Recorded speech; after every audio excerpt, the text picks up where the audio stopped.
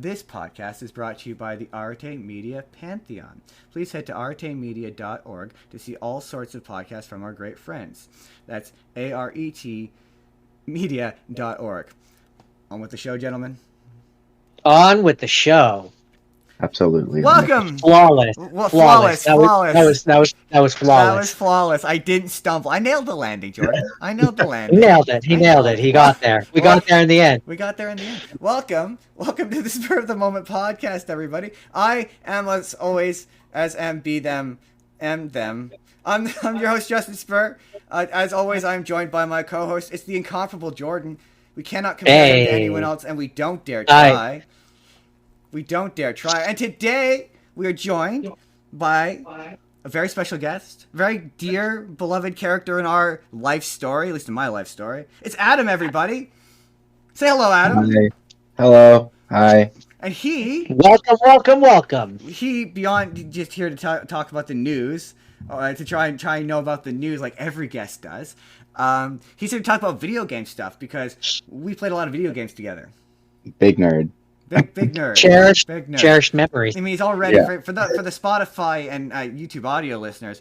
If you look over his right shoulder, he's got the Hyrule, Hylian shield. This is where it always is. I didn't specifically pull it out of the closet to put it here just for this one moment. It's organically. It's just always there. I'm organically in this position. I always keep a sharp sword on the floor within arm's reach of my child. I mean, definitely. That's where it should be, right? That's the way to protect them. They gotta learn young, you know? Right. Yeah, I gotta teach them young. That's funny that you say that. Training's gotta begin young. Yeah. On today's show. First up, the news, including, you guys are never gonna guess who's playing Dumbledore. The How to Train Your Dragon trailer. Apparently, they're making a Hitch 2. Mortal Kombat 2, we finally get to see what Johnny Cage is going to look like.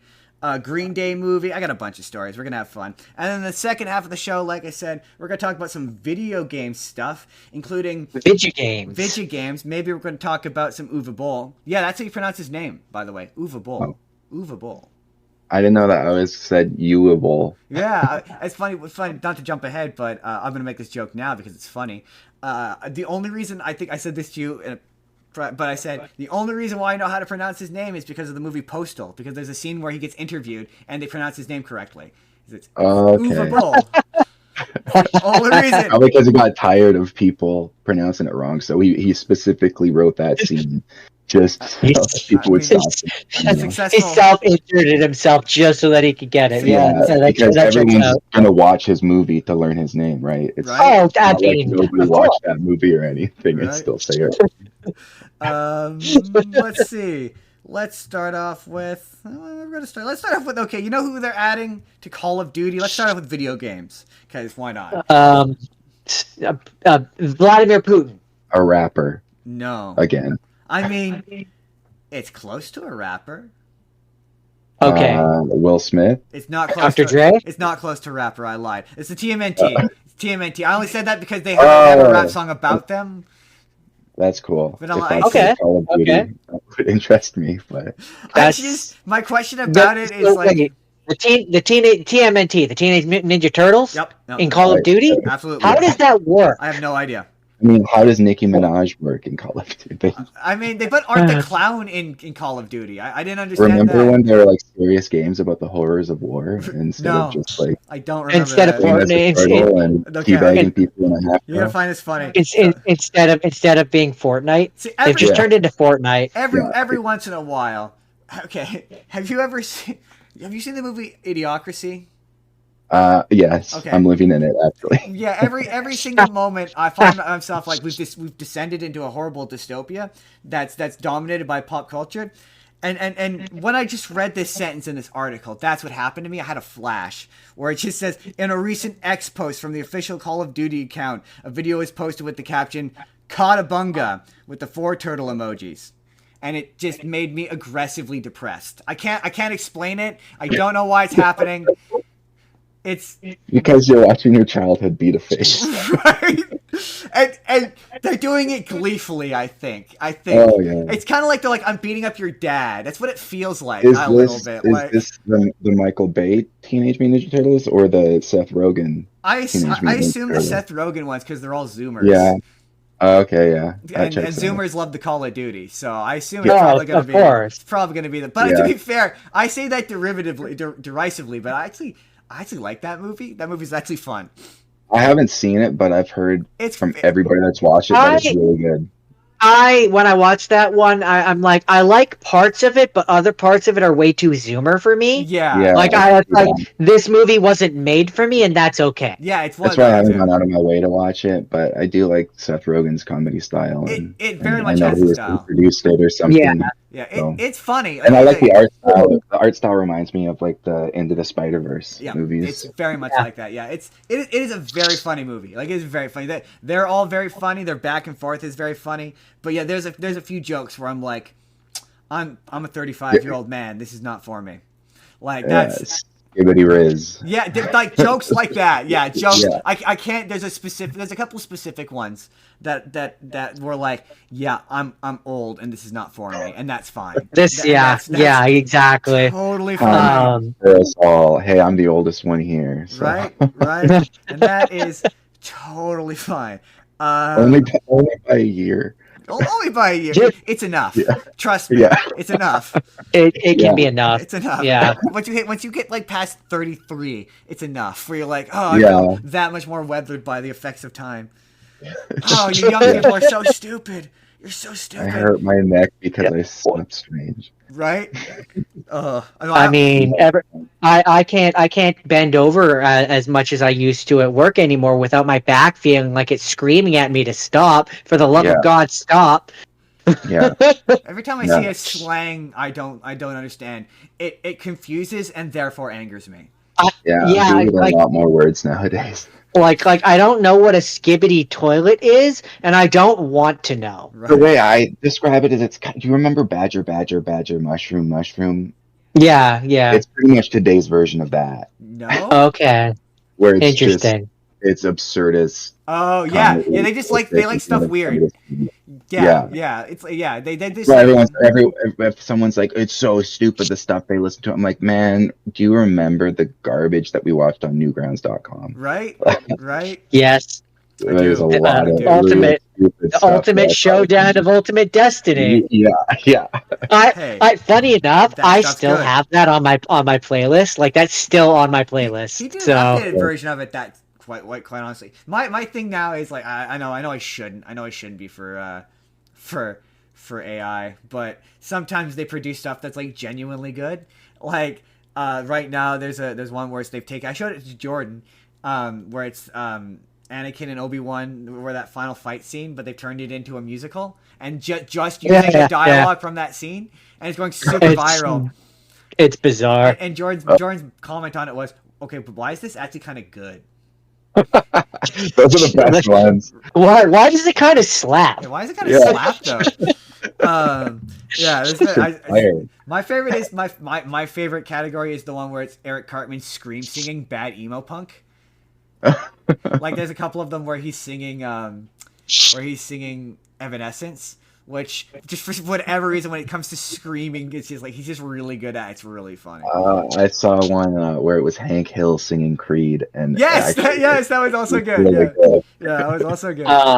I saw one where it was Vegeta, and I don't remember what he was singing. I think this was when Justin sent me, actually, where it was Vegeta's singing, and then they have the models where it's like they're dancing to the song that he's singing. Yeah, from Fortnite or whatever.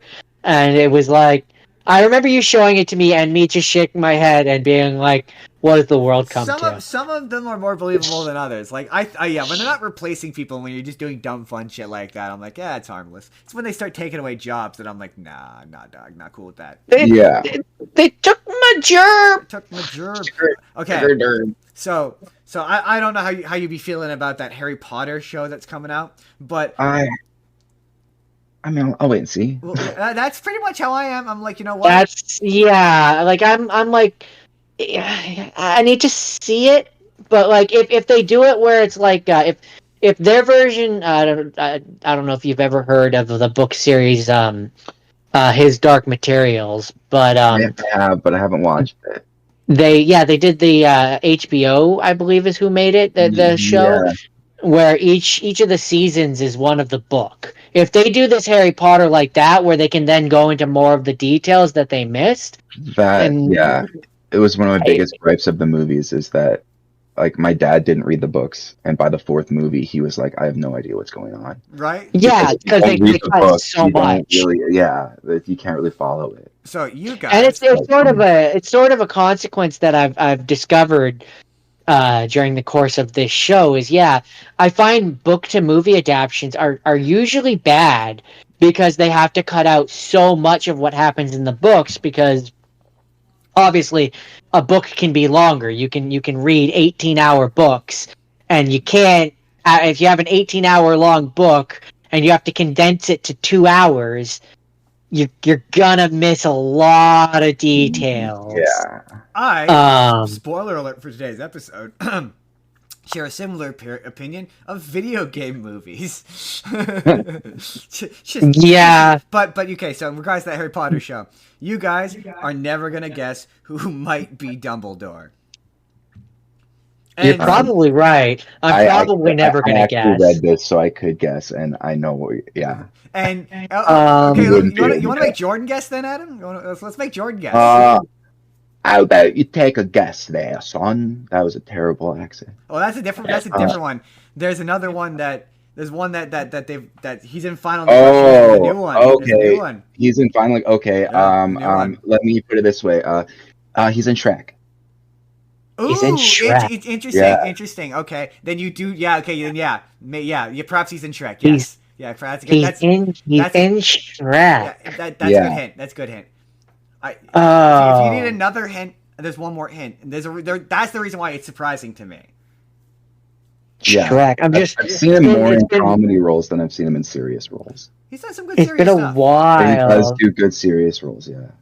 I mean, I'm guessing you're not talking about Mike Myers. No. Because that would be amazing, and I wouldn't actually nail it. That would be kind of amazing. Of the characters in that movie, he's definitely one of them. Yeah, I know.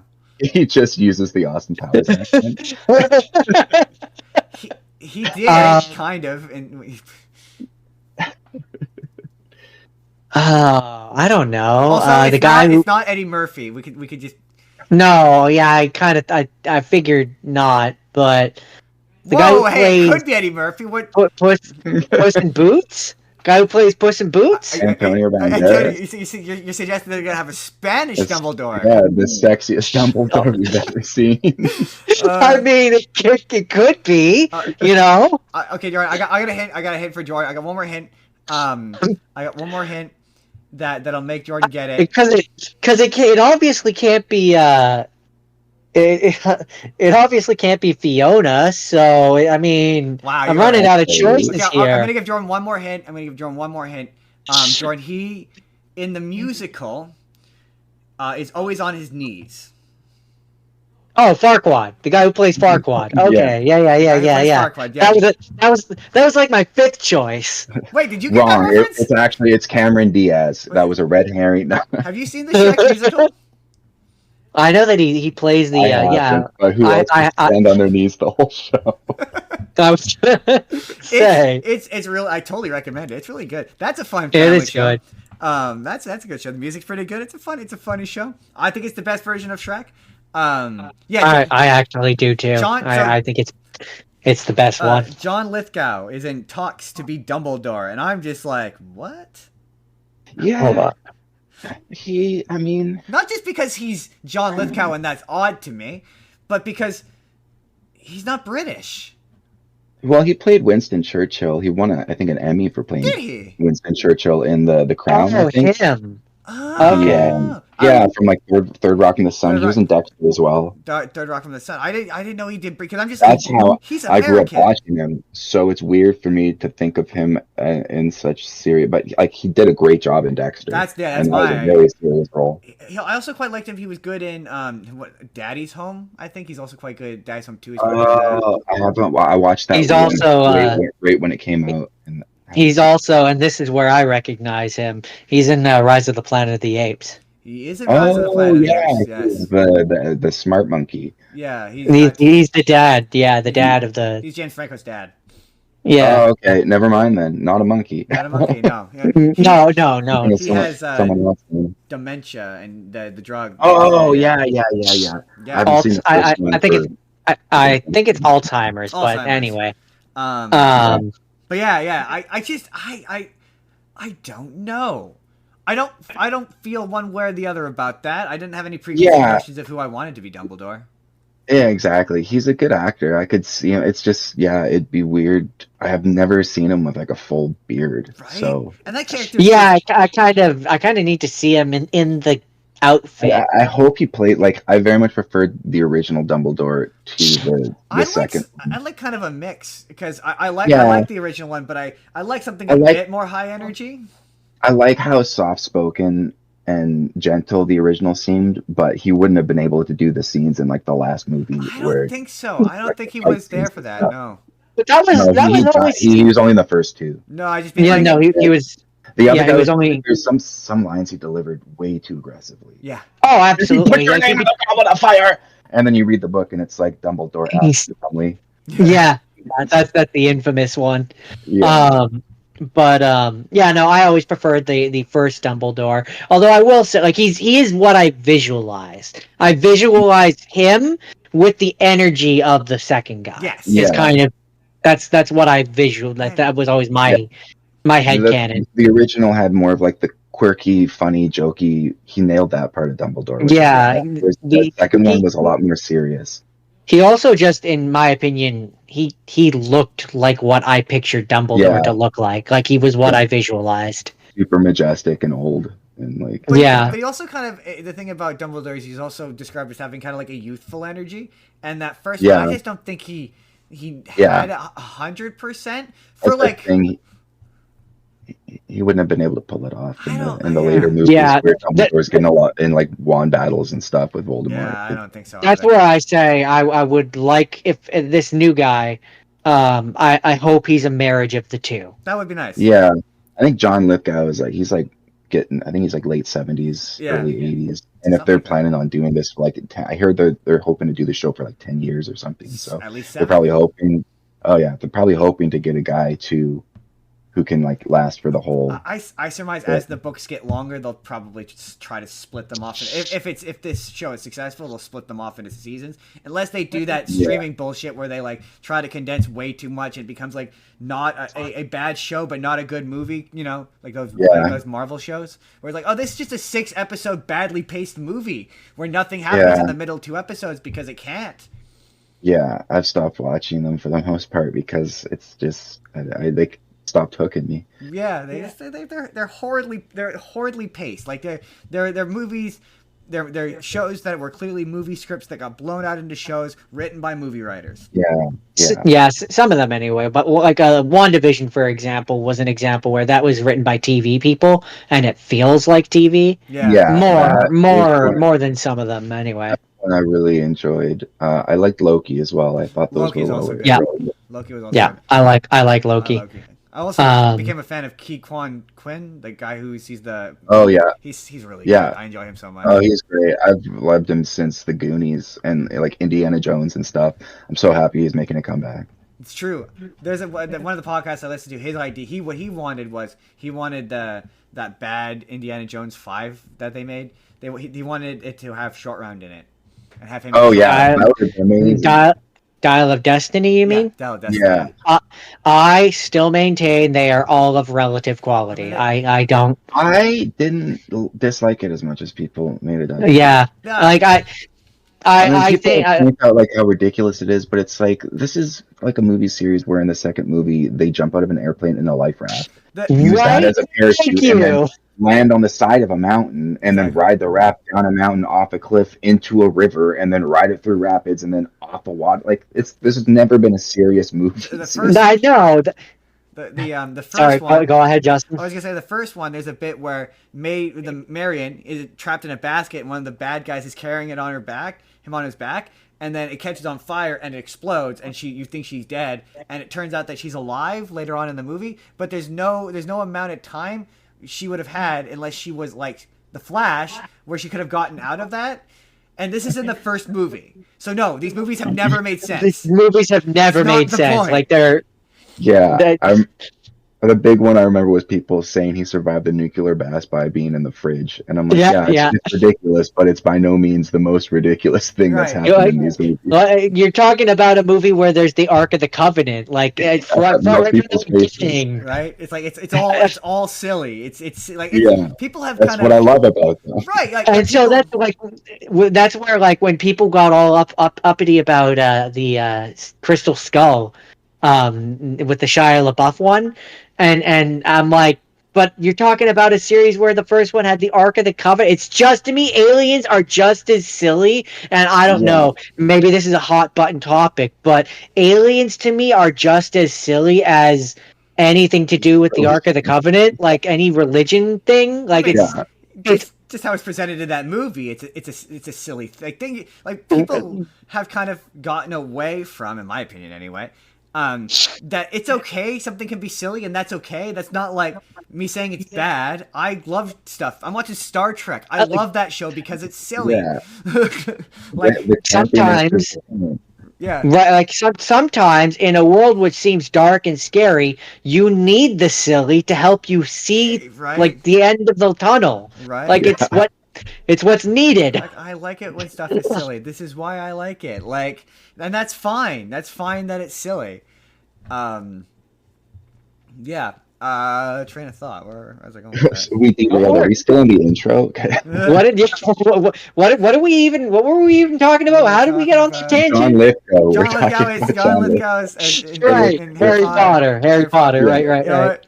Yeah, that's it. That's about John Lithgow and Harry Potter. Have you guys seen the How to Train Your Dragon trailer, the new live action one? No, I saw it pop up, but I was waiting for Melissa before I watched it. Here's what I will say. Is there a new one since the last one you made me watch? Yes.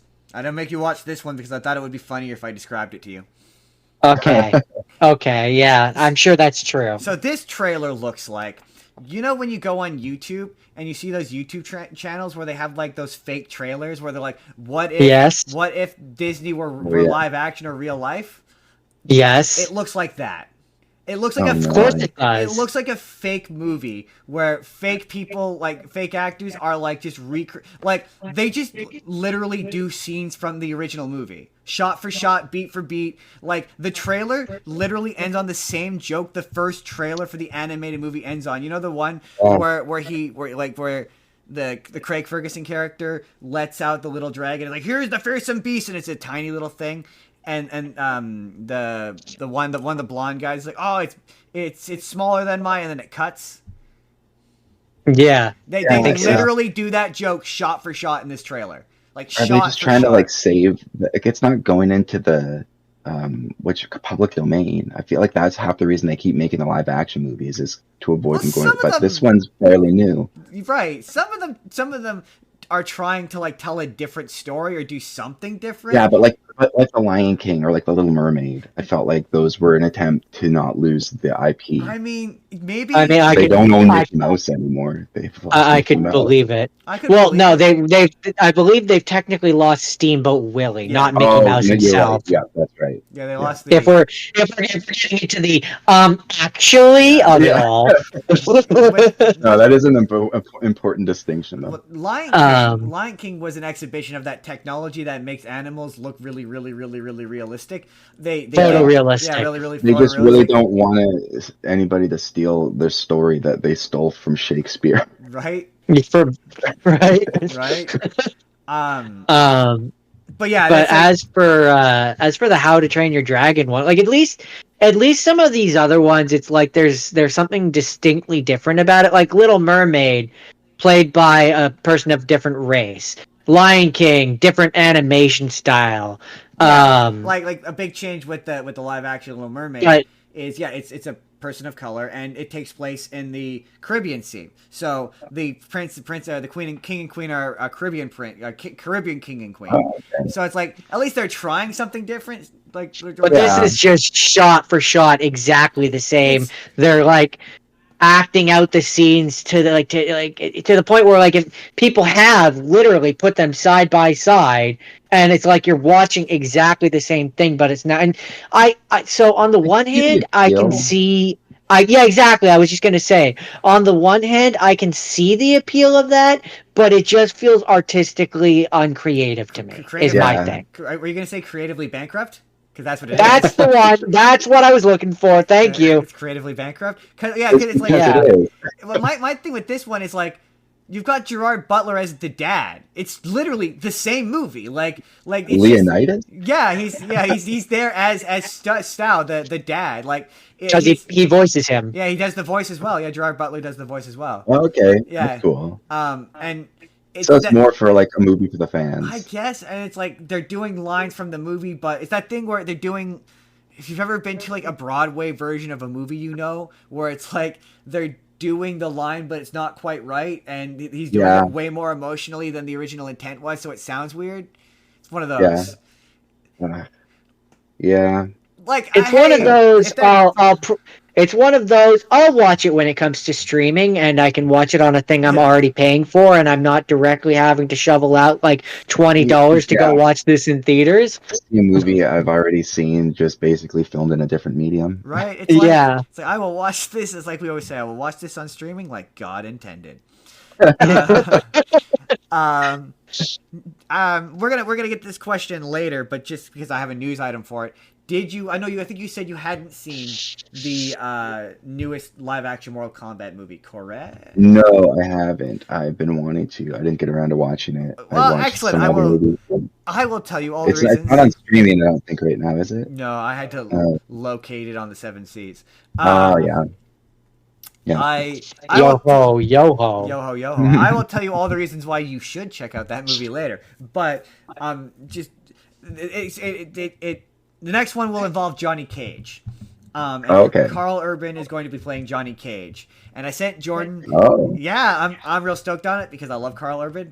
I like Carl Urban too, but I always pictured Johnny Cage as like a Van Damme looking like blonde guy. Well, it's funny you should say that because I have a news item here that's there's a poster for Mortal Kombat 2 that's now out that shows what Carl Urban looks like as Johnny Cage, and I sent it to Jordan so I could be like, Jordan, doesn't he look like Johnny Cage? He just kind of looks like Johnny Cage to me. Like Johnny Cage, like he's got the blonde hair, the sunglasses. Oh, they dyed his hair. Yeah, it's like slicked back, and he looks like Johnny Cage. He's gonna as a person who just recently played the new Mortal Kombat game, Mortal Kombat 1, I can firmly say that he just kind of looked like Johnny Cage. I like him. He's a great actor. Yeah, I mean, I love him. I don't think he's one of those actors, like I said, like about other actors, where I don't think I've ever disliked him in anything. Like even the stuff I don't generally care for. Like I'm not a big fan of The Boys, but he's great on that show. Yeah. I loved him in it's a Dread. Dread is so good. That movie is so good. It's really underrated. Doom, he's the main character in Doom, which I always thought was cool. Because they got the first person scene where it's supposed to look like the video game, and I've seen like the behind the scenes on how they did it. Because there's a point where he like looks in the mirror and you see as himself, but there's no camera. Hold that thought, because we're going to be talking about that movie later. Oh, perfect. Yeah. See, hold that thought. Everything coming back around.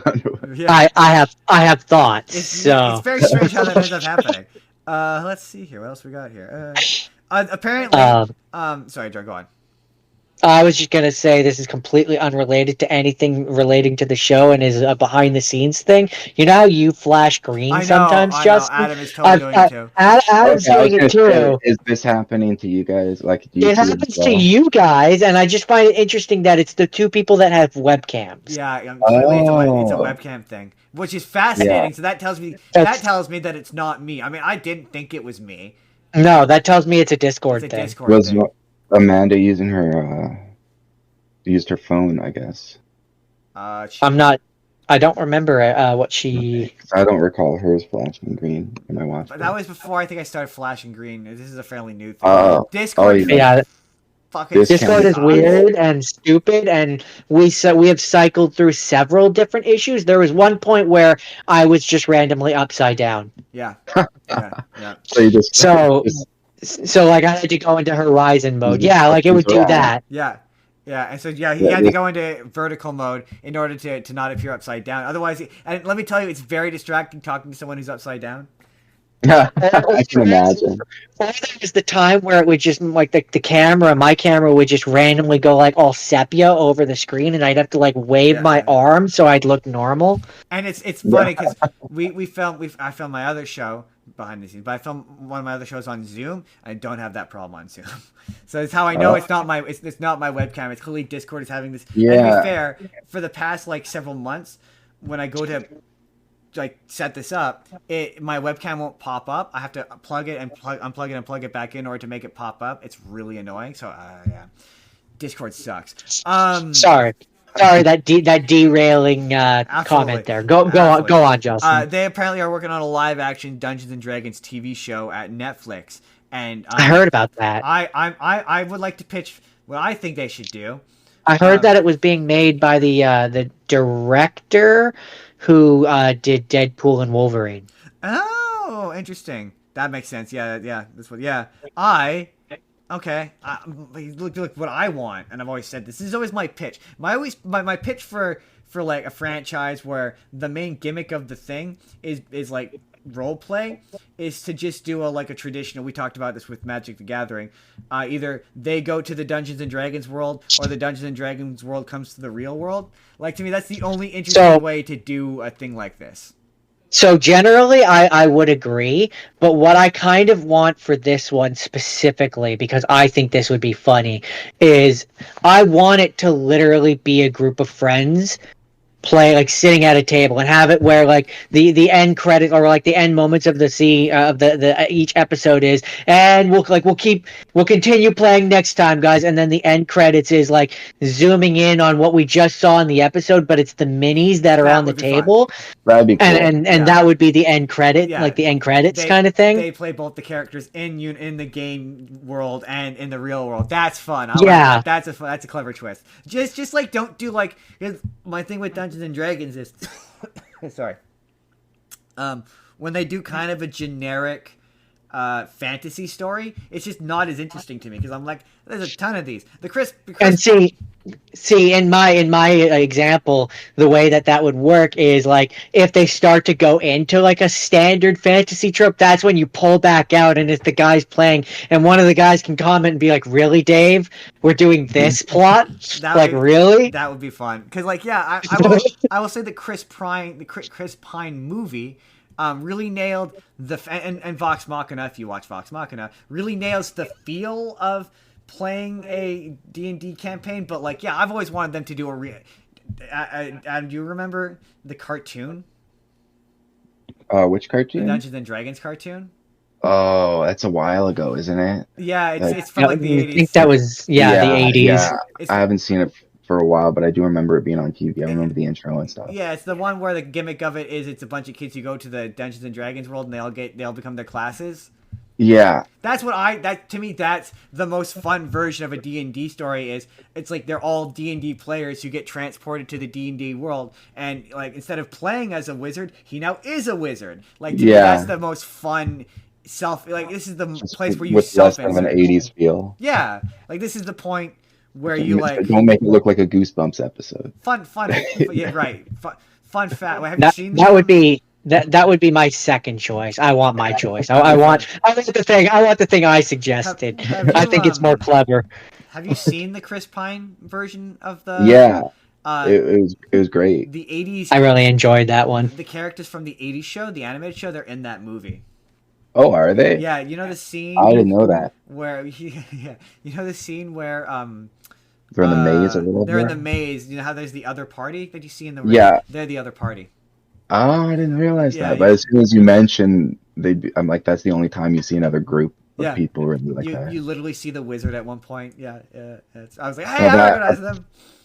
Yeah, I remember you told me that later. By people who had an understanding of the game because Oh, there's oh, yeah. so much Sure. fan service and like callbacks that you would only know if you had played the game. Oh, for sure. Yeah, that was at a point in time when I still played D&D, and very much when I watched that movie, there was times like we watched it in theaters with a friend, and there was very much it was very much a period of time where I would lean in and I would be like, "Oh my god, he just did the thing," or like, "Oh, it's an owl bear," like, "Oh my god," like, same kind of feeling that I had when I inevitably played Baldur's Gate 3, Yeah. when it was like, this feels like playing D&D, Oh, like man. in the Like where best they go way. to cross the bridge and he just immediately steps on the trap and destroys the bridge. I'm like, that would have been me. Right? That would have I've been done that. me I've done that. Yeah. so many times. Yeah, I've done. Open the door. You're Um, not going to check it for traps? No, it's No, fine. no. Nah, it's fine.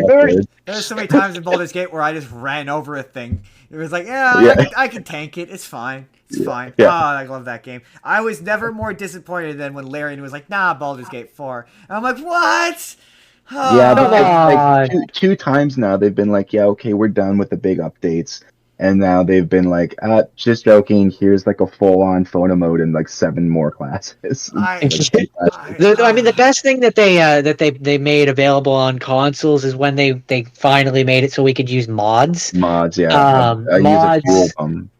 Mods I wish there was mods can extend a game's life a great deal. Like, there was one that I saw, which I don't know if it'll be available on the console version, but eventually it'll be on the PC one, where this person was recreating the opening stage, like the starting zone for the undead in World of Warcraft, Oh, yeah. but like in Baldur's Gate 3 style.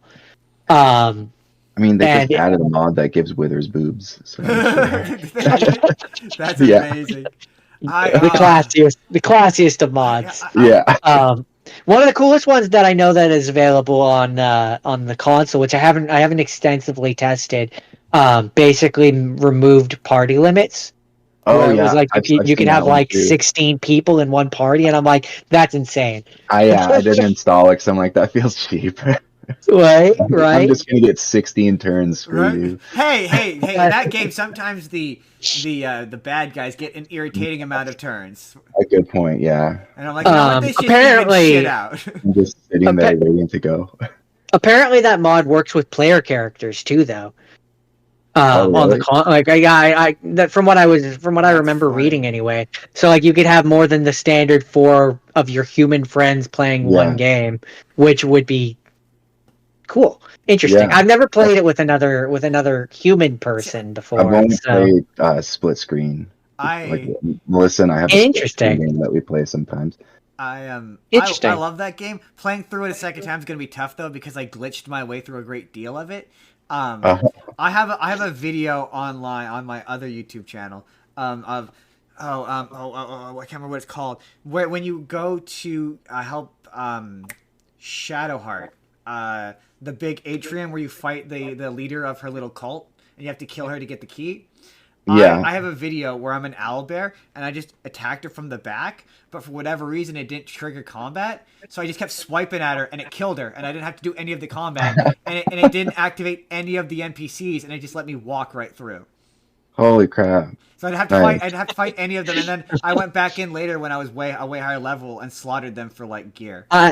I mean, to be fair, in the early days of Baldur's Gate 3, there were some there was at least one game-breaking bug because it broke my game. So there's a point in when you're in the temple, the Night Sister Temple or whatever for Shadowheart, where one of the options is you something to the effect of like you have to go down to the bottom level and talk to this rat so that it summons like a swarm of rats, and then you can go on to fight this other guy. But every time I would talk to it and do the thing to make it like summon the swarm of rats, it wouldn't. Like, it just wouldn't do the thing that it was supposed to do. And so I literally, unless I chose a different path and didn't do the thing that I wanted to do or play the game that I wanted to, it wouldn't let me continue. Melissa and I save still to this day. We're like, far into the game, but it's still telling us to escape the Nautiloid as our main quest. Yeah, no, But that's one thing. it's still lets us progress through the game, but it's like sometimes it's a pain in the butt trying to find out where our quest marker is because it's telling us that we need to escape the Nautiloid that we escaped like 20 hours ago. That's one. Do you guys play it on PC or console? We got on console. Oh, you got on We got console. PS4. Yeah. Okay, yeah, like us. It's been a while since I played. I had such specific I've complaints. only got Divinity 2 on PC. I think I got the first and the second on PC. I sunk so I have- many I have hours in that game. Funny Yeah. enough, Divinity Original Sin 2. I have it on both console and PC I have it on my wish list on console, but I haven't jumped to it because yet. my friend back in the day gifted it to me on PC, Mm. but we never had a PC that was really good enough to play it. And I got the craving a little, like a month or two ago, to play it, and I saw that it was on sale on the PlayStation Store for like $10, and I was like, you know what, $10? That's a price I can live with. Yeah, that's why it's on my wish list because I'm waiting for it to go on sale because I'll probably end up taking it. It's funny because the last time I played, they patched out a lot of the shit that made Baldur's Gate fun. Like another fun thing, I don't know if it was a glitch, but it was a workaround with the druids where you could turn into the elemental and it gives you Misty Step. And it used to be that Misty Step was a bonus action, and then it also had teleport, so you could like do a double teleport and get across half the screen. And like there was a point where like all my party was just fire elementals because I would just Misty Step away and it would let me take like 5 turns and I could be halfway across the board in like 2 turns. It was great. Oh man! I was able to save, and you know the mission where you the bonus one where you have to go down and save. Your In the Underkeep or whatever. Yeah, the Underkeep where you have to save what's his face from jail. You know, your tentacle lover. Oh yeah. Yeah, you have to save from the jail. I managed to save every single person just because I had all the correct amount of guys who could Misty Step. Oh my god! I mean, I was never so glad in that game as when I discovered that if your party, like whoever is talking to someone, if they're talking to someone, you can switch to your other party members and set them up wherever you want in the room. Because as long as one of your characters is in combat, the rest of them, or is talking, the rest of them can't get into combat. That was it. That was why I was able to do it. I was talking to the leader with the girl, and I switched over. You split the party, and I switched over to my guy, and I was able to owlbear her from behind. And because she was engaged in combat or engaged in dialogue, it doesn't activate combat. It does now. It does now, and they've patched that out. But that's how I managed to get through that section at a level I wasn't supposed to be at. But I will say, yes, they've patched it, but it still essentially gives you like 1 free shot. Yeah, like you essentially get like especially if your character is a rogue who sneaks up behind the person that you're talking to, and you can use your sneak attack ability on them. You basically get like 1 free big hit. I sucked so many hours into that game, but I became determined to fix her. A good example of a good example of how you can take advantage of the being in dialogue thing is, so you know in the Underdark, there's the Underdark gnome who has the barrel of the exploding powder, the big gigantic exploding powder by the forge. I think I know the guy you're talking about. She's a girl, and basically, if you're talking to her, then you can use one of your other, like your Asterion, to sneak up and just take the entire barrel, because basically in the dialogue, she's threatening to blow it up if you come closer to it. And so you can use your other character to just sneak right up and then take the barrel and sneak back away. And then if you go back into the dialogue that you're having with her, she'll then be like, but wait, where is this barrel that was directly beside me that I was staring at gone? I don't understand. How did you perform this witchcraft? Yeah, I use that so many times to cheat my way through so many encounters. I'm really sad they patched that. But also they also fixed that final boss battle was bullshit. They fixed it. Like it used to get to the point where like I think they've now made it so when you go over to the second screen, it now becomes an entirely new encounter, so you don't have to like survive your way across the screen, which is I hate. I hate final boss fights where you have to chase after the final boss. Like I always prefer where it's just one where it's like I'm just fighting them, I'm just punching them.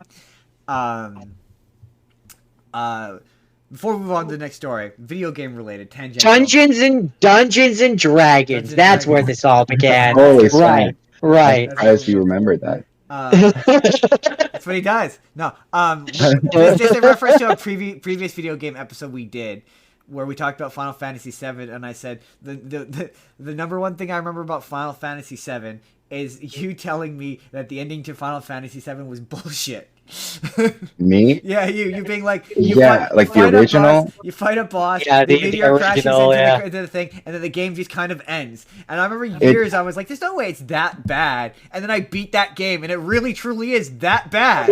Yeah, it's just like you invested all this time and made like the best friends you've ever made, and there's no resolution. No, it's just like, and you're dead. But are you? Yeah, and it's like I don't know. Tell me. You'll find out.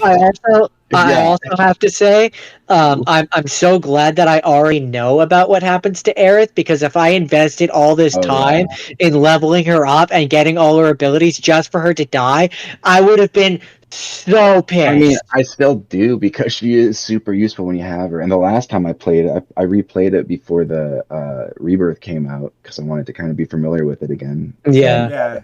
You can like get, because she dies halfway through, you to get her ultimate weapon, you have to do like a whole bunch of stuff early. Yeah, really early. Because I wanted to get platinum trophies, so you have to get like everyone's ultimate weapon. So you played it on the PlayStation?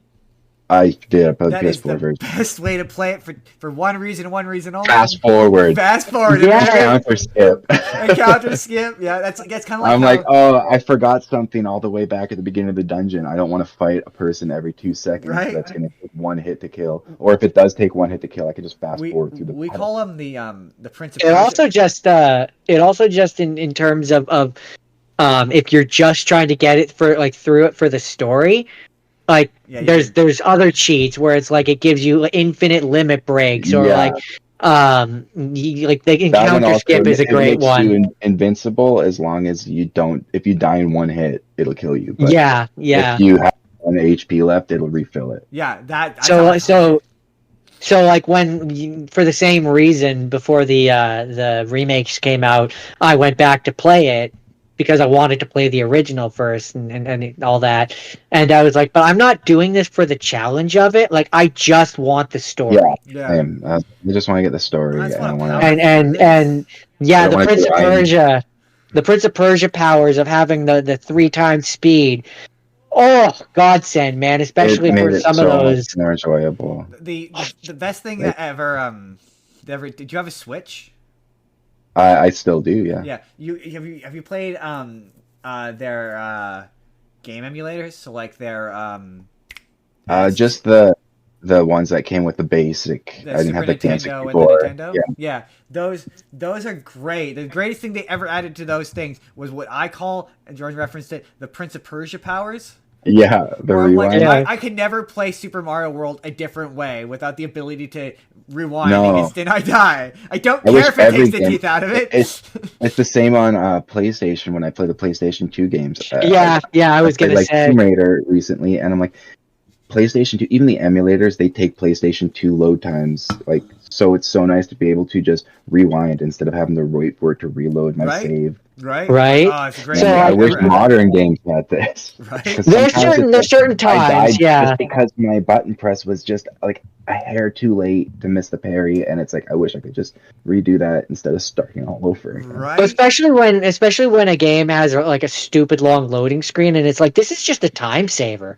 Like this is just like or like so I recently replayed the Sly, like all 3 games, because they added them to the PlayStation Store to finally be, or the PlayStation Network to finally be able to download. And like as I'm playing through, it's like I could go all the way back to the beginning of the mission, or I could scoot back like 3 frames, angle my controller so my guy moves slightly more to the right, and do the thing that I meant to do the first time. We're gonna do that. We're just gonna do that. why Life is Strange is one of my favorite games, is because the core mechanic is being able to rewind time and not say the stupid thing you just said. Right? Right? I wish Right? I had this power in real life. Right? Yeah. Greatest thing they ever added. More modern games need to have it. Okay, final news story, and then we'll talk about video game movies. Final news story. We're not even through the news yet, man. That's actually how you know it's You good said podcasting. derail you. Yeah, that's how you know it's good podcasting. Another version of the truth says, "I'm late." I believe that's Allie. Is that if I remember is that Ali? remember correctly? Excellent. Welcome. Well, it's a Nine Inch Nails song. So I believe that's Yeah. if I remember correctly. I believe that's Allie. Yeah, we got the other one. Who also says, we completed the collection. God damn it, my name is still not changed. So yes, Yes, I'm thinking that's. Well, you're just in time to hear about. I can never remember. Are you a fan of Green Day? Adam? Yeah, it's Allie. Yeah, okay. I am, yes. Allie, are you a fan of Green Day? She is. Yeah. You may be excited to find out that they're making a movie. They're making a Green Day movie. They're making a movie. A biopic? I don't know. Okay, so I was like, are they just gonna do the musical? Like, are they just gonna adapt the musical finally? Or do you not know that there's a Green Day musical? Yeah, it's about like American Idiot. I think, American right? Idiot, yeah. Jordan might not know this. This is something Jordan won't know. Jordan, you know the song American Idiot and Boulevard and Broken Dreams? And, yeah. The classics. I grew up with those, of course. Those are from an album. Okay, this is where I might be wrong, but they're from American Idiot is the name of the album, right? Yeah. Yeah. Those are It's also the name of the title track. That is the name of the title track. That album. Allie says, yes, I've actually been listening to them more. Ah, yes. That album is a concept album that was basically like a story, like a play. Kind of like Proto Men for Jordan. That's a reference he'll get. Okay. I've seen like the music video for Jesus of Suburbia is like 15 minutes long or something. It's like a whole story. Jesus of Suburbia is a character in the musical. Okay. Yeah. And it's what's his face? I think the main character is the main character Jesus of Suburbia? There's another character that he references in one of the songs that I can't remember. Apparently, it's pretty good. So that's what my thought was. Is that what this movie is? But apparently, the website I use to get my stories is a website called comingsoon.net. And their articles are always very funny because it's a lot of extraneous, unnecessary information. So, like, this article is just devolves to telling me how Green Day broke through in 1994 with their major label debut, Dookie, and revived it. I'm like, what? I don't need to know any of this. This doesn't feel relevant this is to not this. Necessary information. But apparently they're making also, Allie says, Jesus of Suburbia, solid song. Yeah. Yeah, it is a good song. They're making a movie with Live Nation Productions, who made A Star Is Born, the David Bowie documentary Moon Age Daydream, and Love Lizzo. They're making a new it says they're making a new comedy that'll tug at the heartstrings of Green Day fans. So I don't know if it's a biopic. I'm guessing if they're involved, maybe it will star them. I'm kind of hoping it's kind of like, I haven't seen it. I'd like to see it. I know you're a fan of Foo Fighters and Nirvana. The Foo Fighters movie where Dave Grohl, where they all played themselves. That was a comedy. Oh, I don't know if I've seen that. I can't remember what it's called. Oh, hold on. Let me see if I can find out what it's called. It's recent? Yeah, it's fairly recent. I think I might have heard of it though. It apparently was quite good. The important question is this Greendale gonna randomly be Lego like the Pharrell movie, or will he be a monkey like the the guy that nobody in America's heard of? Do you know what's the funniest thing about that story is Jake watched it for a podcast episode, and they did a pre-episode where he did that bit where he was like, who's Robbie Williams? Who's Robbie Williams? And over the course of watching the movie and doing research, he started to develop actually liking him. So now he likes him. But the funny bit is every single person who did a review for that movie went, who's this Robbie Williams and why should I care? And they came out of the movie going, movie's pretty good though. That was pretty funny. So I genuinely want to watch it. But the movie was called A Studio 666. Oh, I've heard that name before. The trailer made it look really funny. It's like, the Foo Fighters are all playing themselves, and I think it's like I think the plot of it is they lock themselves in a mansion and they're writing like their newest album or whatever, and it turns out the mansion is haunted, I think. Oh, okay. It's the more you say, the more familiar it's sounding. I definitely read about it. But it looked I've funny. never I mean, their music videos, a lot of their music videos, even their promos for like before concerts Right? to announce the tour and stuff have been hilarious. So if it's like that, as like where Green Day, I always love I mean, stuff. Dave Grohl is best friends with Tenacious D, so he's obviously got to have some sense of He humor. absolutely has a sense of humor. But I don't know. I guess because I'm weird, I love self-referential stuff. So yeah, just a movie where Green Day plays themselves, and I like one. I like one where they play themselves in a story where they're like right-wing icons, but the right-wing people who follow them don't realize that they're actually making fun of them the whole time. I kind of like that. Yeah, yeah. You know, something like that. It's like when Rage Against the Machine made a comeback, and people were like, "I used to like your music before you got all political," and people are like, "What machine did you think they were raging against?" I saw so many comments that were like that. I'm like, or my personal favorite was when I saw one that was, when did Eminem become woke? And it's like he did a song where he told Bush to fuck himself. Yeah, yeah. He literally performed with Elton John, right? Like to dispel rumors that he was homophobic. Right? Like what? What are you talking about? Honestly, the person in Eminem's sphere that I find the most fascinating is his daughter, because she started to do podcasts and stuff, and I'd love to prick her brain and be like, what was it like being Haley in that song, or being in that music video rhyming Sweden with Sweden? Like, what was that like? Yeah, I know. I haven't listened to her podcast, but apparently it's pretty popular. Yeah, it's good. I've seen clips of it where she kind of talks about it a bit, but she's a person I find fascinating.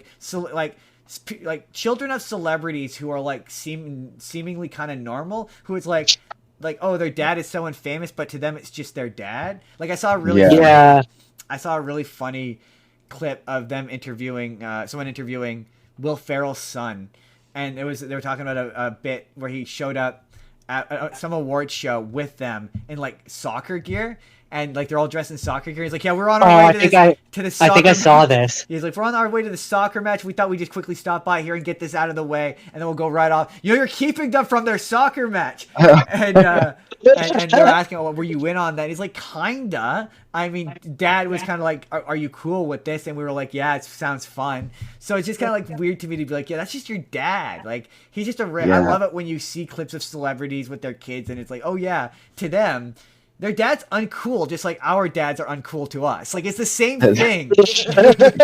Conan O'Brien talks about that on his podcast a lot, where he's like, I'll be out in the city and everyone's calling out to me and saying hi, and I get home and it's just my family making fun of me. Right. Kids just dunking on me for being an idiot with technology. It's a real humbling experience. Nothing will humble. I mean, I'm sure you'll probably find that out. He said he's been out with his kid, and people will come up to him to ask for an autograph, and his kids will like visibly sigh and roll their eyes. Like, you want an autograph from this guy? Okay. Wait, why? Yeah. There's one in particular that really made me laugh, where it was very much clear, like he was just embarrassed about his dad was embarrassing. My one favorite, and it's why I will always respect the Jonas Brothers. They have I recommend this documentary all the time because it's honestly really good. But they have a documentary on Amazon Prime called The Pursuit of Happiness, and it's really about their like rise and fall. And it's another one of those moments where it's like, oh yeah, they're human, and when you make fun of them for their purity rings, it hurts their feelings. Like stuff like that. But there's a really great moment. I don't watch South Park. There's there's a similar moment in the more recent Adam Sandler special where he describes like when he gets bad Rotten Tomato reviews, his wife comforts him. It's like, oh yeah, when you like treat this like it's personal and you go after him like he's the reason why these sucks, I'm sure that probably hurts your feelings a little bit.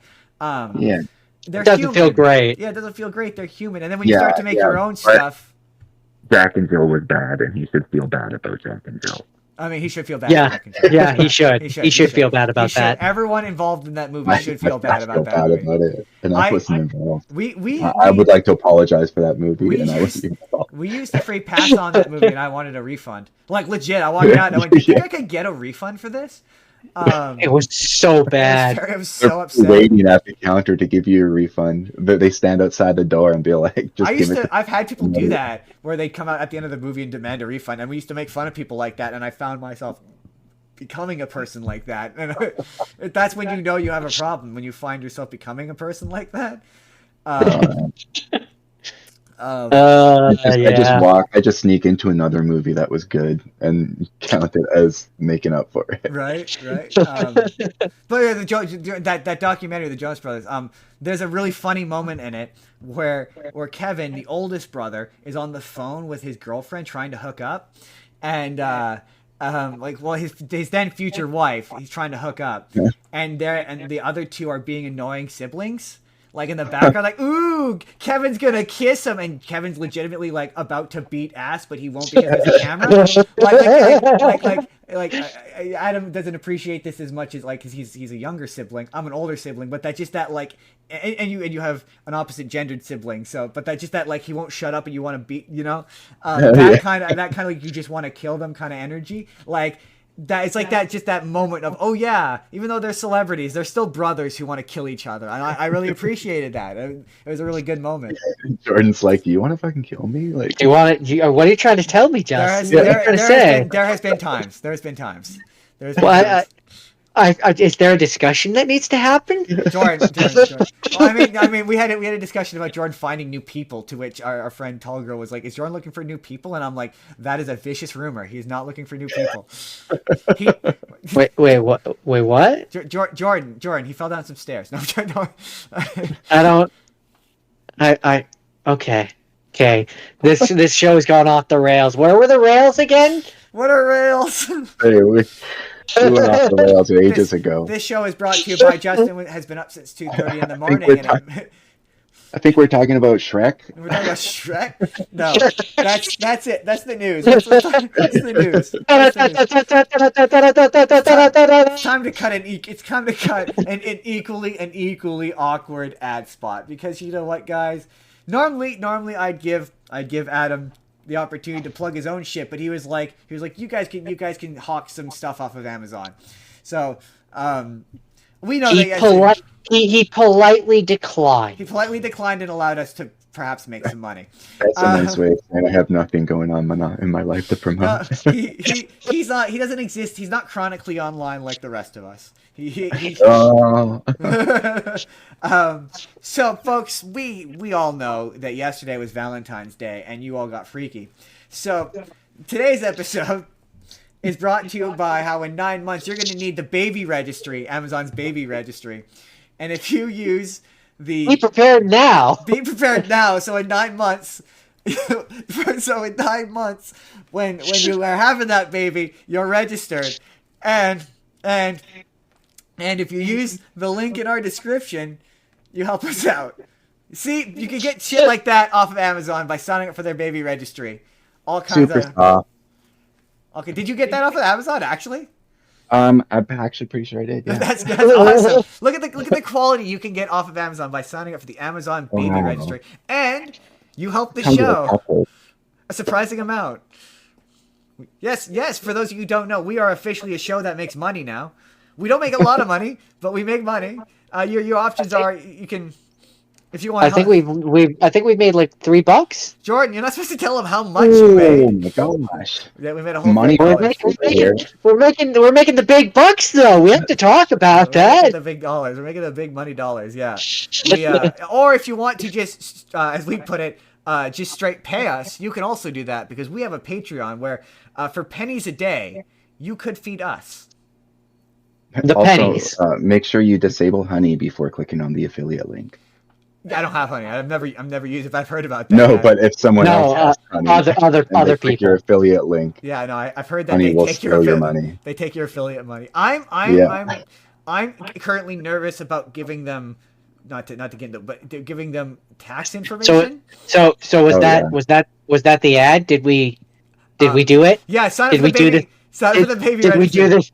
Did we do the thing? Sign up for the baby registry using our link in the description below. Thank you for always letting me be an affiliate Amazon. Thank you, Bezos. So as you were saying that ad, The joke in my head was, you weren't prepared on Valentine's, so be prepared 8 months from now when you need to have a baby registry. That's what I'm saying. That's what I'm saying.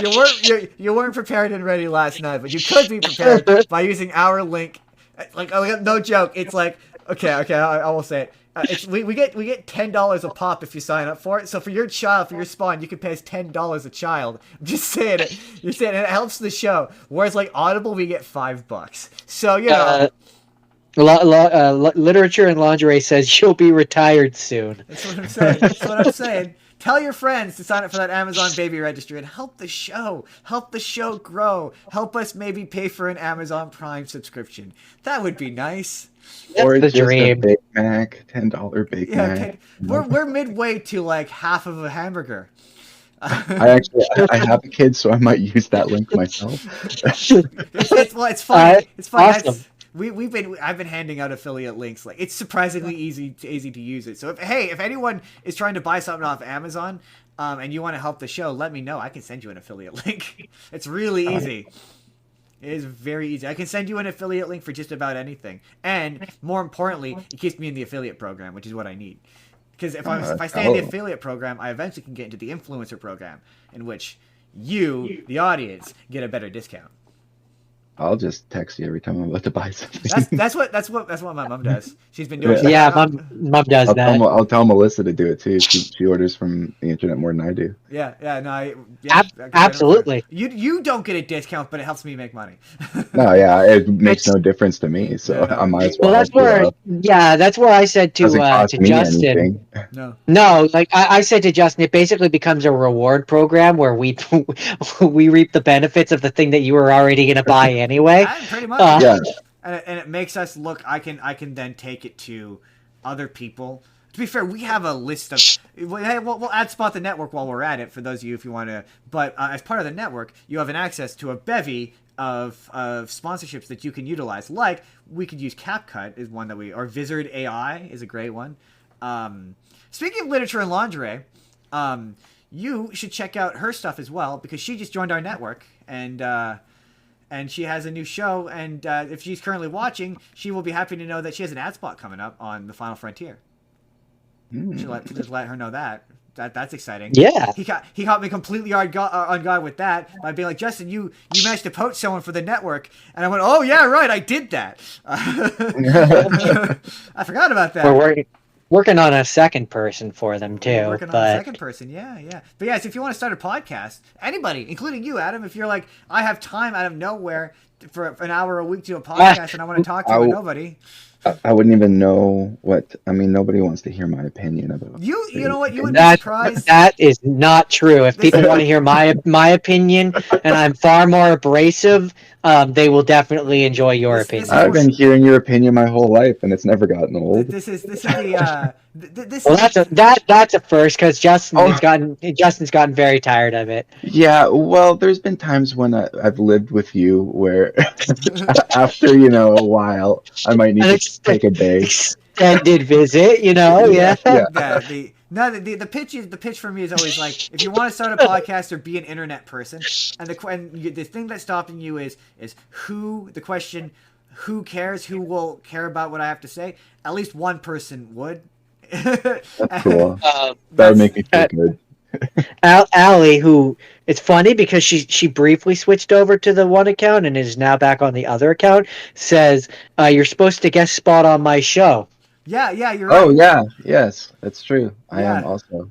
Oh, you're supposed to go on her show? Yeah, talking about books. Oh, you're gonna go on her? Okay, cool. Yeah, maybe like thrillers or something because that's mostly what I read. I'm like, what you read? Awesome. Yeah. I'm like, fun. I play games and I sometimes read. It's like I guess there's something I could talk about, but I don't know. I wouldn't even know. I'd be bugging you guys about what to do, how to do things. That's part of the fun of the network. Is that's what we're here to do. I mean, we help Allie all the time. She sends us questions. Let's clarify. You're the expert. She's mostly looking for your. I am not the expert. I am by no means the expert. You're sorry. If you prefer, you're the mentor. This is how being an expert goes. I have an expert I go to, and that's Jake.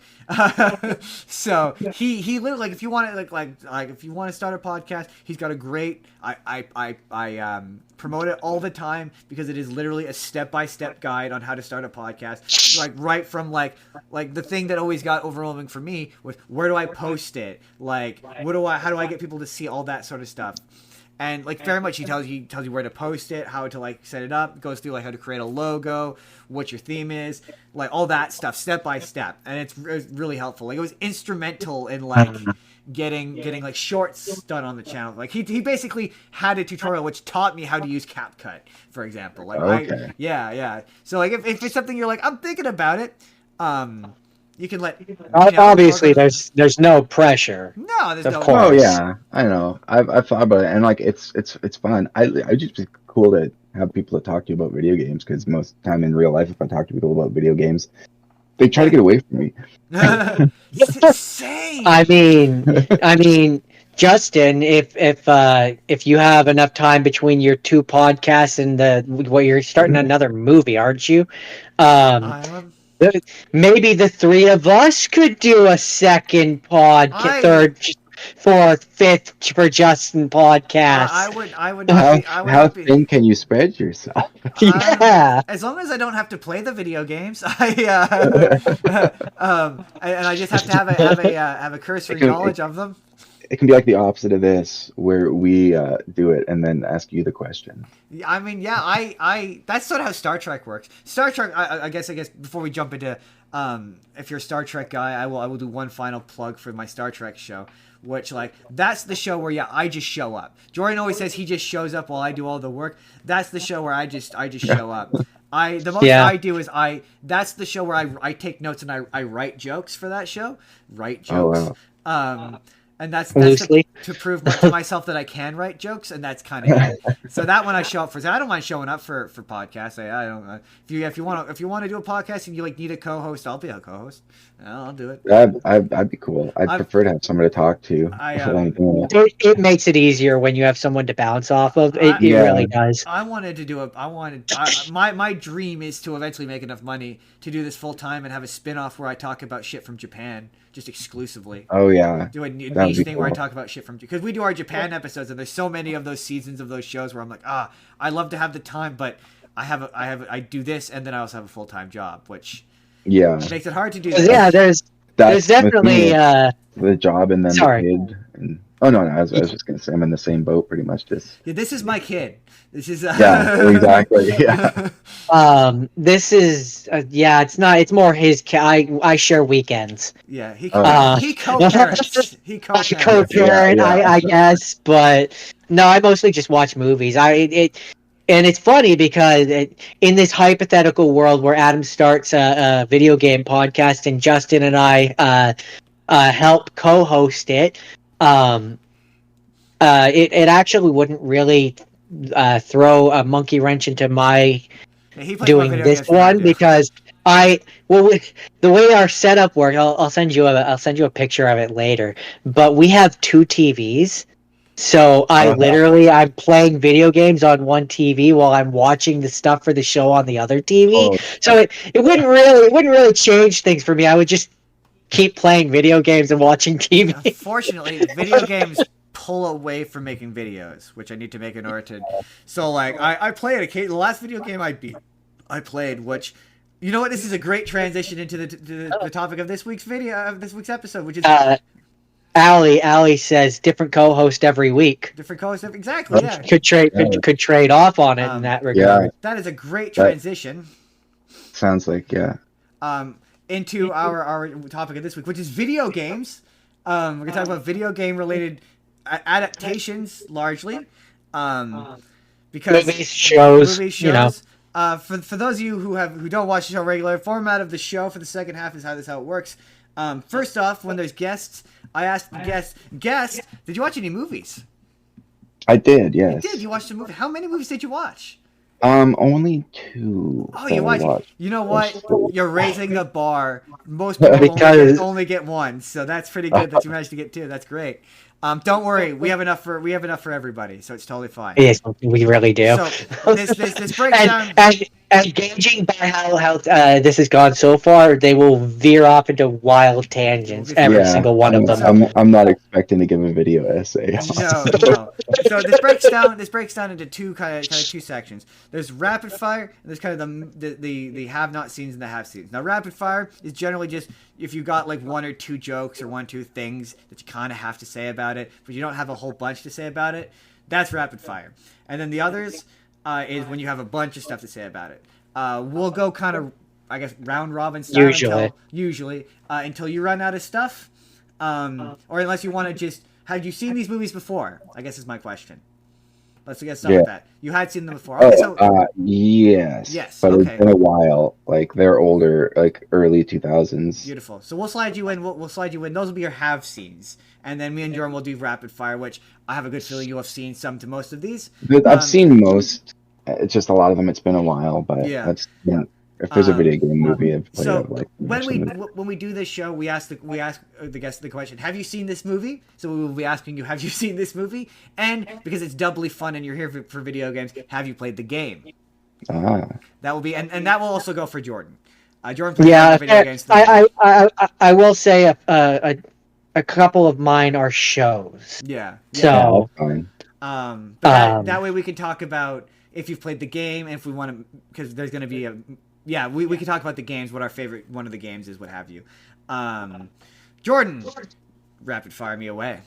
So my first rapid fire, I watched the part of the second season of Sonic X, the Japanese anime Sonic show that was on 4Kids, and the first part, like half of the season of the second season, is they just do the story of Sonic Adventure and Sonic Adventure 2.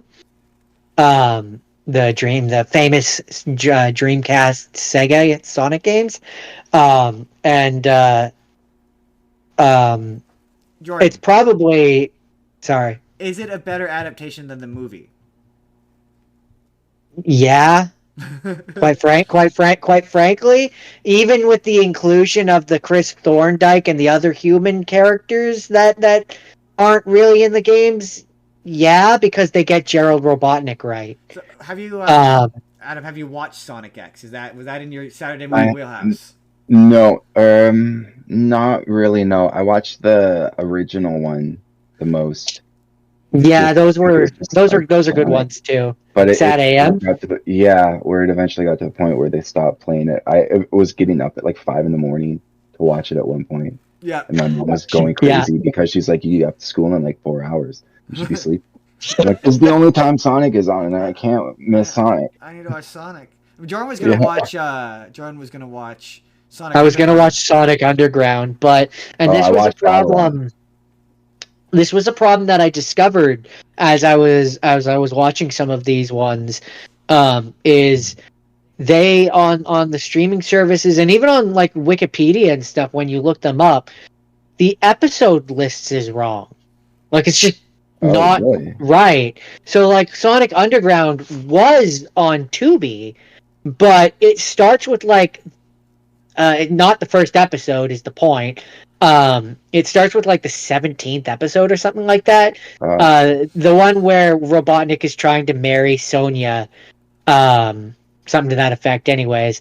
And it's not the first episode. It's not the first one. That's kind of the point. And it's like, I don't want to start. And so one of the other shows that I watched also had this issue, and for that one, I at least was able to deduce why it had that issue. We'll get there when we get to that show.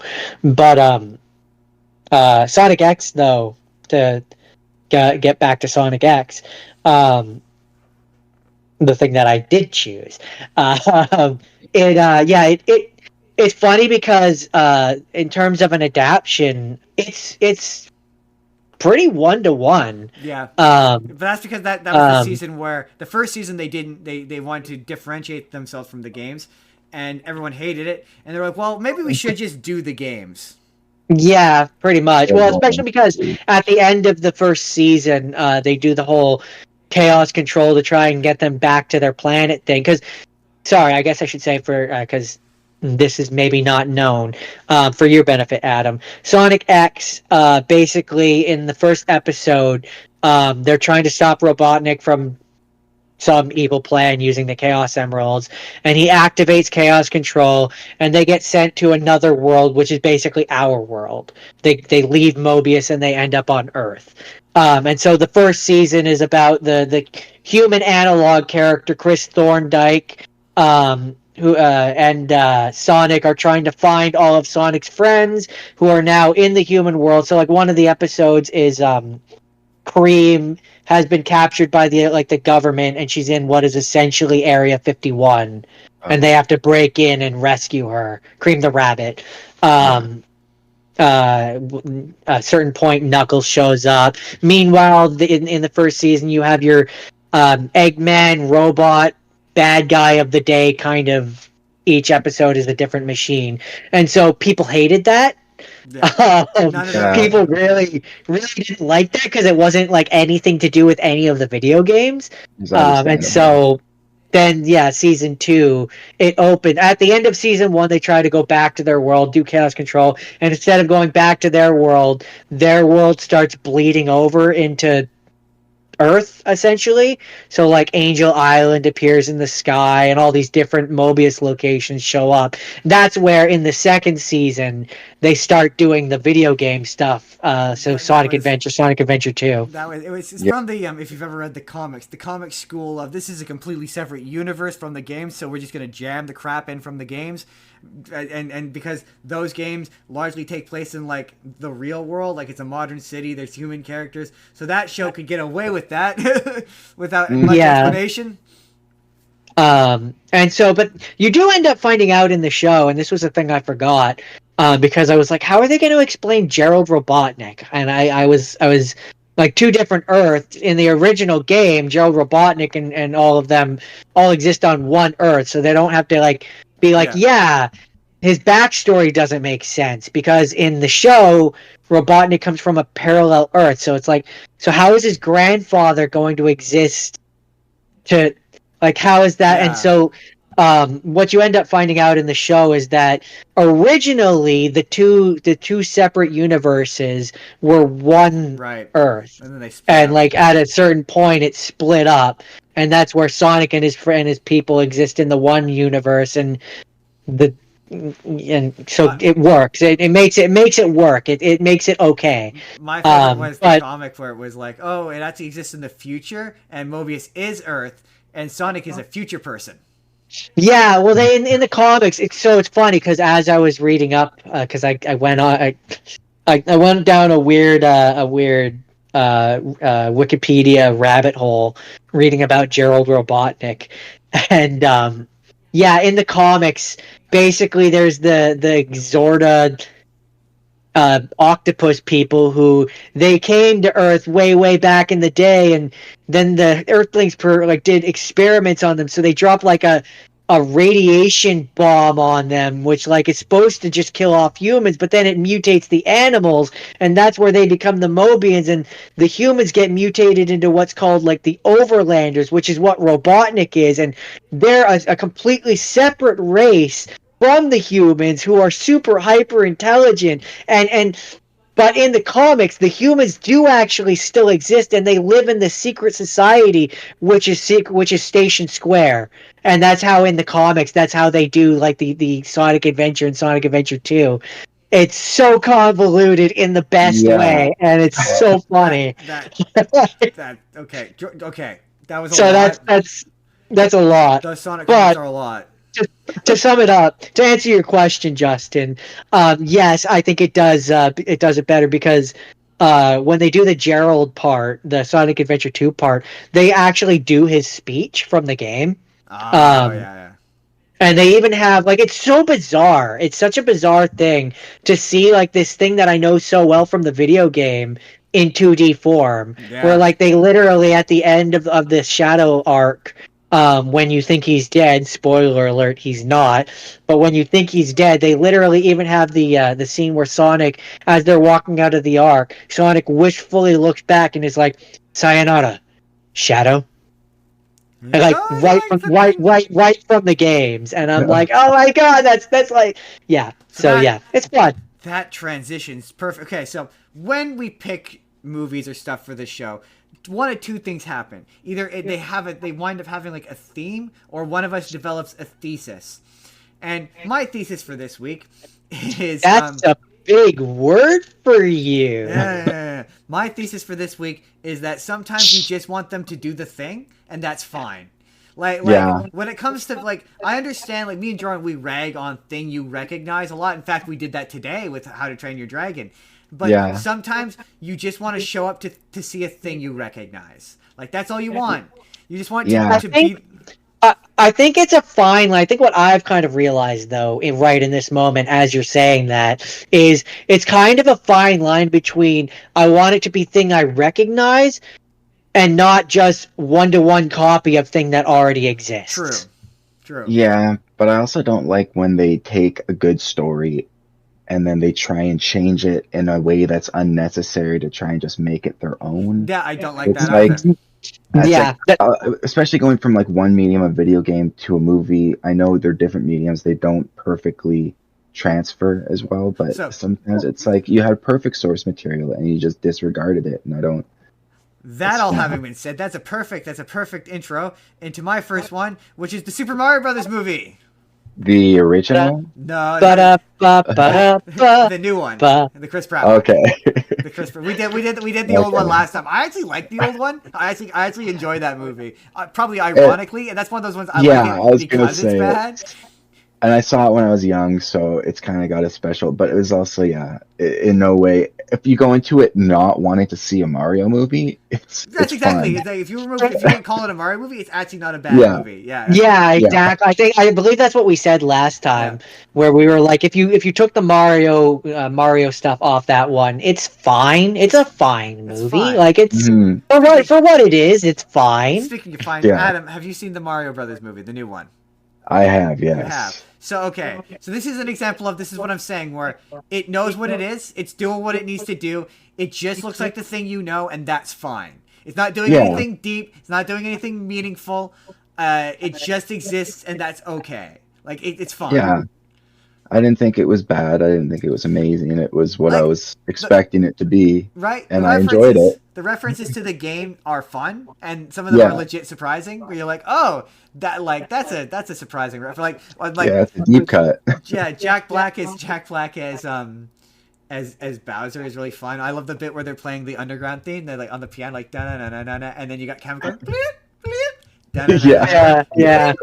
It has a lot of stuff in there which I like. I mean, the fact that you had the original voice of Mario show up, Yeah. like even just in the roles that he did. I wasn't one of those people who was like, why can't we have him play Mario? I didn't need that. Like I mean, feel like it would have gotten a little tiresome after an hour and a half of him doing that. Yeah.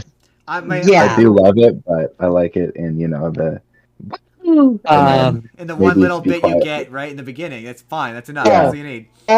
Also the thing that blew my mind when they did the we're the Mario Brothers. You And want to talk deep Yeah. cuts? Yeah. That's a deep cut. I'm like, do the kids get that joke? That joke's for me, right? No way. That joke's Yeah. for me, right? That's for me. That's Like, for me. He looks Yeah. like Mario. He looks like Mario. He moves like Mario. If you've played any of the modern games, like he's Mario. Yeah. My one negative is I can't stand that Bowser's in love with Peach. I hate that story element. Yeah. It's weird. I don't like it. It doesn't work. It just feels like it's like in reference to the bit from Mario Odyssey where they get married at the end, but like it's not. Well, I mean, particularly funny. it's in reference to that. I mean, to be fair, the whole Bowser wanting to marry Peach thing has been around since like Sunshine, when he tries to kidnap That's Mama true. Peach. I don't. Yeah, Like it's not a new thing. That's why it didn't really. Is it a little weird? Yeah, a little like bit, it. but I don't like it. It Not- doesn't work for me. It's a little Not- rapey. Yeah. not. no. It's not new. Is kind of my point. That- Like they've been doing it for a while. I mean, one could argue they've been doing it ever since the original when he kidnapped the princess. Yeah, I don't know. I just don't. Yeah, it just doesn't work for me in the movie. Like he could still kidnap her and not want to marry her. I didn't like that. It didn't work for me. That having been said, him singing Also, Peaches is very to be funny. fair, I don't think it's supposed to work for you. He's the bad guy. No, but I mean, like, as a narrative device, it doesn't work for me. You can still achieve what you need to in terms of drama in this movie without having him sing a forlorn love song to Peach. Like, it's weird. I know, It's weird. I know that, and you know that, but clearly Bowser doesn't know Like that. when I see him doing that soulful piano ballad, I'm like flashing back to when I was 8, and I'm like, my 8-year-old self would hate every second of this. Look, I mean, guys, to be fair, sorry. Nintendo made a choice, and that choice was interspecies erotica, and we have to respect that. And it wasn't Now, just Nintendo. now It was was it Illumination Nintendo? too. I was gonna say, was it Nintendo or was it Illumination? It was the Minions guy. The Minions It guy was Shigeru specifically, Miyamoto himself requested. I really need to see Bowser and Peach just. But no, Ali says, "Sorry, your princess is in another castle." that was funny. When they show up to the Peach's castle and there's the two codes guarding the castle. Like, yeah, we're sorry, your princess is in another castle. Like those are funny jokes to me. Like Yeah. If they So if they go, I'm waiting for, now that we've had the Mario Brothers movie, I'm waiting for the Luigi's Mansion movie. That's what I would want. watch the Luigi's Mansion where I like Charlie Day as Luigi. Like, yeah, I thought he did a really good job. My thing with that movie that bothered me was how people were giving Chris Pratt shit for just being Chris Pratt in that movie. Was like he was trying to do something at least a little bit, but like you got Seth Rogen. Donkey Kong is just Seth Rogen. Yeah, I feel like the trailers didn't do a good job at showing that Chris Pratt isn't just being Chris. Like he did more of an accent in the movie than in the trailers. It just didn't feel fair to shit on him. It wasn't. Yeah, no, those trailers set him up. So they just didn't like it because they don't like Charlie Day. Like they're asking, "Oh, are you doing a Luigi voice?" And Charlie Day didn't even bother. You're like, "Fuck." No. It was just Charlie from It's Always Sunny, right? But he's Luigi, and he's surprisingly good as his character. Yeah.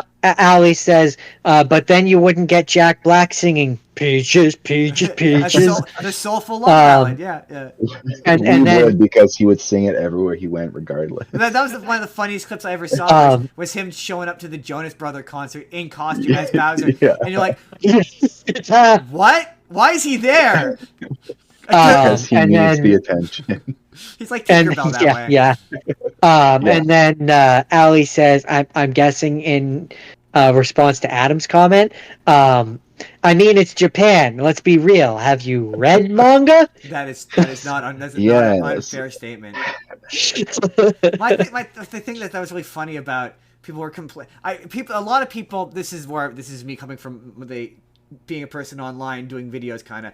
A lot of people didn't get this movie, which was they were bothered by Mario's characterization. They were like, "Oh, this isn't Mario, whatever." And I guess because I grew up with the Super Mario Brothers Super Show, this is what Mario was like. Like, he's exactly the same character as he always was in that stuff. Like, how we characterize him in media when he's not in the games, it hasn't changed. Yeah, the issue, and you've said this in the past, Justin. So I have to give you credit for this one. But the issue really is as opposed to Sonic, who was in everything, every cartoon, like he's got like 4 or 5 different cartoons, and he's really been marketed in such a way that he has a personality right from the beginning. So when he is in a thing like the Sonic movie with Shadow and all that, he can just be Sonic and it works. Whereas Mario and Nintendo, they're not characters. They're like I don't know what you call them, the Mario characters, but they're not characters. They're not characters. No, they don't have characters. They're characters. Really. Yeah. Mascots. That's the word I'm looking for. They are characters. They just have no character. Mario doesn't have a character. He has no wants, no needs, no desires. We know that he wants to save the princess, but we don't know why or for what reason he wants to save the princess. He has no real backstory. Like, in the games, they're really about one thing, and that's fine. But when it comes to adapting him into something... Yeah, stomping Italian stereotypes. That's what he's about. And turtle hatred. Yeah. So with Sonic, Sega understood that the value in Sonic was in Sonic as a character and his marketability as a character. So they did a really good job of pushing him outside of the game. Like, most kids probably didn't play Sonic Boom, but they watched it, right? Yeah. Whereas Nintendo tried to do that in the 90s with Mario by making Mario shows and trying to make him stick out as a character. But then the Mario movie and that Legend of Zelda show were very poorly received, and that kind of scared them off of utilizing their IP in that way, and they've never done anything since. And this movie making like $1 bajillion has probably changed that. From what I heard, they're working towards a Smash Bros. Movie. And a Zelda movie. Yeah, but the Zelda movie's like live action and not being animated, Yeah. which is the dumbest thing I've ever seen. I don't know. It's gonna be weird. I swear to God, if Link doesn't say, "Excuse me, princess," I'm gonna flip a table. At least once. I believe. See, this is. I said the same thing. He has to say it at least once. Yeah. At least once. That's just a franchise monkey. that's a franchise to me that's just unadaptable. I don't understand. He's silent because you're supposed to put yourself I don't know how they're gonna do it. It's unbelievable. I mean, I don't know how they're gonna do it. I know how I would prefer they do it. I would prefer that they do it kind of like they did in Breath of the Wild and those ones where it's like he can talk, he just does it very rarely, and he's soft spoken. Yeah. And people talk at him mostly. That's how I. You see him like, talk, but he doesn't get a text box, and then they respond to the thing that he said. Yeah, exactly. Yeah, like kind of like that. Talks. Yeah, they in that game, especially in my favorite version of Breath of the Wild, which is the Dynasty Warriors knockoff, but not the bad first one, the good second one. Something. Calamity, something of Calamity. Hold on, I'll look it up. Hyrule. Yeah, Hyrule Warriors. Oh, the second one was the Calamity one. I think the first one was just Hyrule War. The first one's okay. The first one's okay. But Hyrule Legends. Age of Calamity. Age of Calamity. That's it. Yeah, the second one's way better. That's my favorite version of Link because the implication is like he can talk and he does talk. You just don't see him talk. I think something like that probably would work. But I think that franchise is so much better suited. Like the most interesting version of Legend of Zelda outside of the games is that commercial announcing the pretty much, Ali. Ali said, well, first Ali said, well, excuse me, princess. And then she said, Link the introvert. And yeah, pretty much. That's how they portray him in those Breath of the Wild games, is they portray him as very much an introvert who he does, like they do, like especially in Zelda's diaries. She talks about how her and Link talk. Yeah. Like they very specifically say he talks. Yeah. We just don't see him talk. He's very soft spoken. Yeah. Yeah. But, so that's how I would portray him. I would just have him be a very soft spoken brooding. He doesn't necessarily talk a lot, but maybe he has 2 or 3 really important lines. He makes it count. He does. The most interesting version of non-video game version of Legend of Zelda to me is that commercial they did for Smash Brothers that was announcing the Icarus characters where it was anime. And I'm like, I would watch a Smash Brothers anime. Like, dude, this is anime. Oh yeah. Like, why? That's why live action. They should have made the Legend of Zelda an anime. Do like cool. I agree. Like the one thing I like about Breath of the Wild is that it's very Miyazaki coded. Do a sweeping Miyazaki style like that. Lord of the Rings anime looks pretty cool. I mean, sorry, go ahead. No, you go ahead. I was gonna say, heck, I would even take if they did like a cell shaded in the style of Wind Waker. If they did an animated one like that in that style, I would even take that over a live action. I just don't want a live action. It just becomes Lord of the Rings. I saw someone do it in like a Studio Ghibli style, which I thought was like that'd be fun. That'd be a lot of fun. Yeah. I mean, I also think it would be very funny. Because people have been asking for one of these for years. I think it'd be very. They've been asking for a game version, but I think it'd be funny if you did it as a movie, where it's in the Paper Mario style, like paper Legend of Zelda. Because people for years have been asking for a Paper Legend of Zelda game, in the style of Paper Mario. I think it would be hilarious to do a movie in that style because people have been asking for that game. Just so, like we're not going to give you the game, but we'll give you the movie in this style. Yeah. The troll in me thinks that would be very funny. That's Mario. That's all I got from Mario. I want to make fun of the interspecies erotica. Uh, Joe, what's your next one? My next rapid fire will be much more rapid because I don't have as much to say about this one.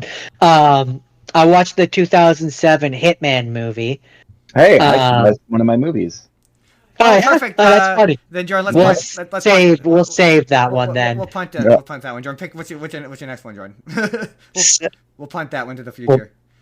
We'll punt that one. My next one is the Cuphead show, Oh, haven't which seen is that. on Netflix. I like that show.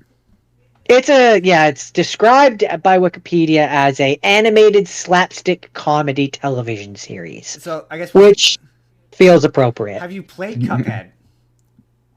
Have you Me? Yeah, have you played The Cuphead? game, I have, game. yeah, You have, yeah. not all the way through, but I have played You it. played it, but you haven't seen the show. It's one of those. No. Oh, okay. Jordan, describe the show.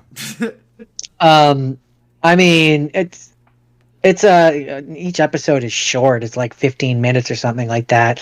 But it's basically Cuphead and Mugman get into zany adventures and the comedy that ensues from it. And there's like it's a lot of thing that you saw in the game, like thing you recognize from game.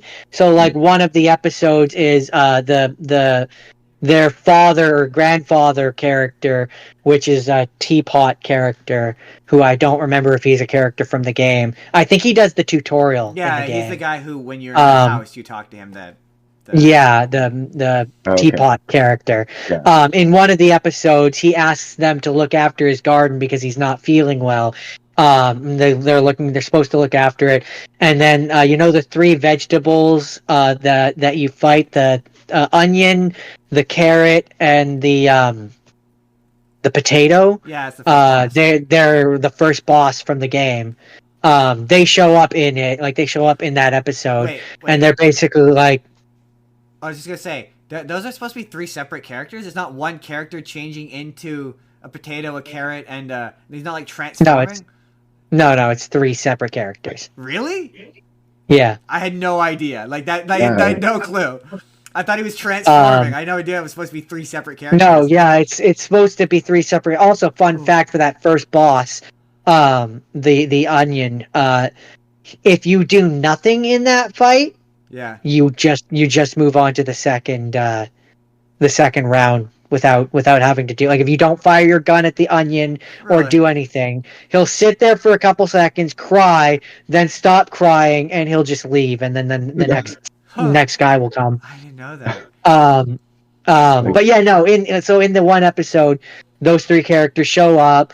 They take over the garden, while Cuphead and Mugman shirk their responsibilities and go off and have fun or whatever. They come back and they're having a party or whatever, and Cuphead and Mugman are like, "Get the fuck out of here!" Not literally, but they're like, "Get out of here!" Yeah, they both have They suck up the garden, and yeah, it's slapstick comedy. Each episode is silly and goofy and fun, and it's very much I think you've watched it. It's all right. Kids show. Yeah, it's a kid show. They've got like transatlantic accents, and yeah, they talk like they're from like the 1930s. It's if you like Rubber Hose, like that style, like Looney Tunes esque, but it does have a lot of that like. Oh, it really reminds me in terms of, it's why I couldn't get past. I watched the first season. I'm like, yeah, this is annoying and not for me. But it reminds me a lot of like Teen Titans Go, that kind of style of Gen Z, like I don't kind of humor.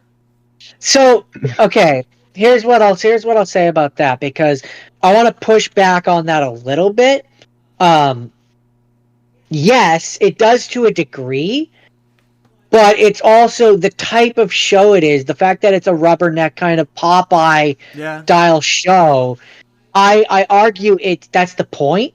Yeah, like that's what the game is. It's supposed to harken back to, like, that's what made Cuphead is it was animated in that style of rubberneck, and that was kind of the big selling point.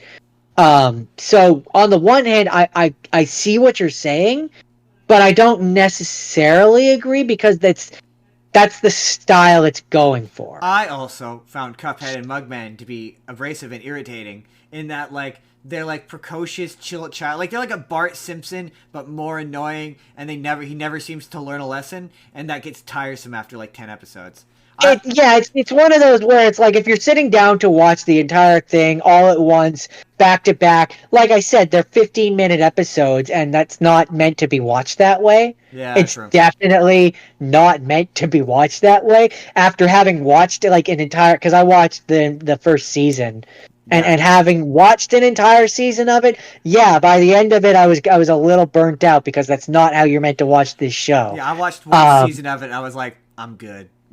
But like an episode here, an episode there, it definitely reminds me of like Looney Tunes. True. Yeah. Is what I'll say. But like Looney Tunes is another one where like, yeah, if I put on like an entire season of Looney Tunes and watched it back to back, I'd be a little done with Looney Tunes and need a break for it by the end of it. That's how I would put it. Yeah, if you have a child who likes things that are highly frenetic, like in terms of watching stuff. But yeah, I mean, it definitely has thing from the game.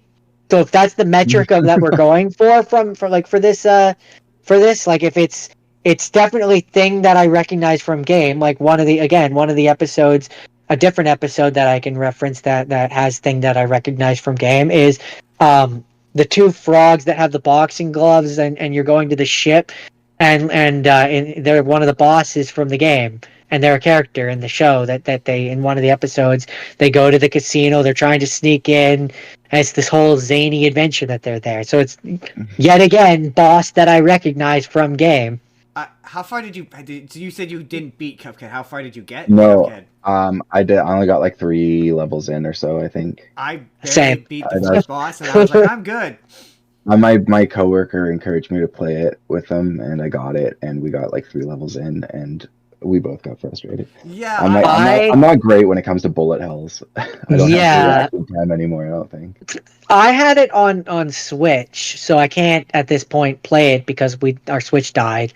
No. Well, there's a new coming out, so backwards compatible. Yeah, that's definitely something on my radar. I'd like to play it on the PlayStation 5, if I'm being honest. That was kind of what I was gonna say. It's just it's not even so much that, it's just tactile controls. That's like my favorite part about the PlayStation 5 is the controller. Also, we have 2 PlayStation 5 controllers, so we can play it together. Oh yeah, that too. I have 2 just because it dies so much faster than the PS4 controller. So I have like one of those charging things that I could just pull one off and put the other one on. Because sometimes I game for like. Yeah, that's kind of. I got tired of the one being constantly dead and having to be plugged in most of the time, and so plus we have a few like Mortal Kombat multiplayer games that we occasionally sit down and verse each other. Like Melissa and I got Baldur's Gate, and we played like A Way Out and It Takes Two. Yeah, all those co-op games.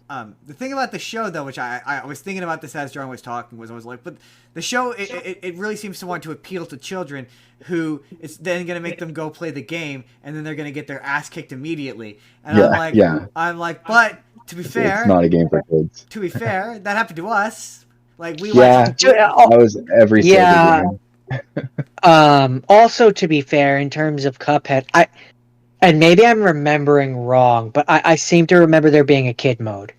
Is there like a mode that makes it easier for kids? The best example, we've already talked about Sonic, but yeah, playing Sonic 2, and playing Sonic 2, and then going to play watching the show, the Sat AM, and then like I'm gonna go play Sonic, and then getting your ass absolutely handed to you by Chemical Plant Zone.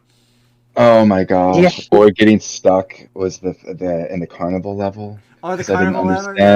I didn't understand how those bouncy things worked. I thought you had to jump on them. I didn't realize you just have to press up and down on the D-pad. That's funny. Right? My entire childhood, I think it's like the 3rd or 4th. Oh yeah, no, I knew that. Yeah, the one where you get stuck in the loop, right? You have to, yes, I had to Google that because I got stuck. I didn't have. It was like 1995. Yeah, Google didn't exist. Google did not exist. No, yeah, it was just I know exactly some kid at school telling me how to make Lara Croft nude. That was the how to give yourself all the guns in GTA. And that code just made her explode, just for the record. Right? Yes, it did.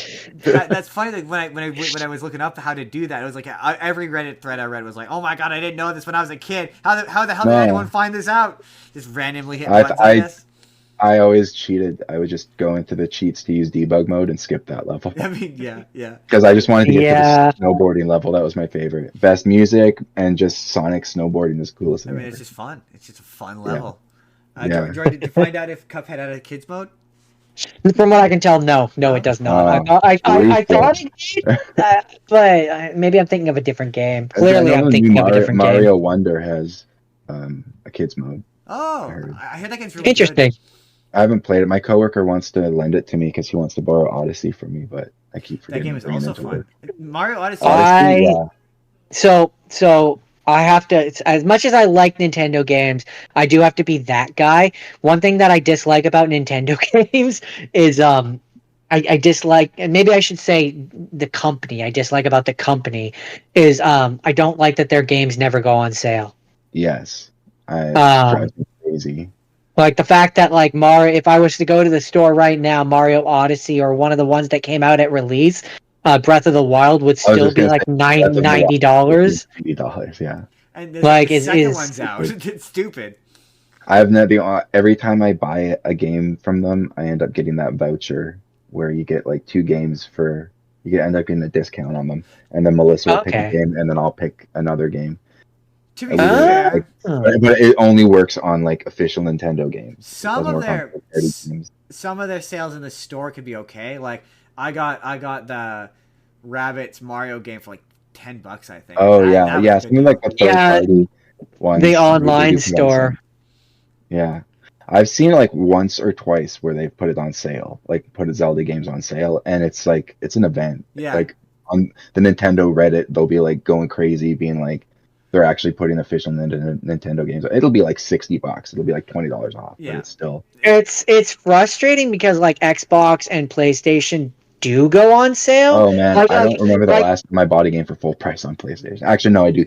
Kingdom Come Deliverance 2 because I've been obsessed with it since the first. Like if it was like in a across the board thing, like no video game company went on sale ever, then it would be less frustrating. But it's just Nintendo.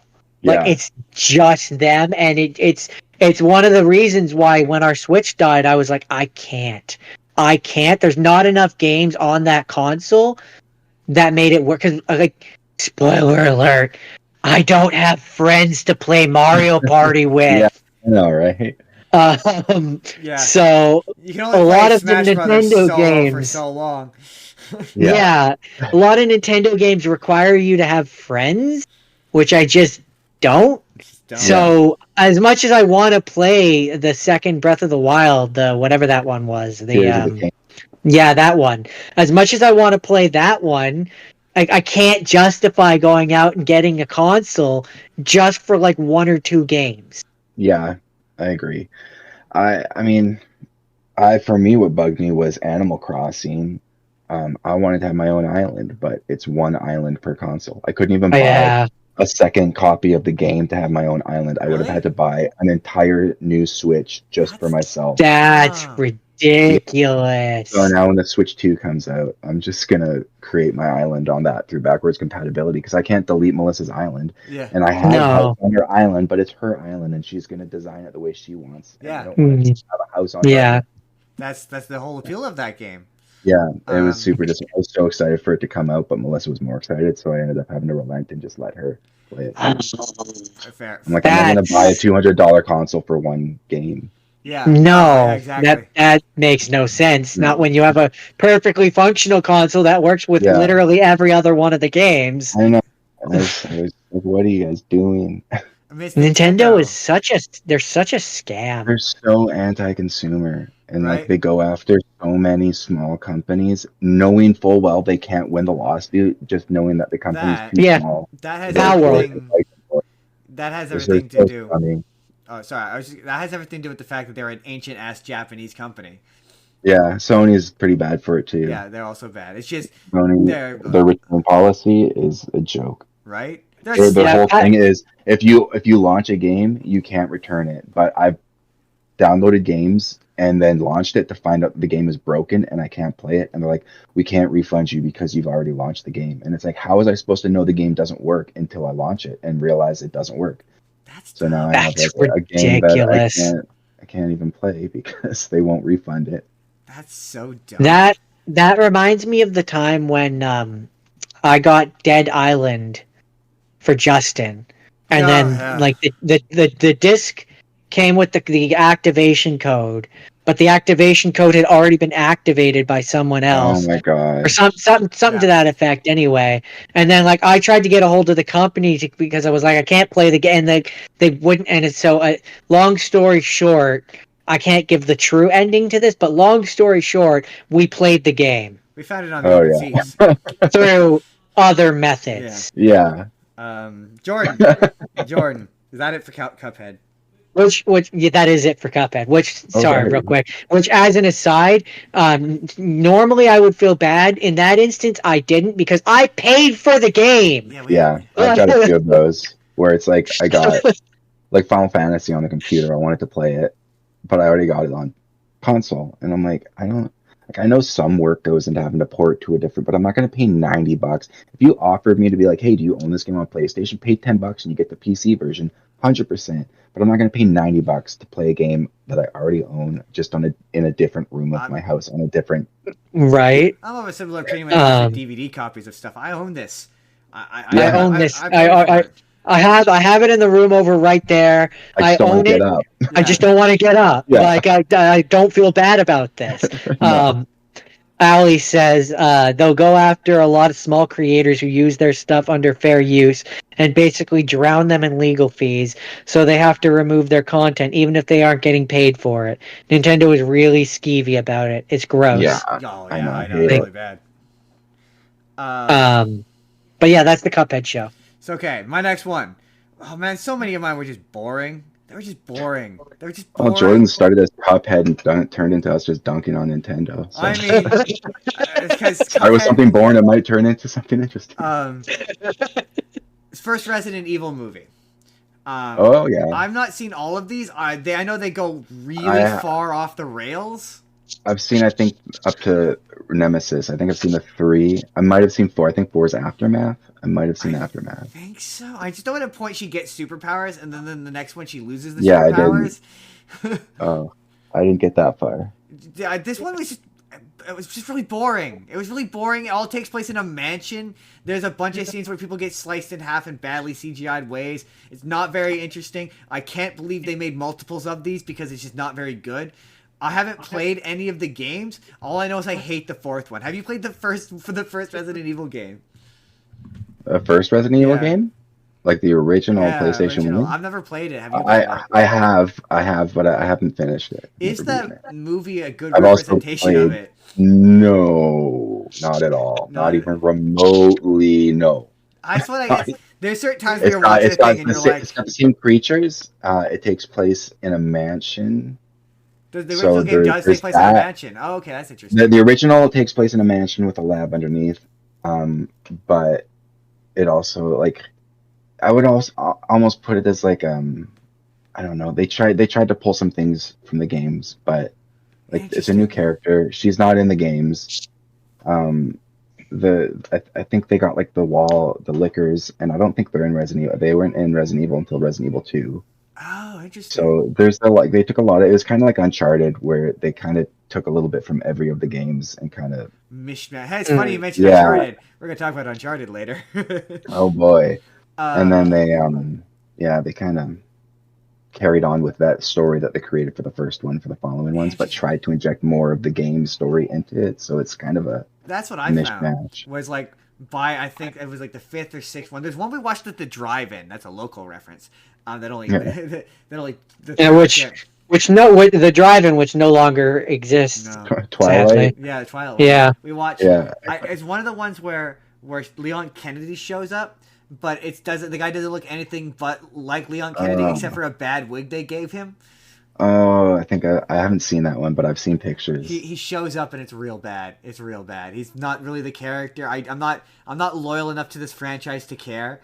And it's just I was just so bored. And I'm like the special effects weren't all that interesting, and I'm gonna end up comparing this to Silent Hill, because Silent Hill I was also bored for most of it. We're gonna get to Silent Hill.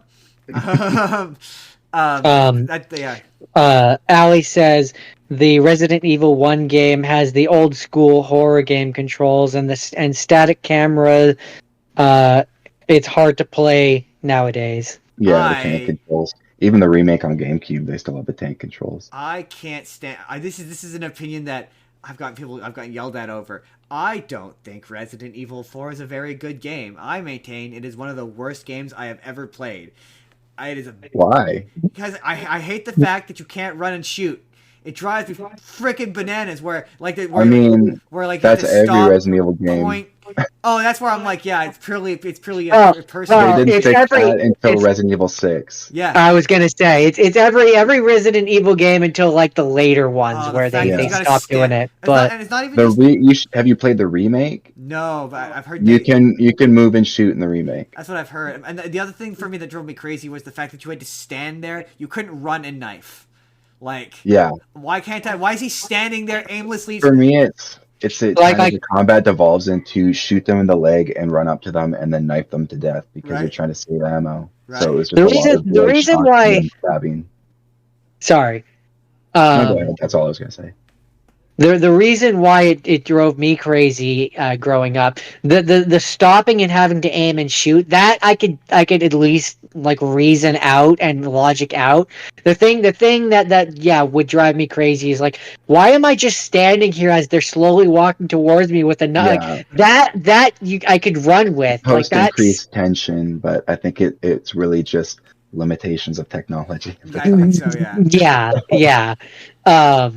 But it was just that was the part that would drive me crazy. Was like, again, the having to stop and like aim your gun like that. I can logic out internal like not talking like the behind the scenes of the game, but like the internal logic of the game. I could reason out why you would stop and aim and shoot, because if you're going for a realistic thing, it's really hard to aim at someone when you're running. Right. So I can reason that out. They make it so it move if you're trying to aim while moving, that messes your aim up pretty bad. That I get, like it's just like it's unrealistic that as a zombie's approaching you, you wouldn't be shooting as you slowly back away. Like there's no logic to that. It's so clunky. It's easier to just quick turn and then sprint and then quick turn again and just like go back and then shoot and then go back and then shoot. Right. My thing is I played the fourth one a lot. So. I tried to play it when I was like younger, when I was a teenager, and I'm like, I hate this. I think I got like an hour into it, and I was like, I hate this. And then I went back to replay it, and I'm like, surely this can't be as bad as I remember it. And then I played about 5 to 10 minutes, and I was like, this is awful. I hate every second of this, and I immediately turned it off. I have the VR version. You can try the VR version. Oh, that would be that would be creepy. That would be creepy. It can be pretty. Intense, yeah. But you can also be super goofy because it's VR, so you can like hide so they can't see and wave your hands in their faces and stuff. And you can also kill the tension very easily. For me, the thing with Resident Evil 4 in particular too was, growing up anyway, was the gameplay frustrated me, so that was a deterrent. And I just didn't really find the characters interesting enough for that aspect to make me want to push through it. Yeah, I get that. At least growing up, characters. Yeah, like, I don't know if I went back to it now, if my opinion would change, but probably not. I went back and replayed the original before the remake came out because I wanted to compare how similar they were to each other, and I got through it, but it's starting to show its age, where in parts where you're just like, this is just a limitation of the hardware, the technology, and the hardware. Yeah. We're able to code. There's like some jankiness to it. It is still like, if you compare it to the ones that came before it, it is definitely a big leap forward. And like every game copied the over the shoulder camera idea from then on. And I like the fact that all the aiming and stuff was done with a laser, so you weren't relying on like a reticle or anything. But true, that's a fair point. I didn't like that it wasn't zombies in this one. That kind of bugged me, and it just they I don't know. I didn't really like the story in this. It was a good campy story, but it wasn't. It didn't invest me as much as like the third one did. I really like the third one. I've heard that the remake of the third one's really good. It's actually I've heard that. my least favorite. Really, I've heard. Really? I've heard Yeah. good things. Oh, interesting. It's good. It's ridiculously short. They Fair. they had to cut out, and the team that made the second one, I don't know, I've never looked this up, but I've been told that the team that made the second one wasn't originally Capcom. It was a team that was separate from Capcom that had made this as like a fan thing, and Capcom was so impressed by it that they actually got them to Interesting. just make the whole thing for them. And that's why it seems like there's a lot of passion in it. There's like a whole gore system that's really impressively implemented. It seems like it was done with a lot of care and passion. Interesting. And then the third one was made by Capcom with an internal team using all of the things that the other team had kind of like taught them. And I don't know why it's short. It's very short. You can beat it in like 2 hours if you want. Wow, that's bad. Wow, that's Yeah. really short. That's bad. But I still played a lot. I ran through it like numerous times trying to unlock things. But then for the fourth one, they brought back the original team that made the second one, which is why the fourth one did so well compared to the second or compared to the third one. I do want to play that fourth one. I did have fun with the third one, and I do like the new I like the characters. I think they did a great job reinventing them. I wish it was longer, and I wish there was more to it. By the time you've beaten it once, it's so easy to just blitz through the game and like exploit the AI and stuff. It's one of those. Gotcha. Yeah. It's one of those. It's one of those. If they added it to PlayStation Plus, I'd try it. It's worth playing. I have it on PC, and I got it when it was on sale on console. But I very much prefer the second one. And then the fourth one is like I still think I kind of prefer the remake of the second one. Interesting. That is the first Resident Evil movie. Yeah, not very interesting. It's just all of these movies have too many games attached to them. They really do. That's why I picked them. I picked them because I was like, he's gonna know the games. If we talk about the games too, we tie him. And Jordan, what's your next one? So my next one is another TV show. Apparently that was my theme this time. I did the Donkey Kong Country show. Oh man. I'm guessing from that response you definitely remember it. I watched it so much as a kid. That show's amazing. It's so okay. Also, we used to work together all the time. Yeah, very Canadian. Very Canadian show.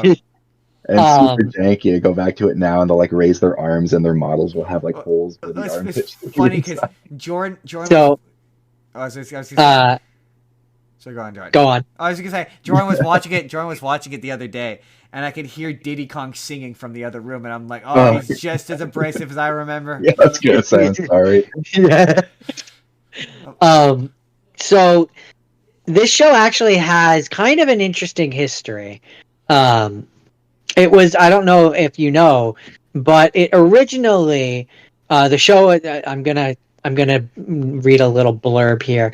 It was originally first introduced in France on September 4th, 1996. On France 2, it was a hybrid live action and motion capture animated block titled Le Planète de Donkey Kong, the planet of Donkey Kong. And then it later became a full series and broadcast. And that's the version that we know. That's the one that we saw, is the American dub of that later on one. And it was Donkey Kong Country is the first television series that was primarily animated with with motion capture technology. So that's why the animation for the time is as fluid as it is. Yeah. Is because it was stopped. They actually. So I showed Justin. He thought it was fake, but it's not. I showed him. They had a behind the scenes video where there's a woman who played Donkey Kong. She did all the stop motion for him. And another funny thing about the show is it has a legacy of it then influenced stuff in the game. So, and I can't remember all of it. I'm paraphrasing parts of this because this is a long Wikipedia page that I'm not going to sit here and read the entirety of. But one of the things that was in Donkey Kong 64, the golden banana, the golden idol banana or something, is a collectible. That was from this show. That originated from this show. Or I believe the crystal coconut is another collectible that shows up in Donkey Kong 64. There's so many, it's hard to remember them. Which all. It's a big one from this show, of course. Yeah. I would love to know. So is the fact that it's a musical and there's 2 musical numbers per episode, did that come in with the dub, or was that in the original French version of this? Like, are there French versions of these songs? That was my least favorite part of the show. Really? Oh, the complete opposite. That's what I love about the show. I never really liked musicals. I'm just like, I just want to see action. I don't want you to sing in between. That's so funny considering you're like a musical guy. I know. I don't know why. It's just always never been huge on musicals. That's my favorite parts of the show because it's so ridiculous seeing Donkey Kong just sing like soulful R&B. Yeah, that's why I didn't like it a lot of times. That's funny. You're making my boy Donkey Kong look like a bitch. But see, what's funny is, and maybe because this show was 3 years before Donkey Kong 64. So this show might be the reason why the DK rap exists. Okay, the DK rap, I can get behind that shit. That is top tier. Thinking about it, thinking about the fact that this show has so much singing and that it very much influenced Donkey Kong 64, I would not be surprised if that's why that exists. The honest reason. Sorry, go ahead. I was gonna say, what did Lanky do to them to get a verse where they just make fun of him the whole time? Everyone's like, Donkey Kong's a badass, Diddy Kong's a badass, Lanky's an idiot, doesn't know his feet from his head, this guy's a moron. It's just like, whoa. There's a really funny video from Joel Haver. Joel Haver, yeah. Oh, God, love that. Oh my God, you're the first person to know who Joel Haver is. Dude, I was watching him like long before, like when he first started doing that stuff, and then he started getting millions of views, and I was so stoked for him. My favorite one is the Grinch one, where he's like, this is really hurtful. Like, what happened to the crocodile? Or the other one that I showed Jordan that was one of my favorites is the worst version of Joker, where he's like at midnight, Batman, she becomes sexy. I don't like this. I know this isn't technically illegal. This is worse. Actually, this might be the worst thing you've ever done. Yeah, this might be the worst thing you've ever. Yeah, it's not technically illegal, but it just feels wrong. There's something wrong about this Joker. Even more than the worst thing you've ever done. Like, whoa, what a deep thing to say in a movie where it's just the Grinch song shitting on the Grinch. Yeah. Oh, that's so funny. Yeah, he's got a lot. So another interesting thing about the Donkey Kong show is it was actually animated by 2 different animation companies. There was the first one, which was that's the French one, where they did all of the CGI motion capture stuff, and the season 2 was actually normal animation, and they had upscaled character models. The animation was keyframing, like normal animation. So, sorry? The reboot style. Yeah, everyone moves like an action figure. Yeah, pretty much. Yeah. There was something. Sorry, I've lost it. Animation. There was something I was going to mention in regards to it. Nope, it's gone. It'll either come back to me. It'll either come back to me or it won't. It was just funny when the Mario movie came out, or he was coming out, and people were like, "Oh, the Mario movie is going to be a musical," and everyone shot that down as if it was this ridiculous thing, and then Bowser sang a song in it.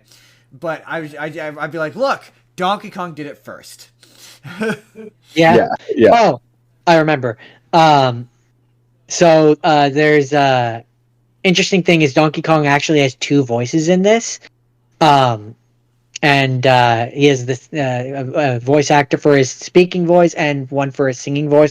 And I was peddling because now I've remembered the real thing that I was going to mention, um, which was the fact that earlier I mentioned how Sonic Underground on Tubi, the episode list is out of order.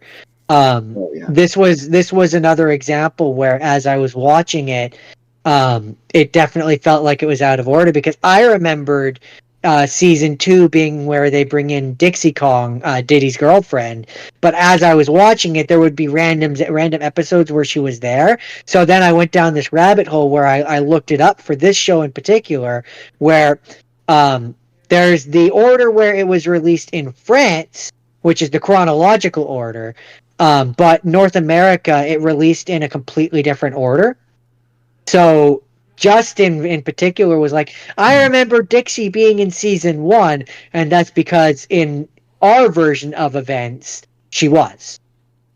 But that's not how it was originally intended to be, which I found interesting. So, yeah.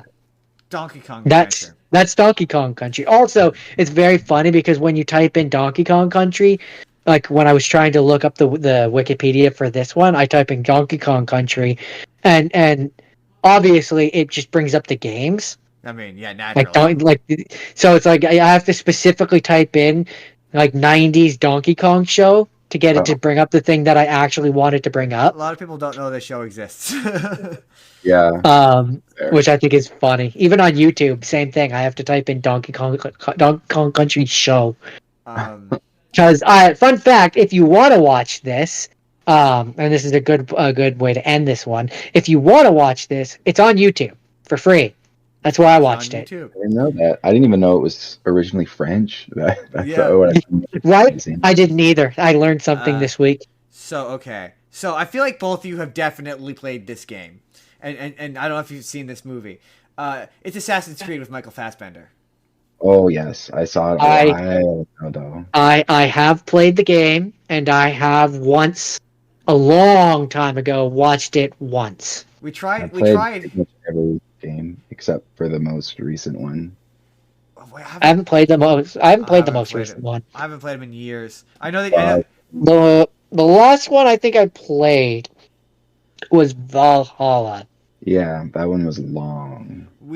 I know that we tried to watch the movie once. I finished the DLC. I didn't beat it, but I played it. It took me. I played it for like 6 months and then gave up for like 2 years and then went back and finished it. It took me like, not even exaggerating, just for the base game, like 160 hours or something. That sounds. I did all the side content and got platinum trophy and stuff, so that was my big thing, and it was the same thing that I had with the one before I think it was not. Was it Egypt? Egypt was the one before that, I think. No, it was Greece. Greece, that was it. Yeah, and then before that didn't really care for that one either because it didn't feel like Assassin's Creed. No, like the gameplay was different. Yeah, I didn't like the magic stuff. They started like being able to teleport, throw a spear into someone, and then teleport across. It took the difficulty out of the stealth when I could just teleport up onto a roof and kill someone immediately. And I didn't like that. Remove fall damage at a certain point, so you can literally jump off a cliff and you'll just roll away. And I just also just in terms of it. You know how Assassin's Creed has that Assassin's Creed feel, like you're like I don't know how to articulate it. I know exactly what you're talking about. Those ones didn't have that. No, for me. I liked the games. They just didn't feel like Assassin's Creed games to me. Yeah, that was kind of my thing, where it was like it just felt like a standard, like any other kind of free roam action adventure game, where it wasn't really Assassin's Creed anymore. Yeah, I don't dislike the combat, but it doesn't feel like Assassin's Creed combat. From a story perspective, this is a spoiler for the Assassin's Creed game, they killed off Desmond and then regretted it immediately. Yeah, I did too, because I really liked him. Right? And quite suddenly story fell apart because they didn't have a main character anymore. Because they went for shock value. Okay, let's talk about the movie. So, to be clear, you've seen the movie, yes? I have, but it's been a long time. I do remember, for the most part, it follows the story of the first game. Sort of, more or less. The problem with the first game and this movie is all the shit that happens in the present day is stupid and pointless and could be completely cut out and makes the movie more boring. And in the case of the movie, it keeps cutting back to also the fact that Michael Fassbender is in Spanish face. I also kind of felt that way about the game, where I originally just wanted it to be in the past, and then when it came out, there was that whole future thing. It just derails the movie. I just wanted a historical thing, but they did it. It worked. It ended up working in the game, but yeah, in the movie, I don't know.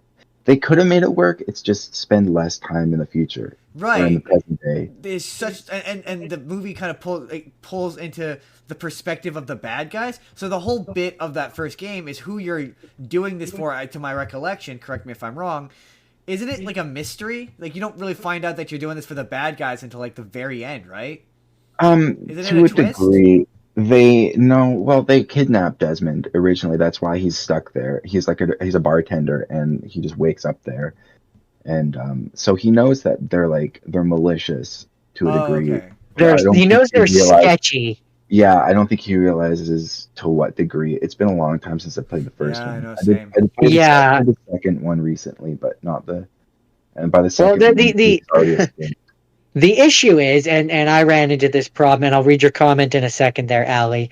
But the issue that I had with the Assassin's Creed game, because there was a while there when I was streaming on Twitch more often, where I tried to do them all, but you can't do the first. They don't have the first Assassin's Creed available on anything more modern than PlayStation 3.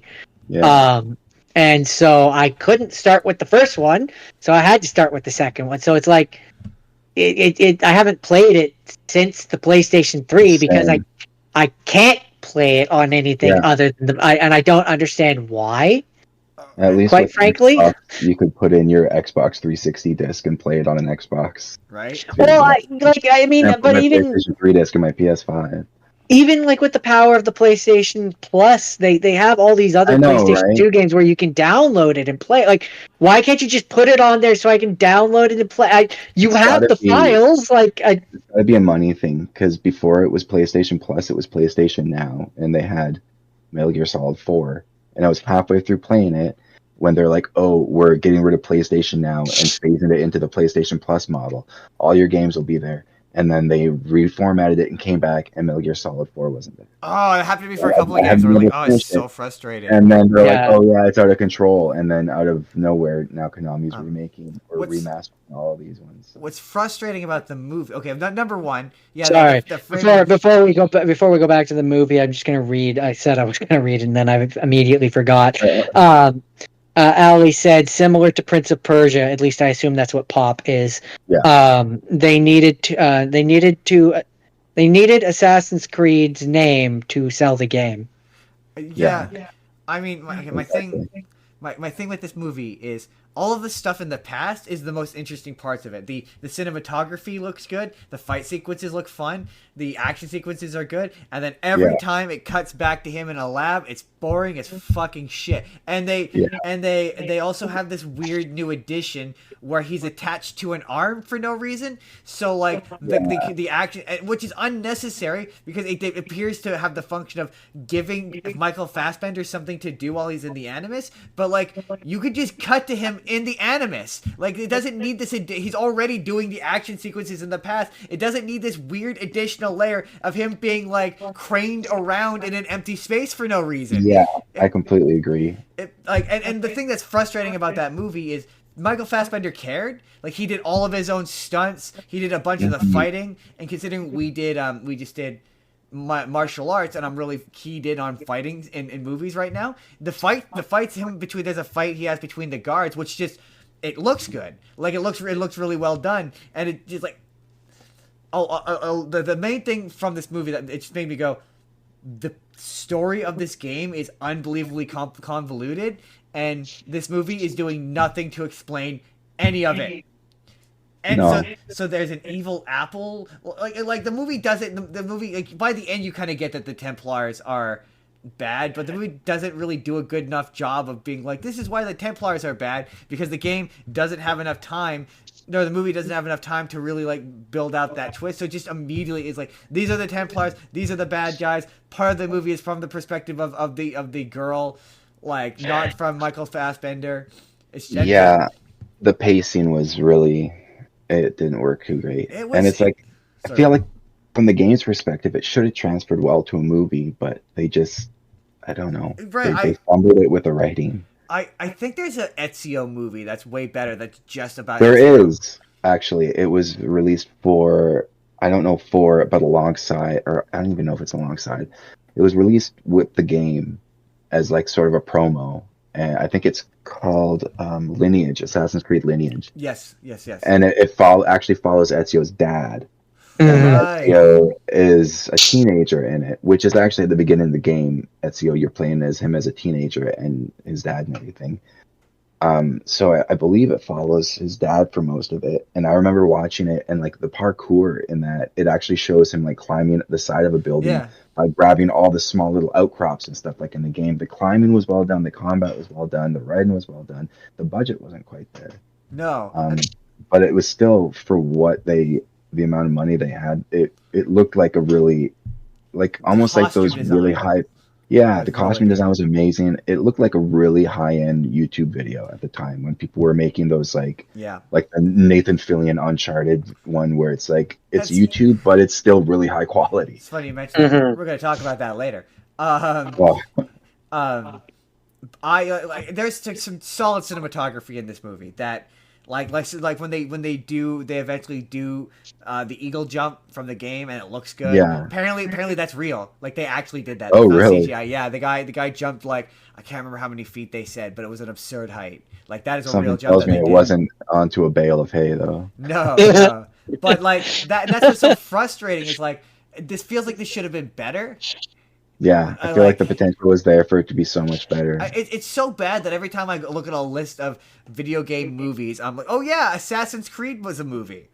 It's wasted potential. It's my biggest issue with the Max Payne movie too. Hey, it's funny you mentioned the Max Payne movie. We're gonna talk about the Max Payne movie later. Oh god, I have a bone to pick with the Max Payne. We're gonna talk about the Max Payne movie later. Don't you worry. Don't you worry. You mentioned the Max Payne movie, which immediately made me go, well, now I gotta rewatch the Max Payne movie. I'm sorry. That's Jordan. I want to get drunk beforehand. Jordan, what's your next one?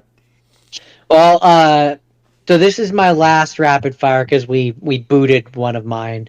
It's it's all good. That just means that we're going to talk about it later. We are trucking along at a good pace, everybody. I know it feels like we've been doing this for a while, but we're only at 2.5 hours for a guest episode. We're normally like 3 hours before we're even midway.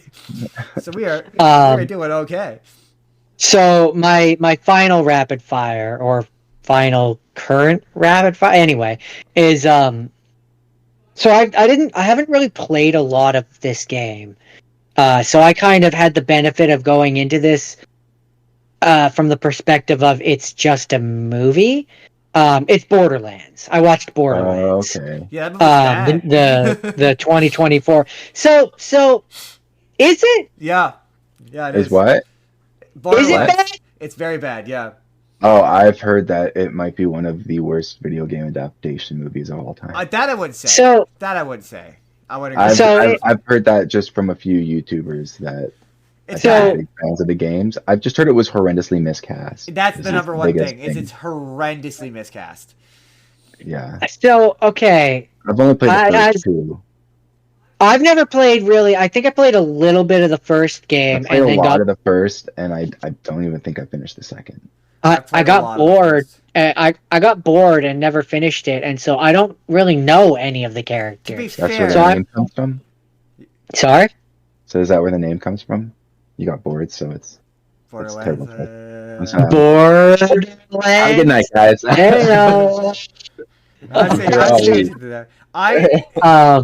So I kind of had the benefit, like I said, of going into this as just a movie.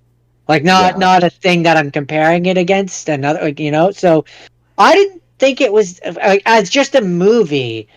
It was pretty paint by numbers. Make no mistake. Like it wasn't like groundbreaking by any stretch of the imagination. Jordan, but let me ask you a question. I'll ask Adam a question, and I'll see if you agree with the sentiment. Do you like Guardians of the Galaxy?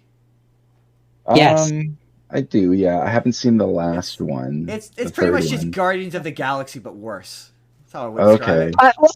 I don't think I'd say worse. I'd say different. It's Guardians of the Galaxy, but slightly. It's Guardians of the Galaxy. It's Suicide Squad. It's James Gunn, is what I'll say. Yeah. Okay. It's very James Gunn, and you Like either style like humor. that, you either like that or you don't like that. And I like it. For me, it's more I like it. It's just it's getting a little old at this point. I've seen it a lot. That's And fair. it's just like I'm interested in the because those did really well, and then everyone started copying that writing style. Yeah. And it's getting That's to the point fair. where it's like let's maybe move forward. Like I'm getting tired of the same tropes and stuff. Everyone is Like everyone is badly miscast. What I will say is, like, if this it gets a kind of response from me because it's a rapid fire. So when it's a rapid fire, that means it's on the second TV. I'm playing a video game and I'm half watching it. Like I'm not giving it my undivided attention. So for that kind of it's movie, not asking for it. it's not asking a lot from me, and it does a good Serviceable? enough job. Yeah, it's serviceable. It is fine. I will It's say, kind of that's like it's fine. Also, I will say the girl with the bunny ears. As soon as I saw her, I was like, "Oh, she's just Louise Belcher from Bob's Burgers." pretty much, yeah, that's pretty much what that character is. Tiny Yeah. Tina. Tiny Tina. Tiny Yeah. Tina. She's just Louise Belcher, right down to the bunny ears. Um, But yeah, Kate Blanchett is horrible in it. She's way too old. She looks bad in all of the action sequences. Like she doesn't look remotely convincing. It's just her on like there's one point where it's like she's on a CGI background just doing this a bunch with a sword and it looks terrible. Kevin Hart is like totally the wrong person to play it. I've heard he's one of the like really bad choices as well. He's shorter than the girl character who I'm pretty sure he's supposed to be taller. If all He's you supposed want, to be like tall and big with like a low, deep voice. if all you want out of your video game adaptation is to aesthetically kind of look similar to the thing it's based on, then it does that. Like it's got the guy. You know what it was? They were like, "Oh, this movie has a black, or this game has a black guy in it. Who's the most popular black actor right now? Pretty much. We'll Yeah. just put him in because they don't think that the fans can uphold the movie on their own. So they try and make it for the fans and for new people, and then it winds up being for nobody. Right. Like for example, like there's a character. I will say, I like Jack Black as Claptrap. Jack Black as Yeah. Claptrap is really good. He's the I've only heard one that. who's nailing it. Like he's Claptrap. But he's also the only one that's actually played the game. Yeah. Well, there's a character who he's the I don't know he's a savage. The hockey mask. Yeah, yeah. Oh yeah. He's just called Psychopath in the game. Psychopath looked accurate from what I remember. Psychopath looks absolutely accurate. And he's just Drax. He takes everything literally. Yeah. He's just Drax, but he looks right. Like Claptrap looks like Claptrap. So if you're like vaguely familiar, if you're intimately familiar with it, you will hate it. But if you're sorry, go on. I was gonna say that's what a lot of the people have. Yeah, seen. if you're They didn't like it. They were fans of the game, whereas I'm kind of in the middle. Yeah, I'm kind of casual with them. For me, it was kind of like the example I would use is the example I always use is: have you seen Avatar: The Last Airbender? Which one? The M. Night Shyamalan one? Oh, well, I mean the show or the new one. Or the anime. I thought we were talking about the movies. I haven't watched the anime, but I have watched the video essays on it. Not to be that guy, but general understanding. I never watched the M. Night Shyamalan one. Okay, so when we watched the M. Night Shyamalan movie, we had never seen the show, and when we watched that movie, we were like, something feels wrong here. Like it feels off. Like I don't watch the show, but I know this is a bad representation of it. Yeah, that was pretty much what we said. Like I've never seen this, but I'm aware that this feels wrong. Borderlands is like that, where you're like, I'm not really, I'm familiar with this enough to know that this is wrong. Like that's the kind of movie it is. Yeah. See, for me though, as a person who knew like nothing about the game, I didn't really like. I got like this feels like it's gonna upset people that know. Like I got that vibe, but like I don't know, and ignorance is bliss. Fair. I think that's fair. I think. Hey, look, as long as someone has to enjoy that movie, you might as well be the one. Okay, it was fine. It didn't seem like I could see how like it's a little bland. It's been done. It's not breaking new ground, but like inoffensive, I guess is the word I would use. That's the problem with a lot of the adaptations, though, is that they try to make it appeal to everybody, and it's like anybody that likes the source material is going to see how you butchered their baby boy, and they're going to go around telling everybody no. That's why I'm like, sometimes just do the thing. Just do the thing. Yeah. You will make the money. The people who want the thing will show up. Stop trying to appeal to the people who don't want the thing, because they're not going to show up for you. The reason the game is so popular that people are willing to pay for a movie adaptation is because the game is already really well written. Exactly. So don't fuck with that. But also, there's a shit ton of bad games out there that don't get made into movies because they're horribly written. But also, sometimes I'm like, why am I watching this if I could just play the? Well, we're gonna talk about Uncharted. That's where I say it's a very fine line to walk. Because Joe, that's Borderlands. Because we punted one of Jordan's, I have 2 left over. So which one we do next? I will give you guys dealer's choice. Do we do the live action Tekken movie first, or do we do Max Payne first?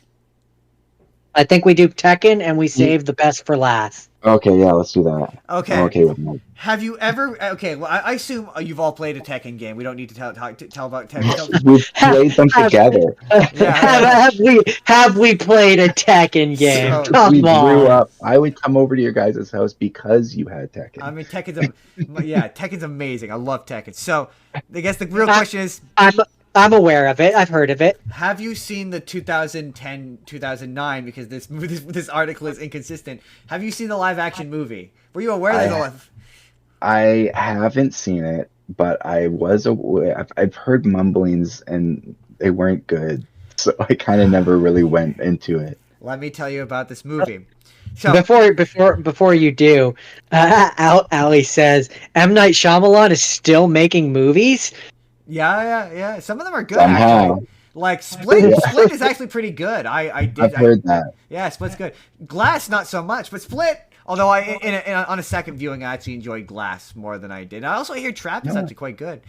Yeah, we have a video about M. Night Shyamalan. I like The Beach That Makes You Get Old. That's one of my. I thoroughly enjoy that movie. Shyamalan Ding Dong. He just does what he wants. Yeah, that's the one thing I gotta give him credit for, is he knows what he wants, and regardless of what people say, he's gonna make, like, he does it for the love of the craft, right? And whether it's well received or not, he's gonna make the thing that he wants to make, and I gotta give him credit for that. And you have to respect it. Sometimes he knocks it out of the park, man. Some comes up with a good idea, but it works. Other times it's great right up to the twist, and then he ruins it with the twist. Sometimes the twist is like better than the movie it's in. I did. What a twist! We did 2 episodes called Pick a Director, and I did them for our second one. And yeah, some of his movies I liked. Like I liked The Beach That Makes You Get Old. Like that's why that one was thoroughly enjoyable. And I liked. I hated Lady in the Water. It was boring. The Happening I also hated. The Happening was like a comedy, man. Yeah. But okay, let me tell you about this live action Tekken movie, okay? And it's the kind of wrong that makes you question whether or not these details were in the game and you just missed them. So okay. So this movie takes place in the year 2010. 8 mega corporations have divided up there's no longer any government, and 8 mega corporations have divided up the world into several sections of the world. And the Tekken Corporation owns North America, but they all speak Japanese for some reason. All of the bad guys speak Japanese, despite the fact that they control North America. It makes no sense. The main character of this movie is Jin Kazama, who has a British accent for some reason, and he lives Jin, the famously Japanese character, A British accent. Yep, very much has a British okay, accent. okay. All right, that tracks. Continue With a on. very British last name, Kazuma. Very, very British last name. I think every year, all of the mega corporations, they all get together and they all have a tournament called the Iron Fist Tournament. And Jin lives in the poor city, the poor part of the city, the ghetto, the name of which doesn't matter. And he lives with his mother, and he is like a smuggler. He's like a runner. He's running contraband that the evil corporation won't let them have. And he ends up getting like in trouble with the big corporation, and the big corporation kills his mom, kills Jun Kazama, which is what happens in the Tekken, and he winds up joining the King of Iron Fist tournament, and he fights his way through it. And all of the various characters show up, and they're all a representation of, like, they're all, like, representatives, I should say, of the various corporations. So, like, Christina Montiero shows up. At one point, he fights Yoshimitsu. And this is the compliment sandwich part of it. The costume design I was gonna say, what does Yoshimitsu look like? phenomenal.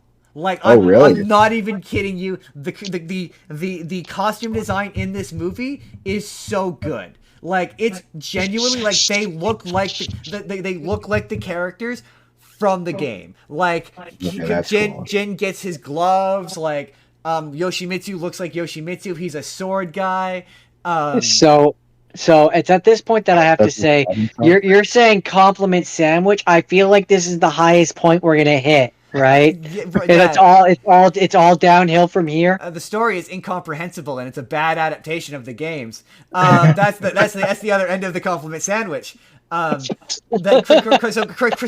Christina. Okay, at one point, Eddie Gordo shows up, right? And he looks just like Eddie Gordo. Like he's got an outfit. You know in Tekken 3, the green spandex he wears. Yes. Yeah. He's wearing the yellow and green one. He's wearing that. Yeah, it's horrible. Like that. He's wearing that. Oh my god! I want to see the live action of that outfit. And he fights using capoeira, and how it kind of shakes out in this movie is it kind of becomes an MMA tournament, like this underground MMA tournament.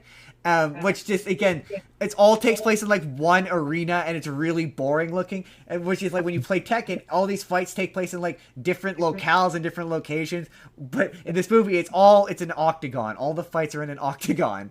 Ali says, this already sounds a little too real regarding the world being owned by megacorps. Don't give Elon any more idea, guys. I mean, yeah, that's kind of what it feels like. So Hayachi shows up in it, and he's got the haircut from the games that he has in the games, and he's an old Japanese guy.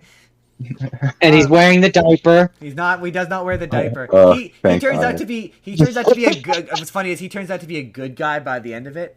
But yeah, so Eddie Gordo shows up, and he's doing capoeira, right? So wait, back it up. Hayachi, the guy who threw his child off a cliff, not a bad guy. He's not a bad. He's the good guy. He's not off a cliff. Into a volcano. Sorry, I forgot the most important part. Into a volcano. You wanted to make sure. It's not that he's a good guy. It's just like they've made Kazuya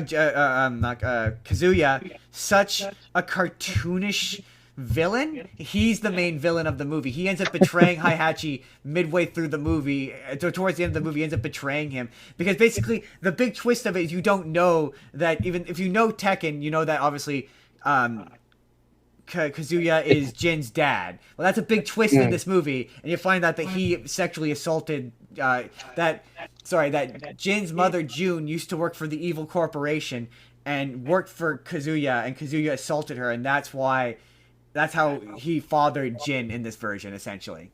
Okay, that's upsetting. Yeah. So he basically, how it works is this tournament has like an open call where you can go and fight the champion that's supposed to represent your area. And if you beat them, then you get to take their spot in this tournament. And so the champion is martial law. And they keep calling him martial law, and it's just really funny. So like you have to beat martial law. He's like a weathered, aged champion who sucks now and everyone hates. And Jin shows up and beats him. And he looks like martial law, and he's doing the moves, he's doing the Bruce Lee noises, and what'd they do to your favorite character, Jordan? I know, right? He's kind of an old man. They killed him, they ruined him. But sorry. They massacred my boy. I keep getting getting away from. Oh. Christina Monchero is there, and if you know who Christina Monchero is, she's essentially or Eddie Gordo with large boobs. That's her whole thing. She's just Eddie Gordo with boobs. Yep. They tried in later games to make them separate characters by giving them a slightly different moveset to have her still be in the game so they can give her low cut tops. But like, that's her bit. And so she shows up in this movie wearing an outfit that's ripped from the games. That's impressive looking, but she's not doing capoeira, which is her whole bit.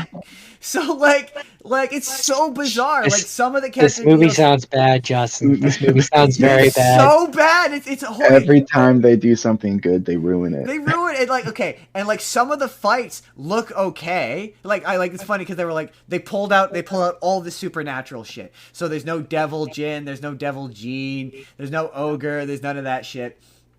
They pulled that out of it so they could focus, and I quote, focus on the fighting. But the fighting is so bad because it's that kind of fight choreography and cinematography where you can tell that some of the people who were in this movie can fight and some of them weren't, and you can tell who can fight, who can't fight, because the ones who can fight, it cuts away from them to crowd shots, so you can't see anything. Yeah. So it's like, oh yeah, this looks kind of okay, but it keeps cutting away from the fight, so you don't get to see any of it, so it just looks bad. Yeah, the Yoshimitsu fight, he looks like Yoshi. He's a guy in a samurai suit. He's got his sword, and the movie clearly realizes he can't, if he doesn't use his sword, he's not much of it. He's a sword guy, but it would be insane if he used the sword in this fighting tournament. It wouldn't make any sense. So arbitrarily, Jin to the Iron Fist tournament. Right. So arbitrarily, Jin now has a spear that he's fighting him with for no real reason or explanation. Like it is an in spirit Uwe Boll film. It is an Uwe Boll film. It's like it gets all of the details wrong about it in all of the most amazing ways. It's the way you're like, yeah, their costumes are good. That's like being like, man, the Dragon Ball Z movie, it had the Dragon Balls. Sure had those Dragon Balls. It sure had them Dragon Balls. It had them Dragon Balls, and he was named Goku. And, okay. I have to wrap this up so we can talk about Max Payne. But if this all sounds horrendous to you, rest assured that the creator of Tekken agrees with you and fucking hates this movie with a fiery passion, to the point that I don't know if you've seen. There's a CGI movie. It's in the same engine or in the same animation style as Tekken 5 and 6. So it's about Christina Monchero is also Jin's love interest in this movie instead of Xiao Yu. But that movie's about Xiao Yu and the android girl, the Dr. Botskanovich's daughter.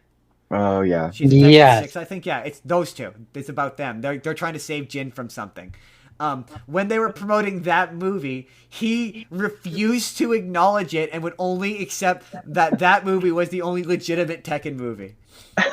They'd ask Tekken movie and he'd just talk about that one. Which is funny because the OVA is actually not bad. Like, it's not bad.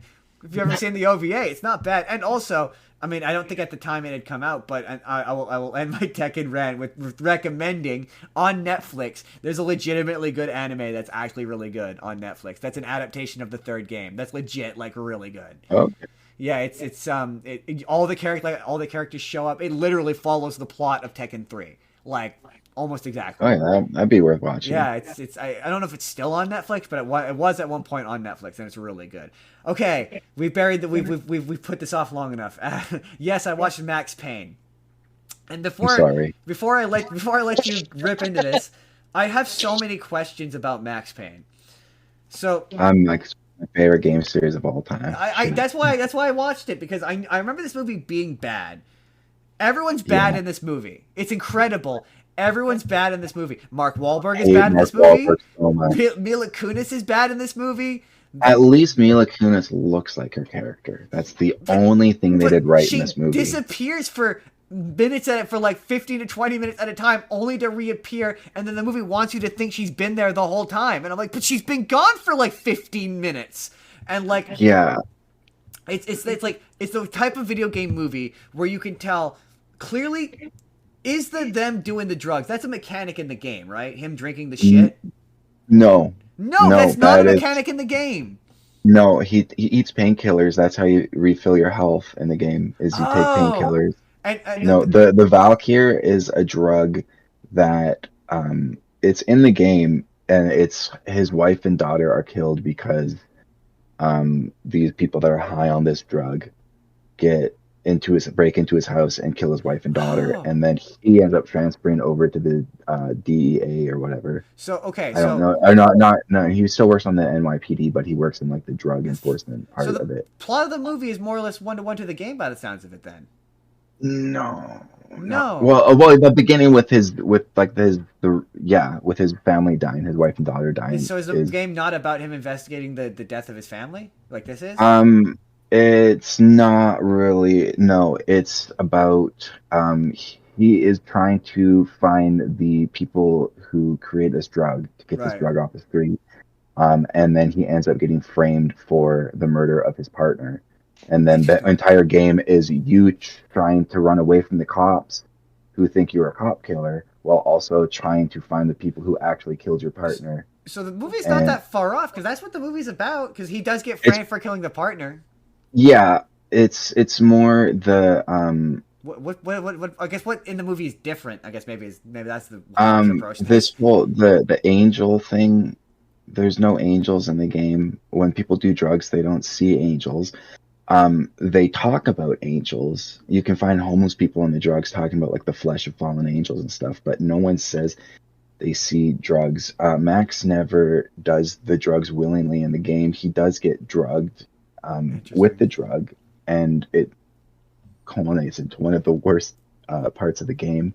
But Interesting. it's more the casting choices were bizarre. I don't know why they got a 30-year-old Ludacris to play Jim Rivera when Jim Rivera is supposed to be like an old grizzled police chief. Fascinating. He stood out to me. I was like, "What the fuck, Ludacris?" The one that caught me was like the movie. The movie thinks you're stupid. Like it's really obvious that Bo Bridges is the bad guy. The whole time it's so fucking obvious, but it's doing that thing where it thinks you're stupid and you don't realize that Bo Bridges is obviously the bad guy. Yeah, I would have to rewatch it because I've actively tried to push it out of my brain, so I don't remember the details. I do remember the whole mechanic in the game is bullet time, and there is one bullet time scene in the movie. There's like one shoot dodge in the movie, and he's not even shoot dodging a person. He shoot dodges a door lock. I saw. That was the part I've played parts. I played a little bit of the third one. I own it. I own it on PS3 somewhere. Actually, the third one is actually by a different writer. Oh, interesting. The first two were written by Sam Lake, who's one of my favorite fucking writers in video games. Sam Lake, Alan Wake, Sam Lake.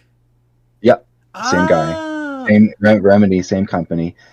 He actually plays Max Payne in the first game because they were starting up and they didn't have enough money for an actor, so this they got is the a writer weird to play Max Payne. This is a weird divergence. Have you played Alan Wake 2?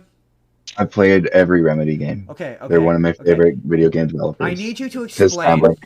I need you to explain the context of the Angel of the musical in the second one, the Herald of Light, the Herald of Darkness. What is the context of it? Why is there a musical randomly in that game? That is more so just it's not really.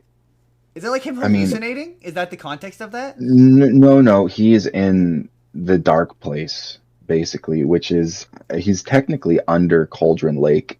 In the dark place, there's this lake in Bright Falls that is like cursed or something, cursed by this darkness who takes on different forms, and it feeds off of artists. So it's like, in the first game, you're playing Alan Wake, and you see how it affected previous artists. Like there is this a band called the Old Gods of Asgard. Old Gods of Asgard, yeah. They're the band that's in this, so that's one of the reasons. It's them singing a song, and they are stuck in the dark place too because it's all explained more so in the first game, but they got stuck there trying to hold the darkness back. A lot of it's open to interpretation too, so I apologize if people are like, you're wrong, because there's a good chance I am wrong too, because I might have interpreted it incorrectly. That's there's a lot of hotly debated.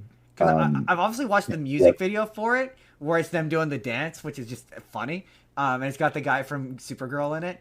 But like I've seen the gameplay where it's just him walking around and you just see the panels of the music video playing in the background, and I'm like, I need to play this game purely so I know why this is happening. It's this whole like they're doing like a whole Remedy connected universe. So this guy, Mr. Door, the guy who's singing in that song, the TV host, he's from another one of their games that is called Quantum Break.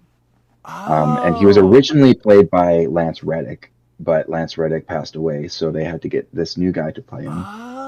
I mean, to be fair, he loves playing this character. Yeah, but they can't actually use the names from the characters from Quantum Break because Microsoft still owns Quantum Break. So they're trying to find a way around that to still reference one of their works, but that's the same thing with like Alex Casey is played by Sam Lake, who is the FBI agent, your partner FBI agent, who's played by the writer, but then the whole Alex Casey books are in themselves a tongue-in-cheek reference to Max Payne. Alex Casey is Max Payne. So Alan Wake is actually the guy who wrote Max Payne in the Alan Wake universe. And then that's why you see Sam Lake playing Alex Casey, but Sam Lake also played Max Payne in the original. It's all like this, like there's layers of like super meta commentary. I knew that the old gods of super Asgard. Self-indulgent, but I love it. I knew that the old gods of Asgard that they had been in it because I love that song. In the first one, yeah. It's catchy as hell. Melissa and I love that song. And I in particular, the video game awards performance of it. Just the genuine joy as they're doing the choreography is the most amazing thing I've ever seen. Sam Lake looks like he's on top of the world. I know. He always looks like he's in such a good mood. And I see him in interviews. He seems like he has such a huge passion for... So that having been said, this movie... I don't think he had anything to do I'd like with to make the fun of movie this movie aside from saying you can make it. I think Mark Wahlberg was the driving force for the movie to get made. Was he really? Same with Uncharted, actually. But he's so bad in it. I know. He's so bad. He's doing this weird. He plays the same character in every movie. He's a rapper. See, I completely disagree. I completely disagree because he's not playing the version of Mark Wahlberg that's fun or interesting. He's playing this weird, subdued. He's trying to do this gruff. Like this movie wants to be Sin City. It wants to be Sin City so badly. Like he's doing this terrible, gruff neo noir narration that sounds bad. Like the best version of Mark Wahlberg is the Transformers version where he's just a spacey asshole. Yeah. Or if you've seen the other guys, like that's the best version of Mark Wahlberg. That's the funny. Definitely. This isn't even the funny or Ted when he's in Ted. Like this isn't even the funny Mark Wahlberg. I think Ted is the best version of Mark Wahlberg. It's not the funny Mark Wahlberg where he's self-aware about the fact that he's an asshole. Like it's not that he's just an asshole. Like he's not.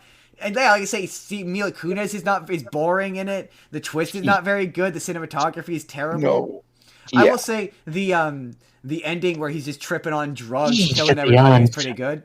Yeah, but that's also not in the game. No. I think that's because they wanted to get like in the game you can dual wield machine guns, and that's one of the coolest parts is dual wielding like Uzis and diving around the corner. And they wanted to have that, but they're like, how can we have a scene where a cop would realistically dual wield Uzis? Have him be on drugs. It's like, well, we'll put him on methamphetamine. And then like it's cool, and I like, but it's like he would never voluntarily do the drugs that killed his wife and daughter. Also in the context of like how they describe this drug, it also is badly affecting the guys who they claim it's positively affecting. It's like he's just like cracked out, or he's just roided out on drugs. Like that's what this is. Yeah. This is just a steroid that he's roiding out on. And it was more like the premise is the same with the framing and stuff, but like I don't know, the game has different characters that it explores more, and those characters dive into Max's history with these characters as a cop. So like there's characters in the game, he's been an undercover officer for ages, trying to work his way up the drug ring to find the person that owns. So a lot of the game is all of your old gang members realizing this whole time you've been a fucking cop, and now they want to kill you too. So there's a lot of like really interesting dynamic, and the game is very influenced by like old noir films. I can see that. and it's just dripping with like The movie wants to be super incredible metaphors that are just so like using things like I was dodging bullets like raindrops, where you're just like really interesting similes. That's what I love about Sam Lake's writing is it's just he's got a really interesting way of writing dialogue and stuff. I guess to And the sum movie up, doesn't have any of that. no, to sum up, this movie wants to be Sin City. And to be fair, I hate Sin City. I think that movie is also bad. But in terms of critical acclaim, this movie wants to be Sin City, but it winds up being The Spirit.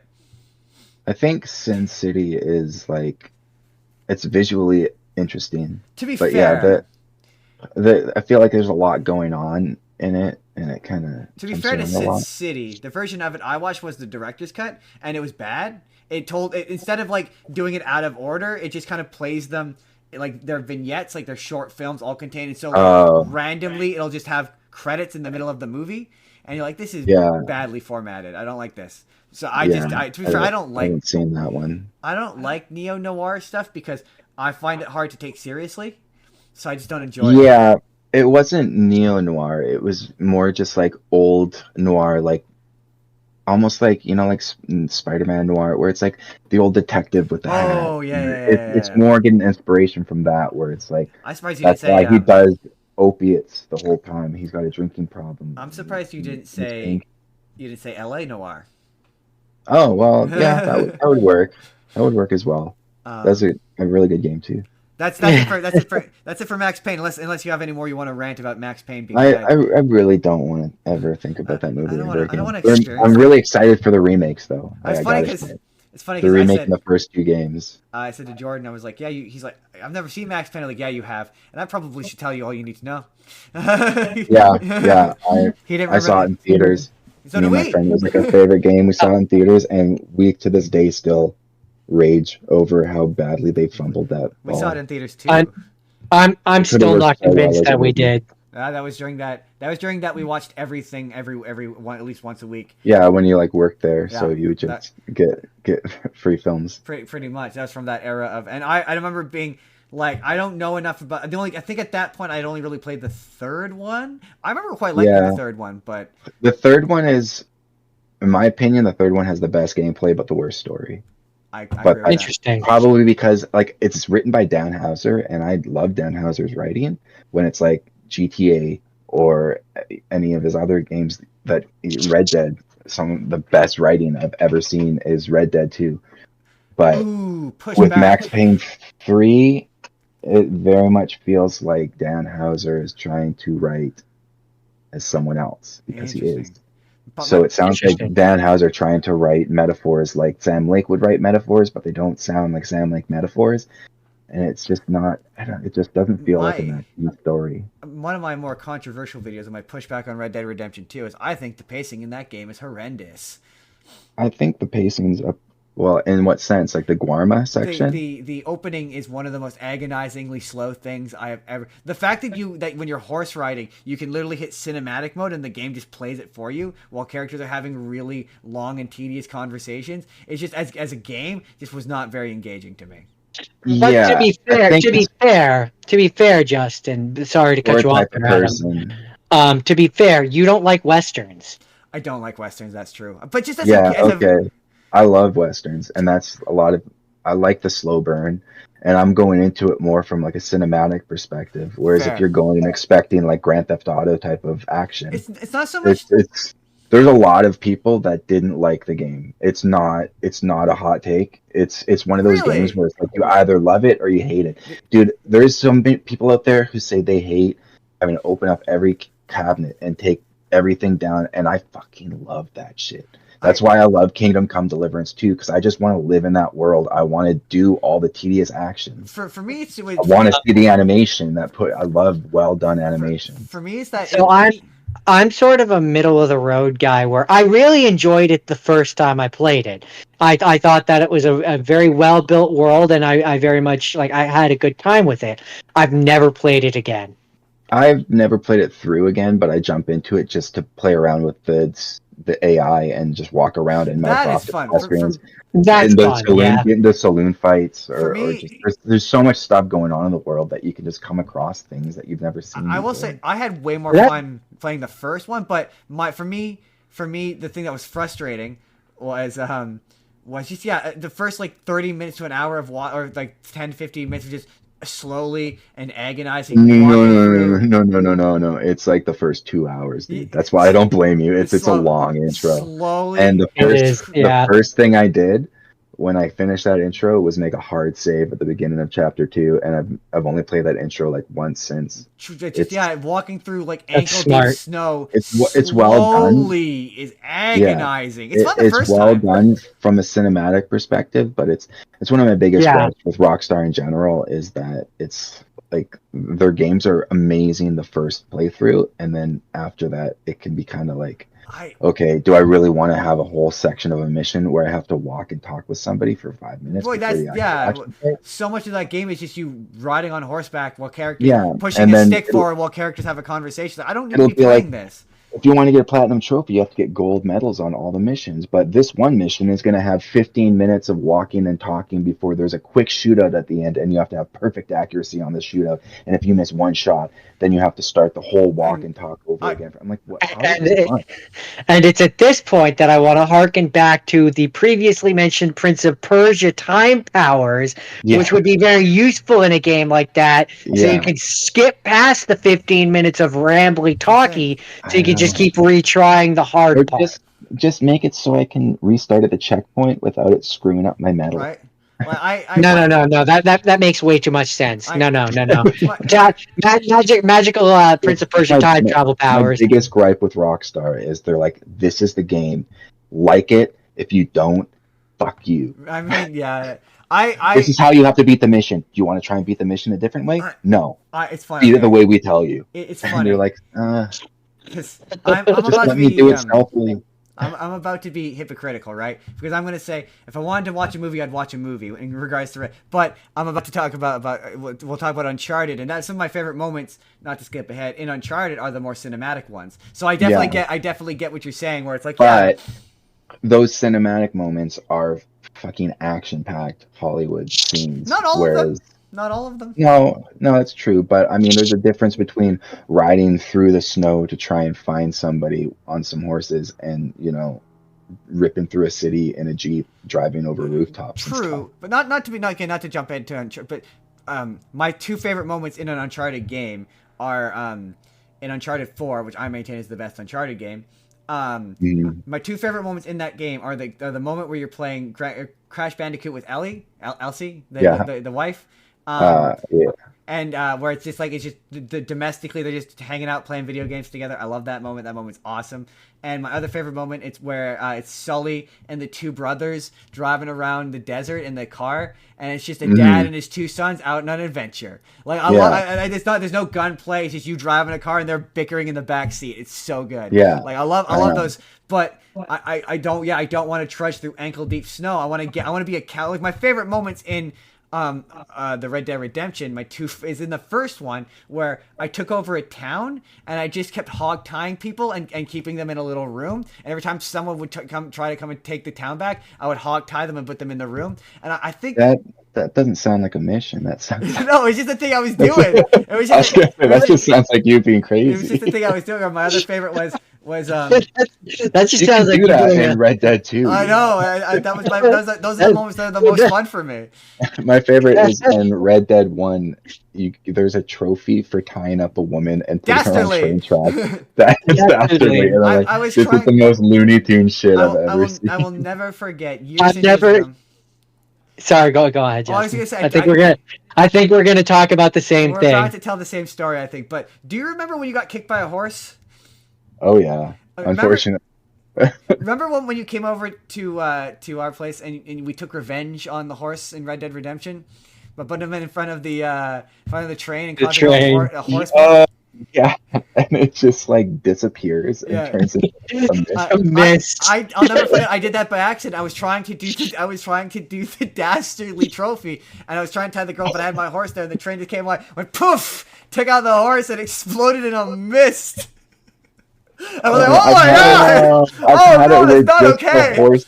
Just the horse's face was across the tracks, so it hit its head. It hit its head, and the entire horse missed it. It's not okay. So ridiculous. The most like that. I love how you can shoot your horse in that game too, because there's so many times I've been in a shootout trying to like, or I'll go and try and shoot an animal that I'm chasing, and I'll accidentally, because the second game you can shoot your horse, and I got Yeah. then I went back and played the first, and I was like riding full tilt and went to shoot an armadillo and just point blank shot my horse in the back of the head, and John just went flying, like launched over. Well, I mean, there's so many things about that I first was one, like disappointed, but it's funny. the weird glitches. Like in the first one, like did you ever see the first one? Did you Oh my god, like the mule people. the mule people? I've seen The bird people. The bird people were the funniest. the crow Were people. the- Crow people, The yeah. crow people. Who Oh my were God, flying no. around in the sky. Oh, you it's see so the- good. The cougar people are terrifying. Yeah. Well, I've Because actually, they I like actually crouch saw down and they'll like it's like a horror movie, man. I saw the crow people. I actually had the crow people show up in one of my games once. I was like, oh my gosh, the crow people. Yeah, I think I've seen them too in mine. It was a pretty common and- glitch, actually. I remember seeing one where it was people riding people like they were horses. Yeah, that's the the mule mule people. person. Yeah. yeah. There's That was actually one. there's an Easter egg in the second game that references that glitch. Oh yeah, that's hilarious. There, if you can find like it's like a mill, and there's a person, like the skeleton of a person that was pushing the mill, and they're half woman, half donkey. That's so funny. That's the one thing the second one doesn't have glitches like that. Like it just doesn't. Yeah. It's just, but I can say I it's one of those games I promise myself I'm gonna beat every time because I like the parts where you get to be a cowboy. It's long. It's a long game. It's a long Like, game. if you just play through the story, it's going to be like a 60-hour story. That's a lot. But it's like it's one of those games where you get so emotionally connected to the characters that by the end of the game, it was like it's hard for me to play through the second half of that game now because I know what's coming, and it's hard to see the gang turn into what it does. Yeah, fair enough. Yeah.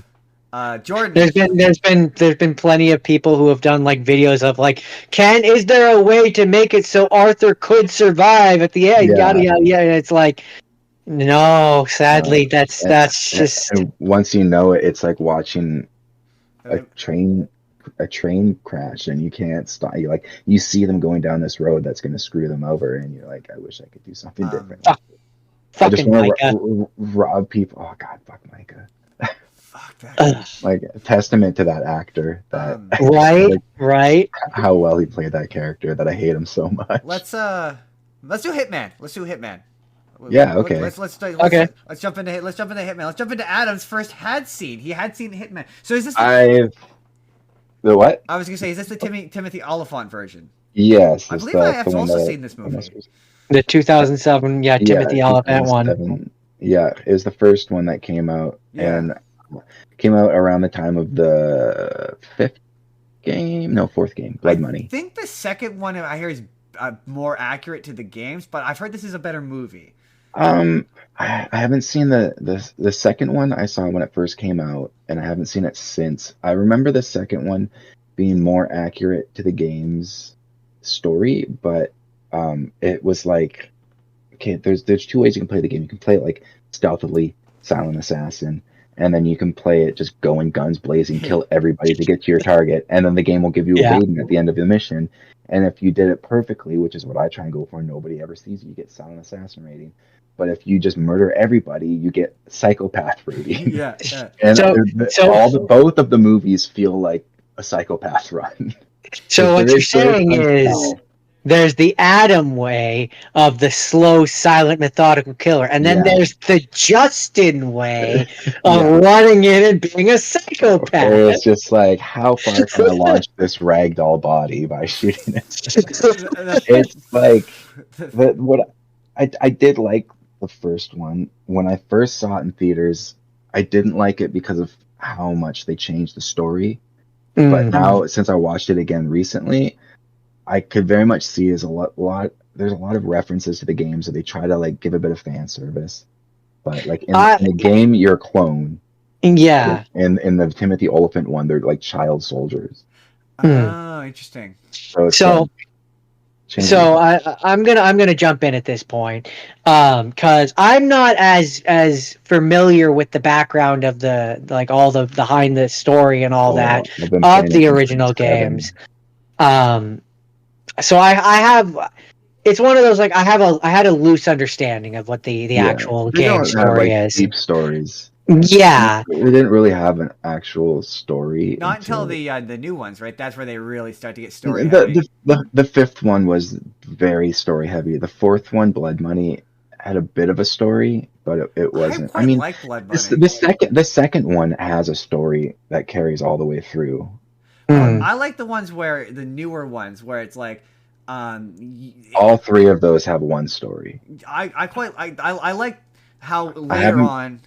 I haven't beat the third one, but I've beat the first two. I think I beat the first one. I don't think I played the second or third one yet. I didn't beat the third one because the way I play Hitman is I find the way to get through the level flawlessly with nobody ever seeing me, and beneficially, if I can do it without changing my outfit to use a disguise, it feels like you're way more of a badass hitman if you can do everything in a perfectly pressed suit. In the suit, yeah. Sometimes I'll leave the suit and then I'll go back and grab it before I leave, because you get penalized if you leave weapons or your suit and the level, then the agency has to recover it and they charge you for that. So lowers your rating. I liked how in the newer ones, basically you had different, like, for me as a person who's not really a very good abstract thinker, I really enjoyed how you could unlock different objective lists to how to get to the same. So like it's like, okay, I start to do it this way, and then it unlocks that checklist of okay now, and then it tells you how to do it instead of me trying to figure it out. Like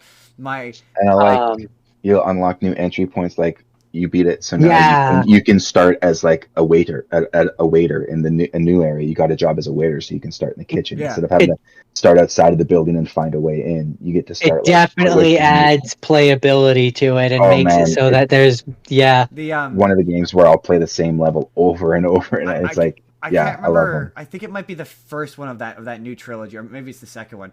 But there was free DLC for it, where it's the mission where you're trying to assassinate the guy at like the fashion magazine or the fashion event. Or well, that's.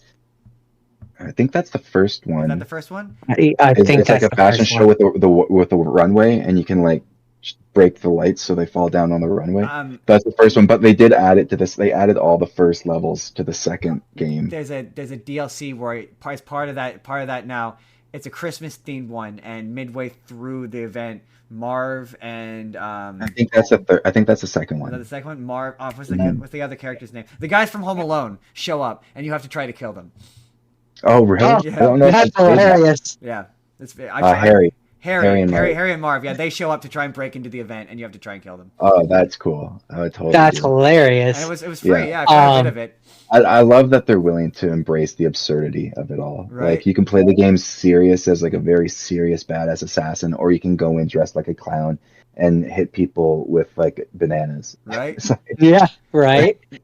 But in terms of the movie, so I enjoyed it. Like I had quite a bit of fun with it. And there was definitely enough. Hey, that's a thing I recognize in there for me. I like the shot. They had a lot of third person shots where he'll be walking down a hallway and the camera will follow behind him at the perfect height that it does in the game. So it's like a very close reference to and I definitely remember outfit at one point. I was gonna say I remember there's a part where he steals the outfit. I'm like, that's just like it is in the game. I was gonna ask. So does he steal? Okay, is there a moment in the movie where he steals an outfit of a regular looking person, but he somehow sticks out as a sore thumb, and you're like, this is like the least stealthy thing I've ever seen in my life. Yeah, obviously the bald guy with the barcode wearing a t-shirt is really obvious and suspicious. He steals a cop's a trained cop's outfit. So he's literally got a hat, and the hat cuts off right above his barcode. So even when he's wearing the hat, you can still clearly see a barcode across the back. Also, like, just it's the same in the game where it's like I'll be literally. Yeah, he doesn't. Like he doesn't. The new ones, or I think it was the fifth one, Absolution. It adds a button. So if you're walking past them, they'll notice your barcode or that you look suspicious, and you can press a button, and 47 will rub his hand on the back of his head like he's itching. Oh, that's clever. Hide his barcode, which I thought was pretty cool. That's clever. I like Blood Money. Blood Money was the one where they kind of started giving you some more direction. Like the previous ones were I'll never forget the second one. The first time I played this, the one where you kill the Meat King. Yeah, that's the yes. I went. Actually, it might be the third one. Is that the third one? All I know I is don't know. I get them mixed up. The third one is very. The third I one think is that's like. the second one. Yeah, Hold on. it very well might be. The third one is like. It's not a cohesive story. no, The that's third a one is bunch like. of that's a backstory, right? It's a bunch of Yeah, he flashbacks. gets shot. He gets shot, and he's in like a Uh, hotel, having Meat King? hallucinations, thinking, yeah. Oh no, that might be Blood Money actually. Meat King might be Blood Money. What's the one Meat where it's King's it's a it's the Party. one where it's in a warehouse. The party's in a Yeah, warehouse. and he's up in the top floor in like a giant bed.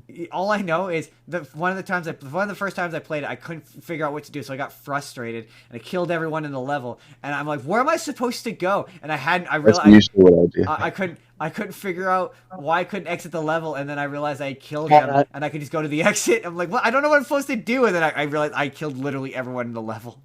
But you It's still beat it. Hitman Contracts? Yeah, I think Okay, it was that's the Contracts. third one.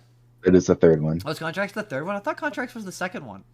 No, second one's Silent Assassin, Oh, okay, fair enough. and you play as you're like your priest gets killed, and then you try and find the people that killed your priest. And then the story of the first one is that you're trying to find the place where you're cloned to kill the guy that created you. Right. And then the third one is like it's all just him remembering old missions as he's like bleeding out in a hotel room. Right. And the fourth one's Blood Money, which kind of doesn't really follow a story. It's more you're just doing missions, and each mission has its own contained story. And then the fifth one was where they like Blood Money was the first one where it had direction. They did well enough that they were able to make a movie. And then Absolution came out after that, and they tried to go in a different direction, and they're actually going to replace David Bateson as 47, and people lost their shit. And then they realized, okay, Bateson is 47. We can't change that. So he's played 47 since I was in grade 7. So is that so that's the one you're talking about. That's one we were talking about earlier, where that's got all like it's more of an RPG, not RPG, but that's one where it gives you way more direction. Like you can pick the pathways. Well, the old one, like especially like 3 and even Blood Money, very much lets you do all that stuff too. It just wasn't as guided. And then 5, they took away all that stuff, and the levels were a lot more linear, but it still gave you bunch of different ways to assassinate people. But it was much more. It wasn't an open map where everyone had their routines, and you could learn every NPC's routine, and be in the room when this guy's going to go to the bathroom at this time, so you can wait in that stall and watch him on the map, and then choke him out and drown him in the toilet. Whereas the fifth one, it didn't give you that much freedom, and people complained a lot. And then they came out with the remake or the reboot, and their whole thing was this is going to have massive levels, and these levels are going to have so many different ways that it's almost overwhelming, the options that you have. You drop this level, and where do I even start? I like that you can have it both ways in that game. Where it's like, for me, who I like the direction, I like being told where to go, I like being told how to do the cool thing. Yeah, I can have that. But then for you guys who don't want that, you don't have to have that, and I like that too. Yeah. I like that they've developed I miss the first person. The old ones used to be able to switch between first and third person, which I liked. Interesting. You can't go in first person in the new ones. So, okay, in regards to the movie, though, on a scale of 1 to Uwe Boll. 1 being good. One being like it's The Last of Us, or it's Prestige. It's good. I can't think of it. Think of the most highly rated video game adaptation you can think of. That's 1. Uwe Boll is obviously Uwe Boll. I would put it maybe like a 3. Okay, so not bad, but not great. Like it's not egregious. It's if you go into it with no knowledge of the games, you're gonna have a good time. It's gonna be a good movie. Yeah. My biggest gripes with the movie is they didn't need to change that. It would have worked if they kept it the same as it was in the game. It just feels like an unnecessary change. There's some corny aspects to it where you kind of roll your eyes, and there's some like references to the video games. Some that are like there's a part where he crashes through a window, and there's these 2 kids playing Hitman on their TV, and you're just kind of. I didn't even notice that. That's funny. Roll your eyes. But then there's like another scene where his agency betrays him, and he can't get a hold of his regular contact, so she calls him directly, and the voice over the phone is the voice actress of your handler from the video game. Oh, that's pretty good. So I didn't. immediately Interesting. recognized Diana's voice, and I was like, that is cool that they actually got her. That Because is fun. the hardest thing for me is Timothy Olyphant, great actor, and he does a great job with the role, but I always thought he was too young to play 47. And 47 has just such an iconic voice.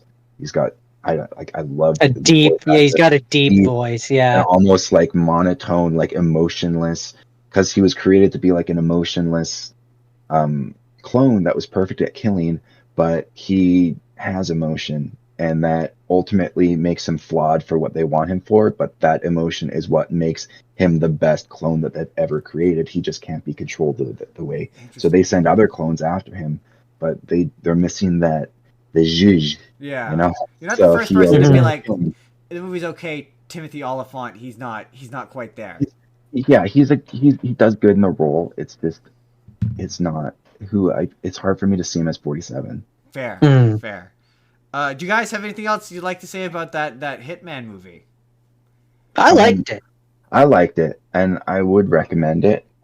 It's if you play the games, there'll be some things about it that are kind of like, if you haven't played the games, just know it's a 2007 movie. It's very much yeah. I would agree with that. The action sequences are very cool. I do enjoy the action sequences. It's a movie and if you play the games, you'll see some references where you'll be like Leo pointing at the screen, like I know that. Yeah, I know that's a concept art. They took the concept art and made a scene out of it. That's awesome. So there'll be like that. I definitely, like, I'll say, of the movie video game movie adaptations I've watched this week, it's firmly in the middle of like bad to good. Like, it's not terrible, it's not the best movie I've watched. It's fine. I like it. It's good. I haven't seen the second one recently, but I do recall it, and I think I like the Timothy Olyphant one more than I like the newer one. Interesting. The newer one was very action oriented, though. I do remember that. It was very good action. I think it was better received than the first one, to my recollection. But I don't know enough about it. At that point too. I definitely considered it when I was looking at stuff. I was like, nah. Mm-hmm. Jordan, what is your first half scene? My first half scene was I watched the Ratchet and Clank movie, which came out in 2016. Which, as an aside, that's like 9 years ago. Yeah. When did 2016 become like 9 years ago? How old am I? God. I didn't even know there was a Ratchet and Clank movie until I was looking up movies for this podcast. Yeah. And then I was like, how did I not hear about this? Yeah, that's funny. It's pretty much just it was made from a remake of the first game. Well, I mean, that's potentially, but it was definitely made by Rainmaker in Vancouver, Canada. Yes, it was. It was like the last movie they made before they got shut down, I think. Yeah, it did very poorly, and it's the reason why we never got that Sly Cooper movie and reboot movie that Rainmaker was supposed to make. Which is a shame. This franchise has every reason why it should succeed. It hits all of those like those boxes that like kids love, other than the fact that the games are really hard. Yeah. I mean, so if our barometer for what makes a good movie, a good video game movie, is it just looks like The Thing. This looks like The Thing. I mean, this just looks like The Thing. It does a pretty damn good job of just looking like The Thing. Do you like the first Ratchet and Clank game? Because this is pretty much just the first Ratchet and Clank game. It's a little different. It's got a few differences here and there, but largely it's just the first game, which, as a person who struggled with the first game because it's hard, all of those old PlayStation 2 games are hard, I kind of appreciate being able to just watch the game. I could see that. It makes it a little bit more palatable. It also is not badly animated, to my recollection. It looks good. It looks good. If you like the game, it's the game. You know, it's got a lot of thing you recognize. So like when they're using the different guns and stuff, it's like I don't remember well enough to remember if these are actually guns that were in the game, but I believe they could be. They fit into the aesthetic and the world. Like it make I've more recently played that the PlayStation 5 one, where you jump between the two dimensions and you have girl Lombax. Yeah. And the weapons in this movie definitely like feel like ones that would have been in that game. So like, I believe that the writer or the guy who directed this one, I don't remember which it is, but he did go on to write. Sorry, yeah, senior writer T.J. Fixman. I found it. He began writing for the series with the Ratchet and Clank Future Saga.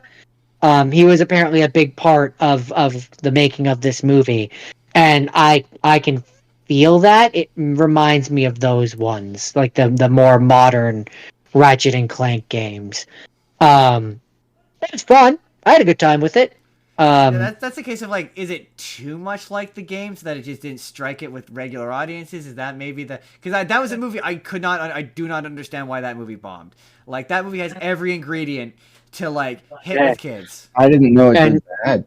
Oh, it did. It had a budget of 20 million and it had a box office of 14.4 million. That's bad. Really? Yeah, that so should have been a great recipe to get kids out to watch it. Right? You would think. Right? You would think. And like it was 2016, so it's not like that awful disease that we're not allowed to talk about was present. No. Yeah. Movie theaters were still very much in full swing at the time. And so like, it's just animated enough that it's not like an Uwe Boll film where it's too different. It looks enough like the thing, and it's colorful enough that you would think that this would have done well, and we would have got that Sly Cooper movie we should have got. I'm so I mean, about that. I will say, if we're living in the world where they did make that Ratchet and Clank movie, not Ratchet and Clank, Sly Cooper movie, I didn't like the animation style we would have gotten it in. The concept trailer wasn't great. It wasn't what I would have been looking for. I wanted like 2D animation. Sly Cooper, and this is a tangent from Ratchet and Clank, but Sly Cooper was made to be a Saturday morning cartoon. It really was. And when I say that, I mean quite literally. It was designed to be that way so that it would be more approachable to kids and easier to sell. Yep. My favorite, if the funniest thing from Ratchet from Sly Cooper is the guys who do the voices do a podcast, and there's a really funny clip of them trying to rob a bank. It's just it's really funny. Totally recommend it. Sly, you need to go around the back and press the circle button to enter the door. And then it's them doing and leaning into the pit, and it's very funny. Jordan, do you have anything else to say about Ratchet and Clank? It's pretty cut and dry. I enjoy it. It's fun, and it looks like the thing. Let's see here, Jordan. You know what? Let's do Uncharted. It put the hat on. It wore it well. You know. Let's do Uncharted. We'll save Mortal Kombat for a second. Let's do Uncharted. Let me ask you both: have you guys played an Uncharted game?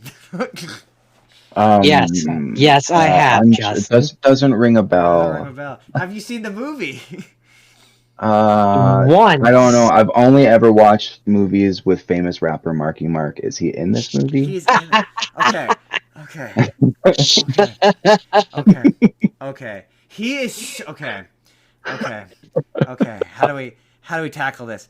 Compliment sandwich, I suppose. I don't think this movie's terrible. I think it's completely redundant. Because that's my thing. Because Uncharted is 2/3 of the way to an action movie that I can play. Why would I watch a thing I could play? The entire time I'm watching that movie, I'm like, I could be playing a much better version of this. But Justin, the much better original version of it doesn't have Marky Mark. So is it really the better version? But also, yes. Tom Holland, the physicality is there. Yes, it is. It's definitely better than the Marky Mark version. The Marky Mark version is not very good. Tom Holland. It's on PC, right? Is there a mod that I can get to replace Sully with? Tom Holland. He's good as Nathan Drake, but he's too young. That's the same thing I felt. He's too young.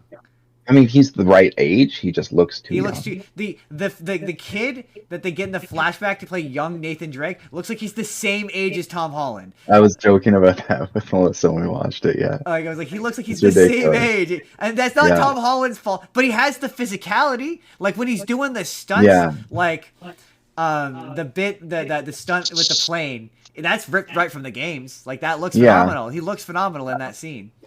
I mean, the whole movie was It's it was like they took the first 3 games and just Kind kind of of smash them together. crammed them. Yeah, They wanted which to I'm like, I would have preferred Elena over Chloe too, though. right. Chloe just I don't like Chloe. I've never liked Chloe. I Yeah, don't like he's got Chloe. way better chemistry with Elena, Right? Like in if my you're gonna opinion. do, it just kind of feels like they were building to doing the first one. It was like just do the first one. Like Yeah, why are you building to I do the know. first one? And then they're trying to be like, oh, well, it's okay. Tom Holland looks young because we're trying to start it off as them being young, and then it's like, okay, then why not just start with the first game? Right? And the It's thing, right. like you got perfectly Also, great story there. You don't even need to make it exactly the same. also, and I'm gonna be the one who says it.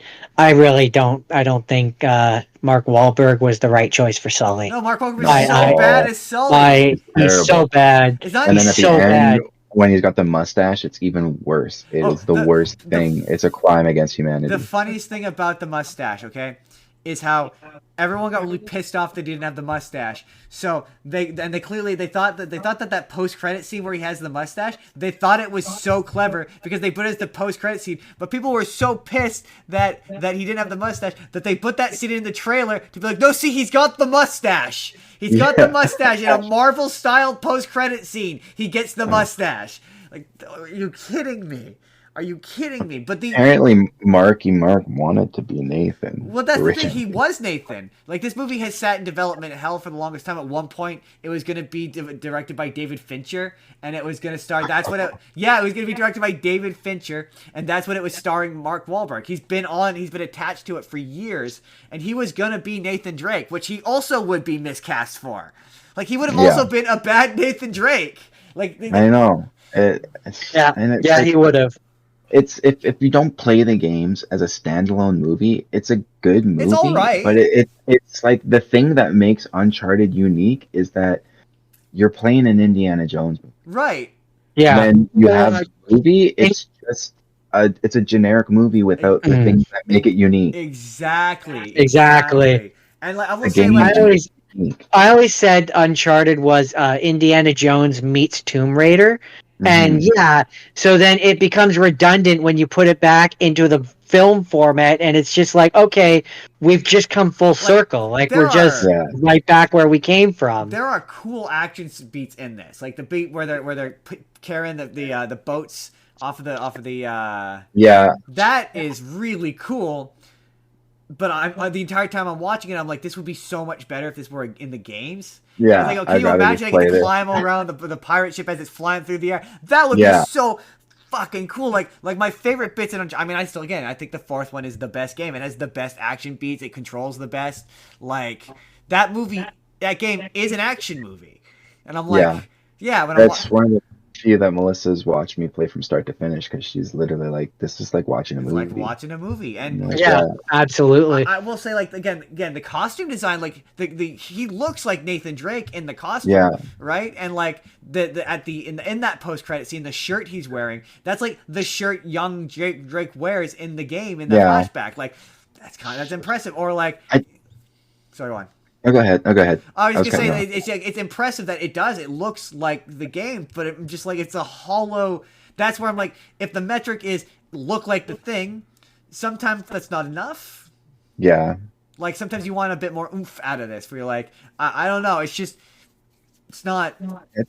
It's like if you're gonna take the game aspect out, I think the game story is already good. Just keep the game story. Right. And then at least there's something that's tying it more to the game. This one, it felt like they just like put all 3 games into one movie and blew their whole load all at once. And Right. it's like, so where do we go from here? And it's like, Tom Holland's a good actor. I like him and everything, but he's too young, and I just didn't get that Nathan Drake, like the cocky sweetness but charming. Right. Somehow Yeah. he's an insufferable douchebag, but I still find him lovable somehow. Right. I didn't get that from him. The Nathan Fillion of it all. Yeah, that's why Nathan Fillion works so well for, because Right. that's his perfect. It's the character he plays the best. Honestly, a better version of this movie.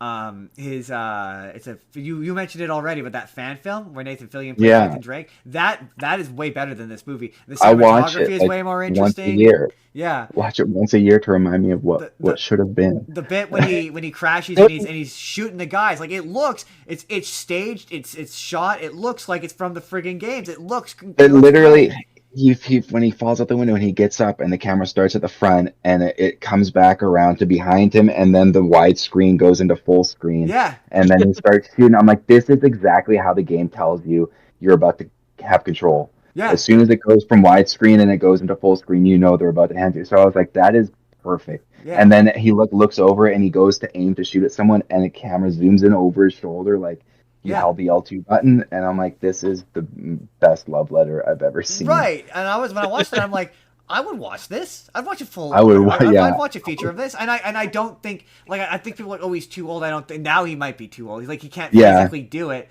but like that's what you need. And I just Tom Holland. I just think he's too young. He's too young. It wasn't for me. He's just got too much of a baby face. He could be 10 years older, and he was still too young. I think that another part of the problem is you want to do For me, sorry to interrupt, but when I watched the Uncharted movie, the first word that came to mind after I finished watching it was generic. Yeah, it's so white bread, bland. Like it loses the charm, and that has everything to do with the fact that it doesn't have the Nathan Fillion of it all. Nathan doesn't feel like Nathan. Well, my problem is they want you to connotate. They want you to because they make him look like modern Nathan Drake, but like they want to do an origin. Like I don't have an issue of like he looks like Tom Holland and he grows in to the Nathan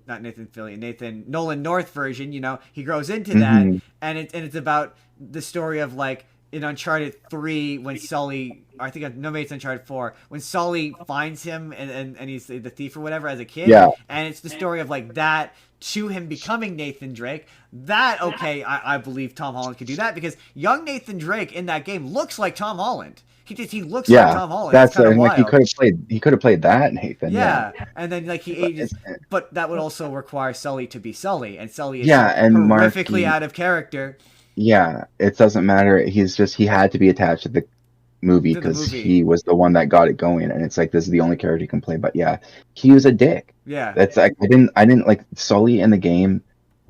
He's not a rude asshole. No, but Marky Mark plays him as just a mean bully half the time, where he's unlikable. Who lies constantly. Yeah, whereas in the game, he's like a father figure, where I feel like I can rely on him for things. Like I guess in the movie, I just wanted him to go away. I guess I started kind of trying to harken back to the first one, where like he screws over Drake midway and it looks like he's working with the bad guy, but ultimately you find out that's a ruse and he's still working with Drake anyway, and he wasn't actually lying to him. He didn't actually betray him. Whereas in the movie, he's just a compulsive liar, and that's not a character trait of. So it's not even that it's a bad performance, which it is. It's just also badly written. Like at least Drake approximates Nathan Drake in the writing, but he's not Sully. Like why did he have to be Sully? No, I just found him. Yeah, I couldn't like him no matter what I did. Even when he was trying to play off like comedy relief, I was like, you just seem insufferable and unlikable, and not why would anybody want to spend time with you? Right, and you're right. Yeah, I don't like Chloe. That's where it's like it feels like it's trying to be a prequel, and it's trying to predefine that relationship to in the second one, where it's like they already know each other. It's trying to establish that relationship for future stuff so they can adapt the stories from the original games. When it's like, why didn't you just do that in the first place? I don't. The most frustrating thing about Uncharted 4 is you had a built-in sequel character there that they should have done, but then they did the most boring spin-off in existence. Like, I'm like, I want to play the game where you play as their kid. Like, Yeah, I want to play that game. I'm surprised it hasn't happened yet. Why am I playing this stupid spin-off about the two girl characters that nobody likes? Like, whose idea was that? The gameplay was good, but I didn't care about the story. No, that's because it's just And that's running on just the like, same engine. I just didn't. I like Chloe to a degree, but I did not like Nadine at all. In Uncharted 4, I didn't like her, and then she's in Lost Legacy. I'm like, I didn't like her in Uncharted 4. I don't want to see her in another game. She's just comes across as like very unpleasant. Like egotistical and full of herself, but not in like the like Nathan gets away with it because he thinks he's hot shit, but really he's a bumbling idiot that just so happens to get lucky. Yeah. Whereas with the heart of gold. Yeah, where Nadine just struck me as abrasive and full of herself and conceited and just mean. And pairing her up with Chloe, who is already abrasive enough in her own right, they're just not a good pairing. Like, maybe if Elena was there and I got to play as Elena, I'd be like, I played an entire game as Elena. I love that character. But, like, those characters weren't... I'm like, why? That, and I also don't really care much for Sam. No, me neither. He's rude. And so it's like a game where it's like the three least likable characters from the fourth game. Why would I want to play that? Give me Uncharted 5 where I play as the daughter. I played Lost Legacy once, and I haven't played it since. Our pitch for Uncharted 5 is you play as the girl, and Nathan is Sully. Yeah, that would be awesome. I would 100% be behind that. Right? Like, I think that would be better. Yeah, I'm surprised they haven't. You age her up a bit, make her so she's like, not a kid anymore. Right. And yeah, Nathan becomes Sully. Yeah, to me that writes itself. Maybe it's Uncle Sam who is bringing her into this chaotic life of treasure hunting. You could bring back him. Yeah. Like I feel like I'm unfair to Sam because I do like Troy Baker quite a bit. I have to go onto Bluetooth mode. Oh, your phone's about to die. That's okay because that'll give us perfect opportunity while he's doing that. Adam, what else did you watch? Tomb Raider. Oh, you watched the original, the first one with Angelina Jolie. The Angelina Jolie one. Okay. Yeah. That'll give us a good. Hold on. Do we wait to see if Jordan can hear us? Jordan, can you hear us? Hold on. Come on. I'll wait for Jordan to hear us. I think I've seen that movie once, and I found it to be kind of dull. But to be fair, I've never been a major... wow, that's good timing, because we just did Uncharted. I've never been a major Tomb Raider guy. Those games never really... They were really stiff. That's all I remember. Yeah, I played them as a kid. My dad had, from the second one, he had the second one on PC, and I'd watch him play it, and then I started playing it. And then I think by the time the movie with Angelina Jolie came out, I want to say they were probably on their sixth game by that point. Let's check in with Jordan. Can you hear us? I can hear you, but it doesn't sound as nice as it did before. No. Oh. That's okay. Yeah, I feel like when I first watched it, I remember it being like, oh, that was a cool Hollywood movie, very Hollywood oriented. But now watching it, I was like, this feels like it's actually a pretty good representation of the ridiculousness of the games. Is it? Because it's like it opens with her straight up doing like handsprings to a backflip where she like pulls her guns out mid backflip and starts shooting and then doing like side flips while shooting in the air. And I'm like, this is all shit that I'm constantly doing in the game, except I'm fighting leopards and stuff and doing front flips over crocodiles and stuff. I started playing the demo and just running around the empty mansion. That's all I remember. Oh yeah. I did that a lot. I remember locking the butler in the freezer. Yeah. Yeah. I think it was. We all. That's definitely what I remember. I remember the mansion more than the actual levels themselves, which is funny to me. I played those a lot, but yeah, like the new one. I did see the new one with was it Alicia Vikander? I think that's the one that's more based on the newer games, right? On the new, I believe I talked about that last time we did video games. I thought it was very like similar to Uncharted, where it's like it was a good movie and it did follow the story of the game very closely, and I did have fun with it, and I was hoping they were going to make more, but like it didn't blow me away, but neither did I remember the originals with Angelina Jolie. The one thing I was most impressed was how well casted she was. She She certainly looks looks like Lara almost Croft. exactly like Lara Croft. She learned a British accent and nails it. And she's got the Yeah. same like cocky, sassy attitude that you I, expect from I her from the originals. I seem to recall thinking she was British for the longest time. I when I was a kid, I thought she was, and then I remember hearing in like an interview about how she tried so hard to like get the perfect British accent. And but when I was Nails a it. kid and I saw it, I thought Angelina Jolie was British. So that's one of those video game movies where like they're ashamed of the video game, so they it's not it doesn't really adapt the story of the video game, right?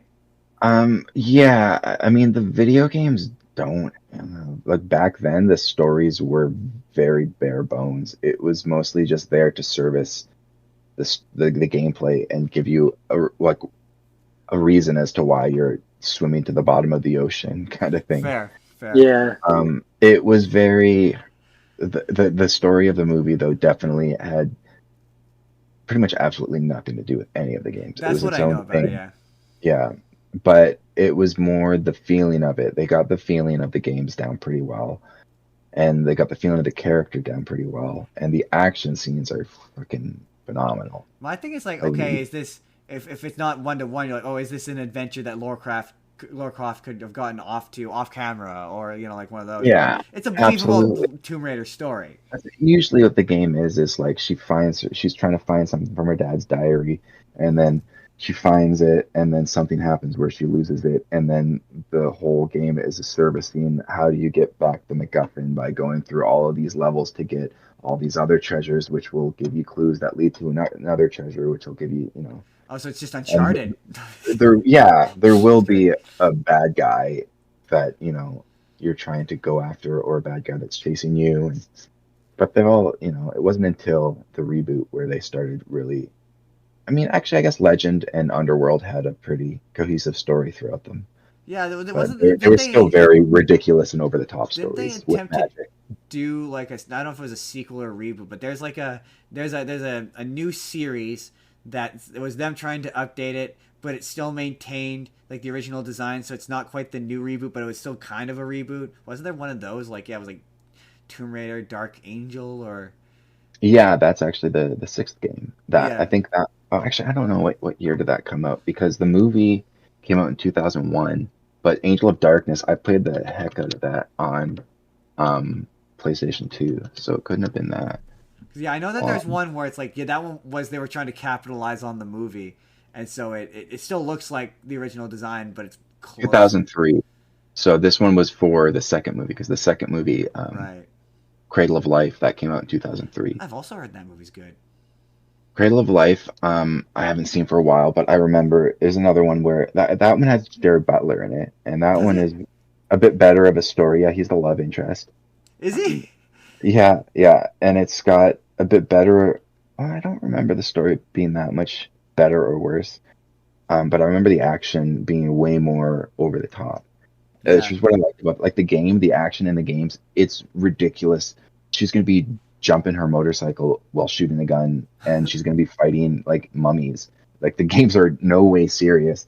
So I like that those movies kind of went balls out Hollywood with it to kind of keep in theme with that. Whereas the reboot, they tried to ground it, and then the new Yeah. movie tried to ground it like the reboot. And I feel like everything nowadays has to be grounded and Yeah. realistic. That's why It's that like sometimes game. That's it's why that game never interested me. I'm like, oh, it just kind of it cycled right back around to like it just kind of feels like a less interesting Uncharted. yeah, they kind of tried to leap back into the popularity of Uncharted by being like, we're making a new Tomb Raider game. We did it first, but really we're kind of just copying the better formula that Naughty Right. Dog came up with. Right. That's what that game. I And I was still, just like, I eh. played all three of them, and I did like them, but I played all of them once, and I think I like the second one the most. Rise of the Tomb Raider was probably my favorite out of them. Shadow of I the Tomb played Raider like the was first little bit of the first one, and I Yeah, the yeah, first one. same. I would say is the weakest because they're still trying to figure out what they wanted to do. It was fun, and I like the stealth mechanics, but the second one, it wasn't open world, but it was like open area, so there was a lot more Mm. exploration, and it had like Metroidvania aspects where you wouldn't be able to get up to this area until you had the right tool, which you would find later. So then you had an excuse to go back to find more stuff that you could use to upgrade. And I did like the upgrading where you could upgrade your bowstring and you could get better at stealth and stuff and learn skills. Interesting. I mean, I'm interested to see what they're working on the new one right now, so I'm interested to see what they're gonna do with it because I've been playing Tomb Raider since like '95. I mean, I've one of those franchises just I never got into, but I appreciate it I- for its contribution to like. yeah, it's one of those things where it's like I've never really met people that really enjoy Tomb Raider or even care about it. It's a thing that everybody knows about, but not a whole lot of people. Yeah, It's a thing. It's a thing which I would say how I would articulate it is it has persisted. It has not thrived. Yeah, yeah. I could see that. That's that's how I would word it. Jordan. they kind of rested on their laurels for a while, and Yeah. Well, they one to six was they didn't really add new mechanics from the like they kind of small things, but like 1 to 5, the Chronicles, it was all the same engine, and they didn't really add much. They added a bit in Angel of Darkness, but it was still that one was very divisive when it came out because it changed a bit. And then after that, they came out with like Legend for PS2, which was or no, that was for PS3, and that was actually there was a PS2 version, but they completely rebooted it, kind of still in like the ridiculousness, but it was a different engine. There's more story focus. Maybe that's what I'm thinking of. I remember that there's there's a PS2 one where it looks like old school Tomb Raider, but it's got like a new PS2 kind of.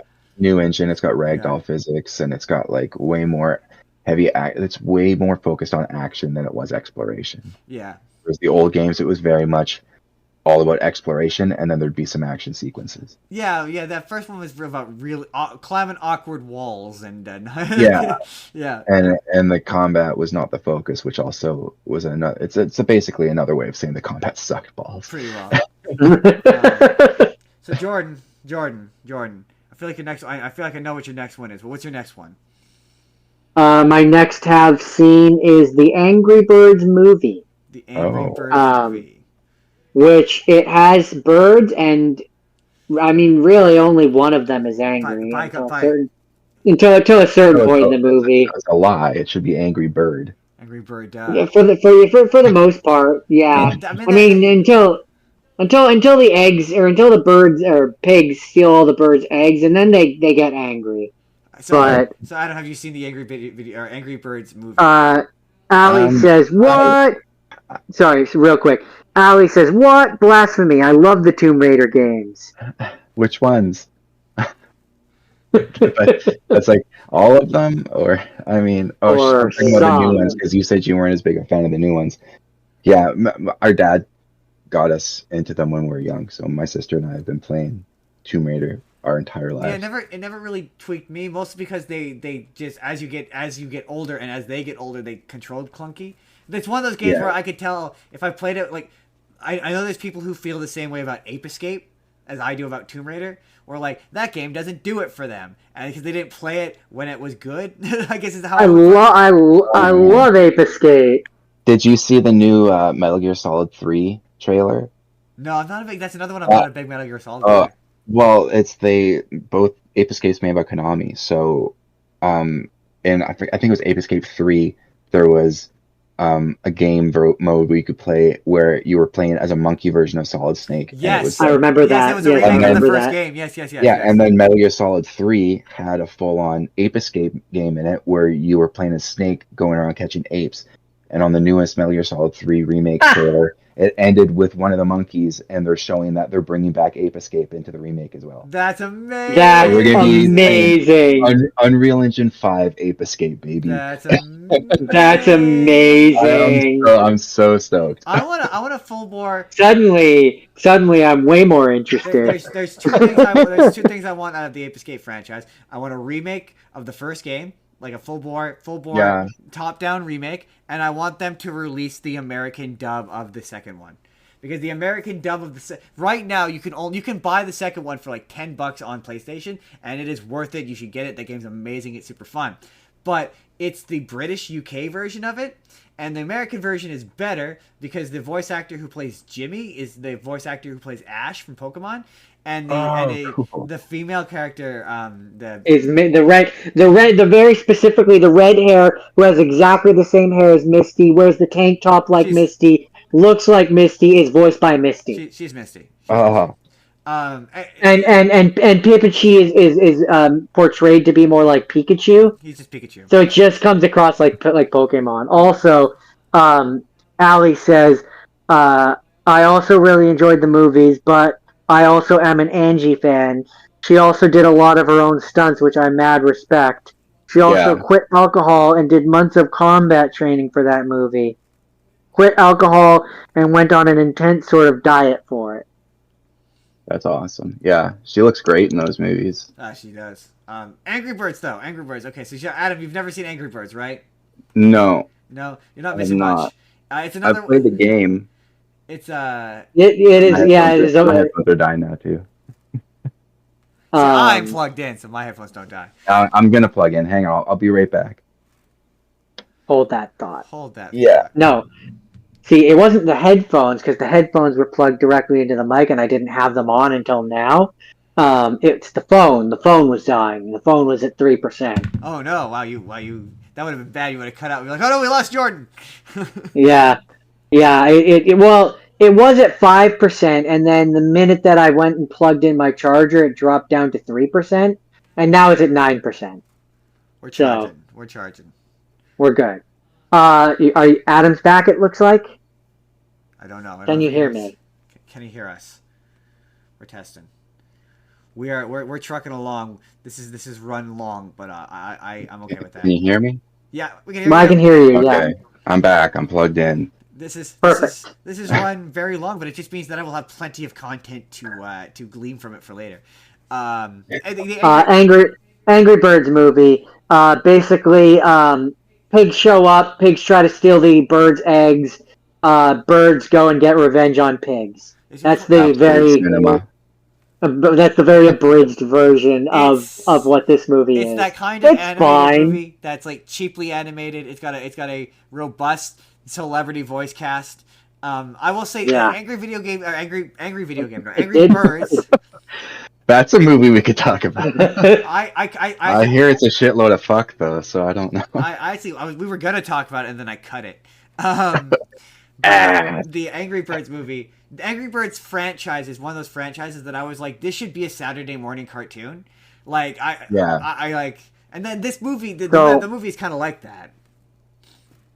So a thing that's interesting that I was reading in the Wikipedia, there was some follow up, not counting the Angry Birds 2, and I read there is a third one that's going to be coming out, but I'm not counting those. The IDW Publishing launched a comic book miniseries titled Angry Birds Flight School, which takes place after the events of the film. Rovio Entertainment released a online video spin-off miniseries that takes place sometime after the events of the film called Angry Birds Blues. The first episode premiered on Toons TV. So there was kind of a show, Justin. Well, yeah, there's a bunch of shorts that are done in the animation style of the games that are apparently not bad.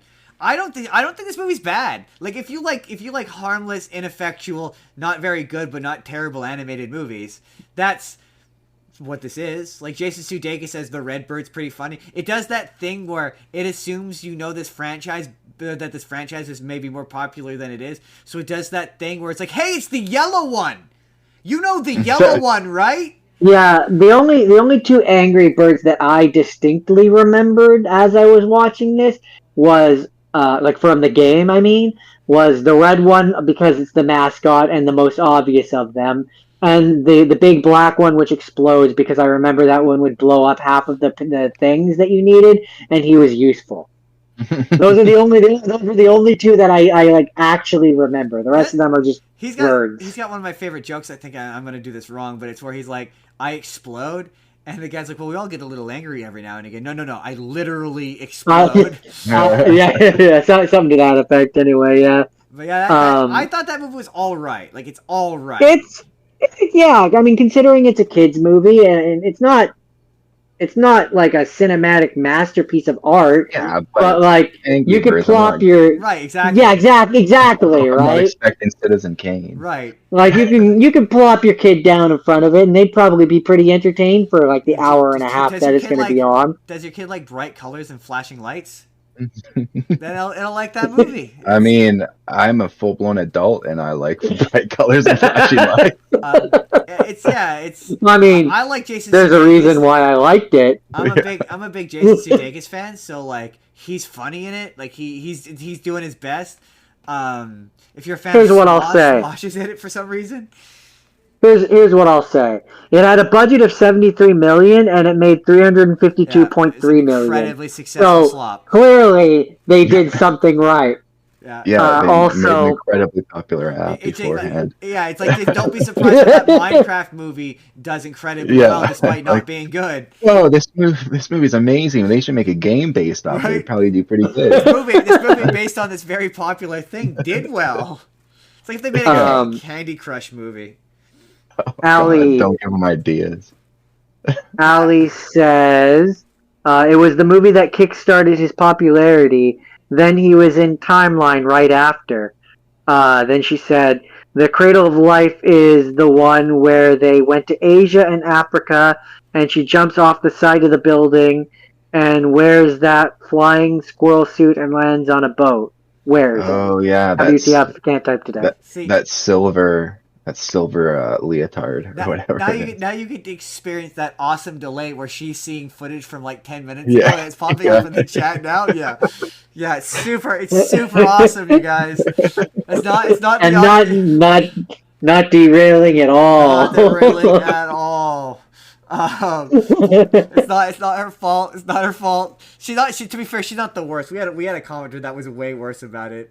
And I'm like, we're trying to stay on track, and it just at a certain point we had to just be like, I'll read select messages. Yeah, exactly. You need to ask questions in advance before we You need to know. Assume what our topic is going to be. That's why I kind of started to be like, this is kind of a loose outline of what we're doing. So then people keep up. Jordan, is that it for Angry Birds?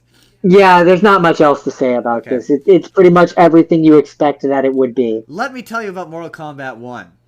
The first Mortal Kombat movie, which... Annihilation?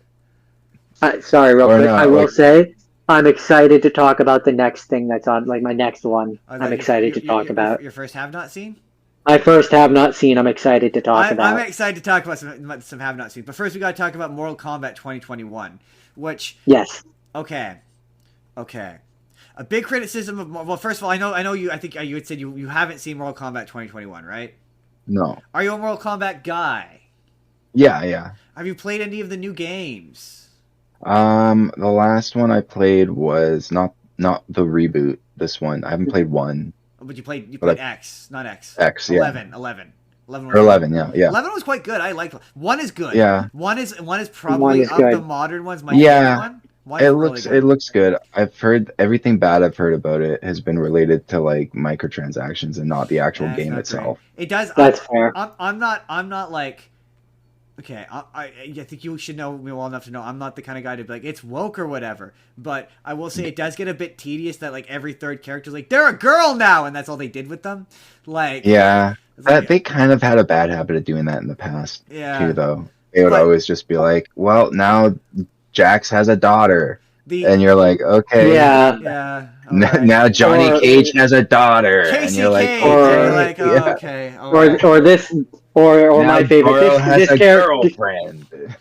Or my favorite, this character's a robot now for some reason. The thing I liked about Cassie Cage though is I did enjoy how she was a combination of Johnny Cage and Sonya Blade in terms of gameplay. I did think that was fun. I will say the not to give away the plot of Mortal Kombat 1, but the ending of the final chapter of that game is ludicrous. Like it's just like they in the best way. In the best way, like they really You know how the end of Mortal Kombat, like you beat Mortal Kombat 11, right? No, I don't think so. I really play them for the stories. I play them for the fatalities. Oh, fair enough. That's fair. My main goal is trying to unlock the fatalities so I can basically see that game got away with being able to make. Fair enough. That game goes out of its way to it has a really good fatality tutorial to teach you how to do fatalities very easily, but it really leans into the alternate timelines thing as a way to explain why there's different versions of these characters are fighting each other. Why I kind of stopped following the story, because it started getting convoluted to the point where I was like, I don't know what I need to retain, because sometimes they just pretend something never happened, and other times they'll just like focus on a minor detail that I didn't think was important to remember. They end up introducing the concept of like basically at the end of Mortal Kombat 11, Liu Kang basically becomes Raiden.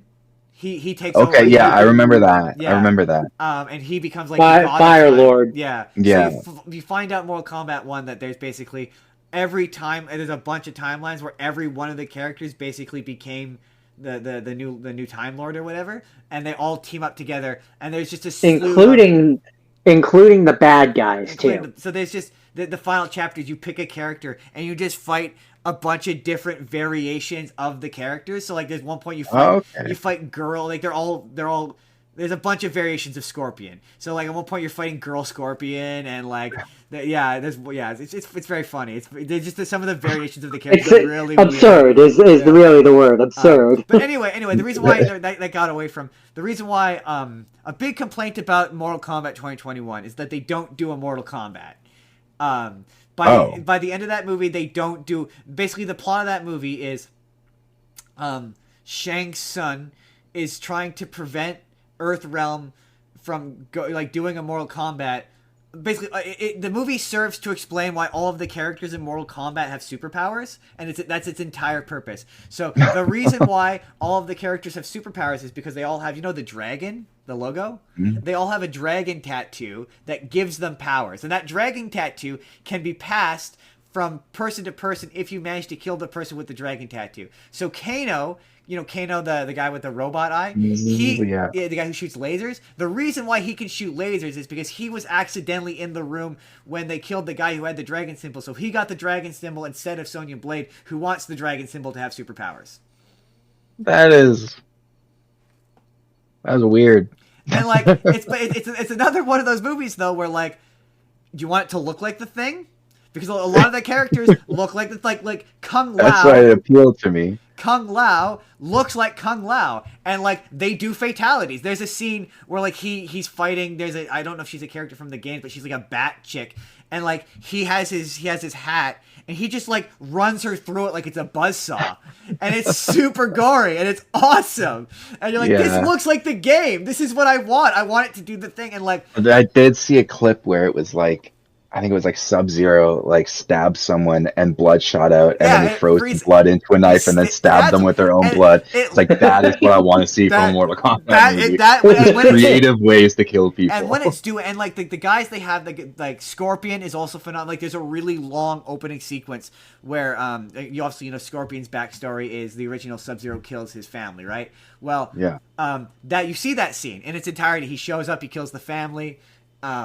And there's a big, long, protracted fight scene between Sub-Zero and where he's using his powers, and Sub-Zero or Scorpion, he takes the knife and he rewraps a rope around it, and he's tucking it like he does in the games, and it's super super tight hand-to-hand combat, and it's super clean, super focused. It looks really good. And then the movie starts. And like you're like, oh man, this movie's gonna be fucking sick. This fighting is awesome. And then the movie starts and it introduces the main character, who is a self-insert character named Cole Young, who is this random guy who is the descendant of Scorpion. And the entire bit is Sub-Zero and Shang Tsung is trying to get him because there's a prophecy about how the descendant of his name, they call him Hanzo, but the descendant of Scorpion will basically allow Earthrealm to take over the Outrealm.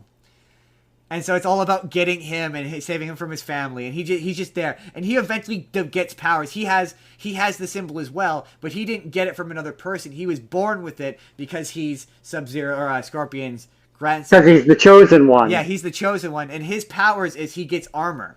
That's his power, and it's really stupid looking. And he gets this really lame armor, and he like can like shoot or I can't think of a good compare, but he has like blades that shoot out of his arm. He kind of looks like Baraka, but shitty. It's kind of how I would describe it. Sorry, real quick. Ali said, I played the old school Tomb Raider games 1 to 4, Angel of Darkness, Anniversary, and Legend that I can remember. Oh, To so- answer Adam's question. So you played all- Anniversary is the remake of the first one, I believe. I've heard that one's good. Anniversary? Yeah. It is. I've never beaten it though. I've heard it's good. I have it on PC. And so I have the remasters. And there's this again. If you want Mortal Kombat, if you want thing that you recognize, like there's a point where he's fighting Goro and it looks good. It looks cool. He looks cool. He looks like Goro. Like you want to see four-armed guy beat up a dude, but like it doesn't have any of the characters from. So like Melina shows up and she looks bad, but it doesn't do any of the it doesn't do any of the Outworld characters. So you don't get to see Shao Kahn. You don't get to see any of the NetherRealm characters like Ermac, Noob Saibot. Like any of the guys who like are weird and kind of fun don't show up. But like, I forget his name. Cyrax? Not Cyrax. He's the guy who he uses swords and they have hooks in them. Oh. He's starts with a K. Kabul? Cabal. Yeah, Cabal. Kabul, yeah. He shows up and he looks great. Like there's a lot of really good fight sequences with him. There's an exceptionally Jax is in there. And wait, do you watch Supergirl? The one with Melissa Benoit. Yeah. I've seen some episodes, but I haven't watched it. You know the guy who plays Jimmy Olsen? I'd recognize him if I seen him, but I can't. He's Jax. Oh, okay. Yeah, his power is he grows arms. So like Sub-Zero, he has a fight sequence where he fights Sub-Zero, and because while Cole, the guy's name is Cole, he's trying to escape, and Sub-Zero freezes his arms and shatters them. And so then somehow the whole bit is they wind up at this temple where they run into and they get introduced to Kung Lao and Liu Kang and Raiden, who once again has a terrible voice and is difficult to understand. It's the one reason I've never watched the original because I can't stand how Raiden talks in that movie.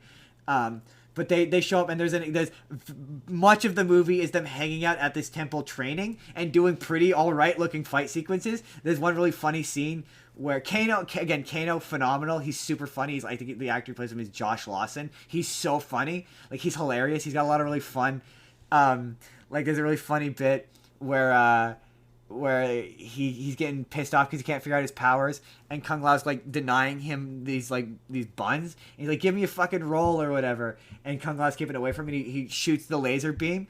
And he's like, yeah, Beam's way fucking cooler than fucking throwing flame balls, you fucking dickhead. And it's so funny. Like, way cooler than fucking fireballs, you fucking dickhead. It's so good, yeah. Liu Kang is really his fight scene. Like, their fights are really good. And yeah, like, but when the characters who aren't like the Japanese or Chinese guys who clearly can fight are doing it, they look bad. Like, the fights just look bad. Like, the guy who plays Cole clearly has never been in a fight. They just don't look good. But when it's like Scorpion versus Sub-Zero, it looks great. Like, there's a fight sequence at the end where Sub-Zero and Scorpion fight, and he's now Scorpion now. He's no longer Hanzo. And it's really cool. It's in this frozen section. Sorry, Jax. Sub-Zero freezes Jax's arms and shatters them, and that's how he gets the robot arms. And initially, despite this being like this Shaolin temple, they give him these really feeble-looking robot arms that he can barely move. And there's this really funny sequence of him punching this punching bag with his really pathetic, like, half-shrunken arms, and he's like, ugh, I can't do it. I'm so pathetic and sad. And so then he's fighting. I can't remember who he's fighting, but he's fighting one of the guys, and he's all of his fighting, he's losing, and then that's when Cole gets his powers, and all of a sudden his arms grow out, and now he has the regular Jax arms that he has in the games, and that's his superpower, is he gets the Jax arms. But like, if your beef is that they don't do a Mortal Kombat, why I brought up the games is the games don't really at a certain point do a Mortal Kombat. Like, Mortal Kombat 9 loosely follows the plot of the first two games where they do a Mortal Kombat. But, like, they maybe do a Mortal Kombat for like 5 minutes of the plots of those games, and then it's just kind of you fighting random characters in random fights, which is what that movie is. So like that movie is a really decent representation of like the modern stories. Like I don't think the story is that bad. Am I like, yeah, it's a little weird they don't do a Mortal Kombat, but doing a Mortal Kombat is not inherent to the story of that universe, at least not in my opinion. My one thing is, why is Johnny Cage doesn't show up in that movie, and he's the audience insert character. He's the one who's like, what's this Outworld shit? This is weird. Like, that's they his deliver function. the exposition through him. So Cole feels redundant. So when Johnny Cage shows up in the next one, I would be very surprised if Cole shows up in the next one, because once Johnny Cage shows up, is kind of a redundant character. Like, he makes no sense. But yeah, this movie did crazy well in China because it's a fighting game, and they love their fighting games over there. Yeah, I heard the choreography was really. That's like half the reason I wanted to see it was because I heard the choreography was incredible. I almost watched it last week for martial arts movies because I remember that. Yeah, again, the fight sequences between Scorpion and Sub-Zero are legit good. They look like two guys like who know how to do kung fu.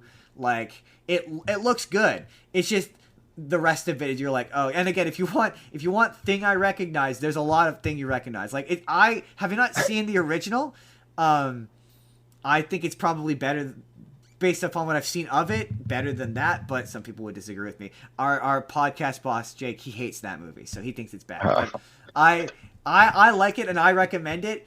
If you like you say, if all you want to see out of Mortal Kombat is fatalities and violence, it's got that in spades. I mean, it's not the only thing I want to see, but it's my main draw. That game traumatized me as a child. I remember seeing it in the arcade. Mortal Kombat 3 in the arcade, where when you get game over, you fall down into spikes, and like I had nightmares about that shit. I refuse. And now it's turned into this thing where I'm like, what's it gonna traumatize me with next? I refuse to believe anyone plays those games for the story. Like I refuse to believe. Like I play the story mode because they were great. I play it because I want to see scorpions slice someone's face off and see half their tongue flapping out of their mouth hole. I play the story mode of those games because they're a great way to figure out which characters you like and which characters suck. Yeah. Like that's the only reason to play the story mode is to like to figure out which ones are the best characters and which ones are bad. Like that's the. Although I will say, do you watch Amazon? Not Amazon. I love Ghostface. He's kind of my favorite character. Ghostface is really fun. My favorite character is, do you watch Invincible? Yeah. My favorite. I've only seen the first season. I mean, good, perfect. My favorite character is Omni-Man. Oh. But the fact that J.K. Simmons. Yeah, and they actually got J.K. Simmons to do him in it as well. So really? Yeah, it is actually. That's J.K. amazing. Simmons. And it's really distracting because in that DLC pack, they got J.K. Simmons to be J.K. Simmons. They got John Cena to play John Cena to play Peacemaker, and then they've got Homelander there, but it's not Anthony Starr. It doesn't sound anything like him, so it's really noticeable because the other two sound exactly like them. It's really funny. But I don't think they ever got Arnold either when they had Terminator. They didn't have Sylvester for Rambo. They added Conan. Conan's really fun, but it doesn't sound. Yeah. The worst part is all the impressionists out there, they could get someone that at least sounds like him. The most frustrating thing about Conan was he says one of his what was it? Jordan, do you remember what it was? He says a line that's not a Conan line, and it was fucking annoying. I think he says. Wasn't it like I'll be back? He either says I'll be back or come with me if you want to live, and I'm like, that's not what he says. That's infuriating. I can't wait until the T1000 comes out. I'm interested to see how that plays. Yeah, that'll be fun. Omni-Man, his fatality, the fact that his fatality is the bit where he shoves from the first season where he shoves Mark's face through the subway. Where he holds in the big fight. He holds his face through that's his fatality. Oh really? Yeah, where he holds the guy's face and they flies him through the subway, and then it's just the remainder of his corpse as it falls apart. That's Ghostface's is Johnny Cage is playing Mortal Kombat, like the game, and Ghostface comes up from he's like he loses the fight or whatever, and he's like he's a dude.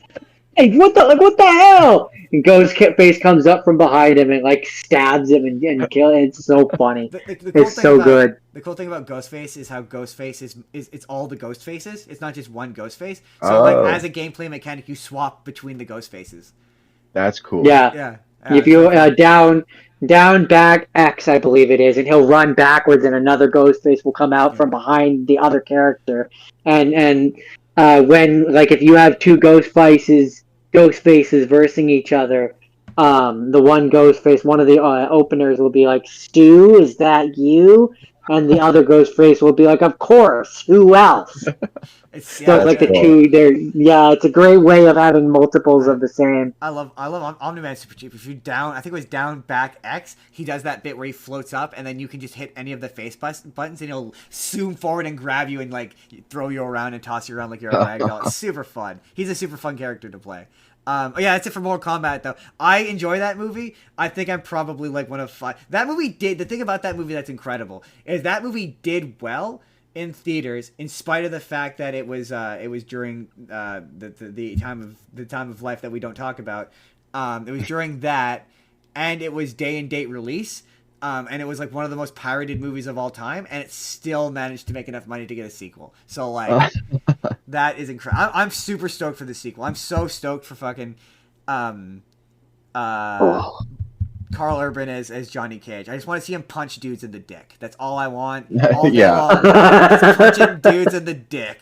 And I really hope they don't. The thing I love about Johnny Cage in those games, especially in the modern ones, how they don't explain where his powers come from. He just has powers, and the games never explain why he does. Yeah, that's true. I actually never really thought of that. I just kind of accepted it because it's a Mortal Kombat game. He just inexplicably has Green Lantern powers, and it's never explained why. Which is funny because they explain every other character's power set in those games. My favorite one is Mortal Kombat 9, where they took every character and made him into a robot. Every ninja, they're like, "Yeah, a robot now!" Oh, yeah. I remember that. Anyway, that's Mortal Kombat. Jordan, first I have not seen. My first have not seen. So before I jump into it, are you big on The Witcher, Adam? Yeah, I own all of them, but I only beaten the third one. The first one I've never played the second one because I don't want to play the second one until I beat the first one, but I've never been able to beat the first one because it's not aged gracefully. That's fair. I have a very limited experience with The Witcher. I played the third one, but I never beat it because it was hard and I gave up. Game. I just beat it a couple months ago on hard difficulty, but not definitely. So the movie that I watched, my first have not seen, I guarantee you have not seen it because it just came out on Tuesday. It's literally brand new. It came out on Netflix. Oh, it is Siren. Witcher, The Witcher: Sirens of the Deep. Yeah. I added it to my list. So, do you care about spoilers? No, I've heard this one is based on one of the books. Okay, I really liked it. Yeah. I really, really liked it. I heard they got what's David Cockerell, I think his name is, Geralt's voice actor from the games. Doug Cockle. Doug really? Oh, it even has the voice actor from the games. Ooh, that's heavy lifting. I didn't realize that he was that he was, but that makes it even better. That'll definitely, like, if you're a big fan of those games, then nothing will carry, like, even if I hear it's good. It's my favorite part of the games. He just plays with Geralt. I keep saying I'm gonna play it. I just had. It's long. It took me like 140 hours, but I did every side quest. I haven't started the DLC. I was burnt out, so I did every single side quest. When Jordan's like it's hard, and I gave up on it, that is usually pretty discouraging to me. It depends. I mean, normal difficulty, I didn't find it that hard because I did all the side quests, so I was over leveled. But I mean, there's story mode difficulty. I played it on hard mode and I did all the side quests and I had level scaling on and I found it to be pretty easy. I play it on Death March because I was surprised at how easy Blood and Broken Bones was. I think I played it when I did it this was years ago, but I think it was on the normal difficulty. But I'm also not a big Dark Souls guy. I'm not into those type of games typically, and from what I remember, this was kind of in that vein a little bit. It's a bit in the sense that you do need to. Well, you don't need to learn enemy attack patterns, but it helps incredibly. Yeah, there is a bit of that, but you can also kind of exploit the game if you use the alchemy system. You can kind of breeze your way through a lot of fights, and it's just it's not. You can play it like hack and slash, but you would lower the difficulty. But I've played it on and like hack and slash difficulty. I find it gets kind of boring. The combat's one of my favorite parts about that game, and the gore. Yeah. I like that you can literally like chop a guy up from his stomach up to his shoulder, and it's just ridiculous. So Jordan, I need you to describe to Adam the way you described the movie to me in our voice chat last night, because I need you to understand. I looked at my phone and you were like, "This Witcher movie's like The Little Mermaid," and I'm like, isn't this a movie, a game series about hunting witches? How did we get to Little Mermaid? Well, not specifically witches. The Witcher. Not about witches. No, Witcher is the male form of witch. That's how the author. That's how the author came. He was like, what would be the male version of a witch? Wait, so Because he's I don't a want to witch? use. I don't. No, he's not. It's just that's where the word comes from. Is the author was like, I don't want to use warlock. What would the male version of a witch? Yeah. Be? And then he's like, what he is just. There are witches, but they're more like sorceresses, and it's. What Geralt is basically a monster hunter. Yeah. With special heightened abilities and stuff that make him really good at doing it. He's a mutant, basically. He goes through a ritual to become a witcher that involves like fusing your blood with monsters' blood. So wait. Have, like, the slit eyes and stuff. So a witcher is one who hunts witches, or no? It's just it's basically a monster hunter. Monster hunter. Yeah, like a bounty hunter for monsters. Gotcha. Basically, it's just that since they went through the process to get infuse themselves with monsters, like he has better sense of smell, he has better hearing, he has better vision. He can drink potions to increase his abilities, and those potions would kill normal people. So they can heal much faster. So, Justin, for your benefit, you remember, because I think you were there for that game, that campaign rather, when I played a blood hunter and Michael's. That was a witcher. I was gonna say though. So is this like that Vin Diesel movie? There's a Vin Diesel movie where he played a witch hunter. Is that not a I remember that one. No. This movie's actually good. This movie was very good. I had quite a good time with this movie. To get back on the rails a little bit. I described it last night when I watched it. Last night. What day is it today? Saturday. Yeah, last night. I've lost all sense of time, everyone. I no longer remember what day it is. As I was watching it last night, I sent Justin a voice memo because I was like, this movie is basically The Little Mermaid, but like intensely violent and amazing. That is a hard sell, man. I'm just saying. It is. There's so much of it that reminds. So, okay. Things that make you have a kingdom of humans where the prince has fallen in love with the mermaid princess from the kingdom of the mer people, and instead of having Ursula, although she still ends up being like Ursula, instead of there being Ursula, it's the queen's sister is Ursula, to the point where like she does magic. And at a point in the movie, she turns into a kraken. So, like, she's kind of literally Ursula. Jordan, I'm just going to put it out there. I've never watched The Little Mermaid and said to myself, this would be better if it were violent. I gotta say, and yet it is. I was like, I've never thought that either, but I could see how it would work. It absolutely is. I guess I can't say how it would enhance the overall experience. That is fair, not unfair. And so yeah, like there's literally, and oh man, I think this is the best movie I watched this week. It's certainly, I think, my favorite. Um, because like, so there's a point where over the course of the movie, Geralt is trying to stop a war between the Mer people and the king. I'm gonna give away some of it, but I'm gonna try and not give away all of it, because I actually genuinely recommend watching it. I have it on my list. But there's literally a part where one of the characters,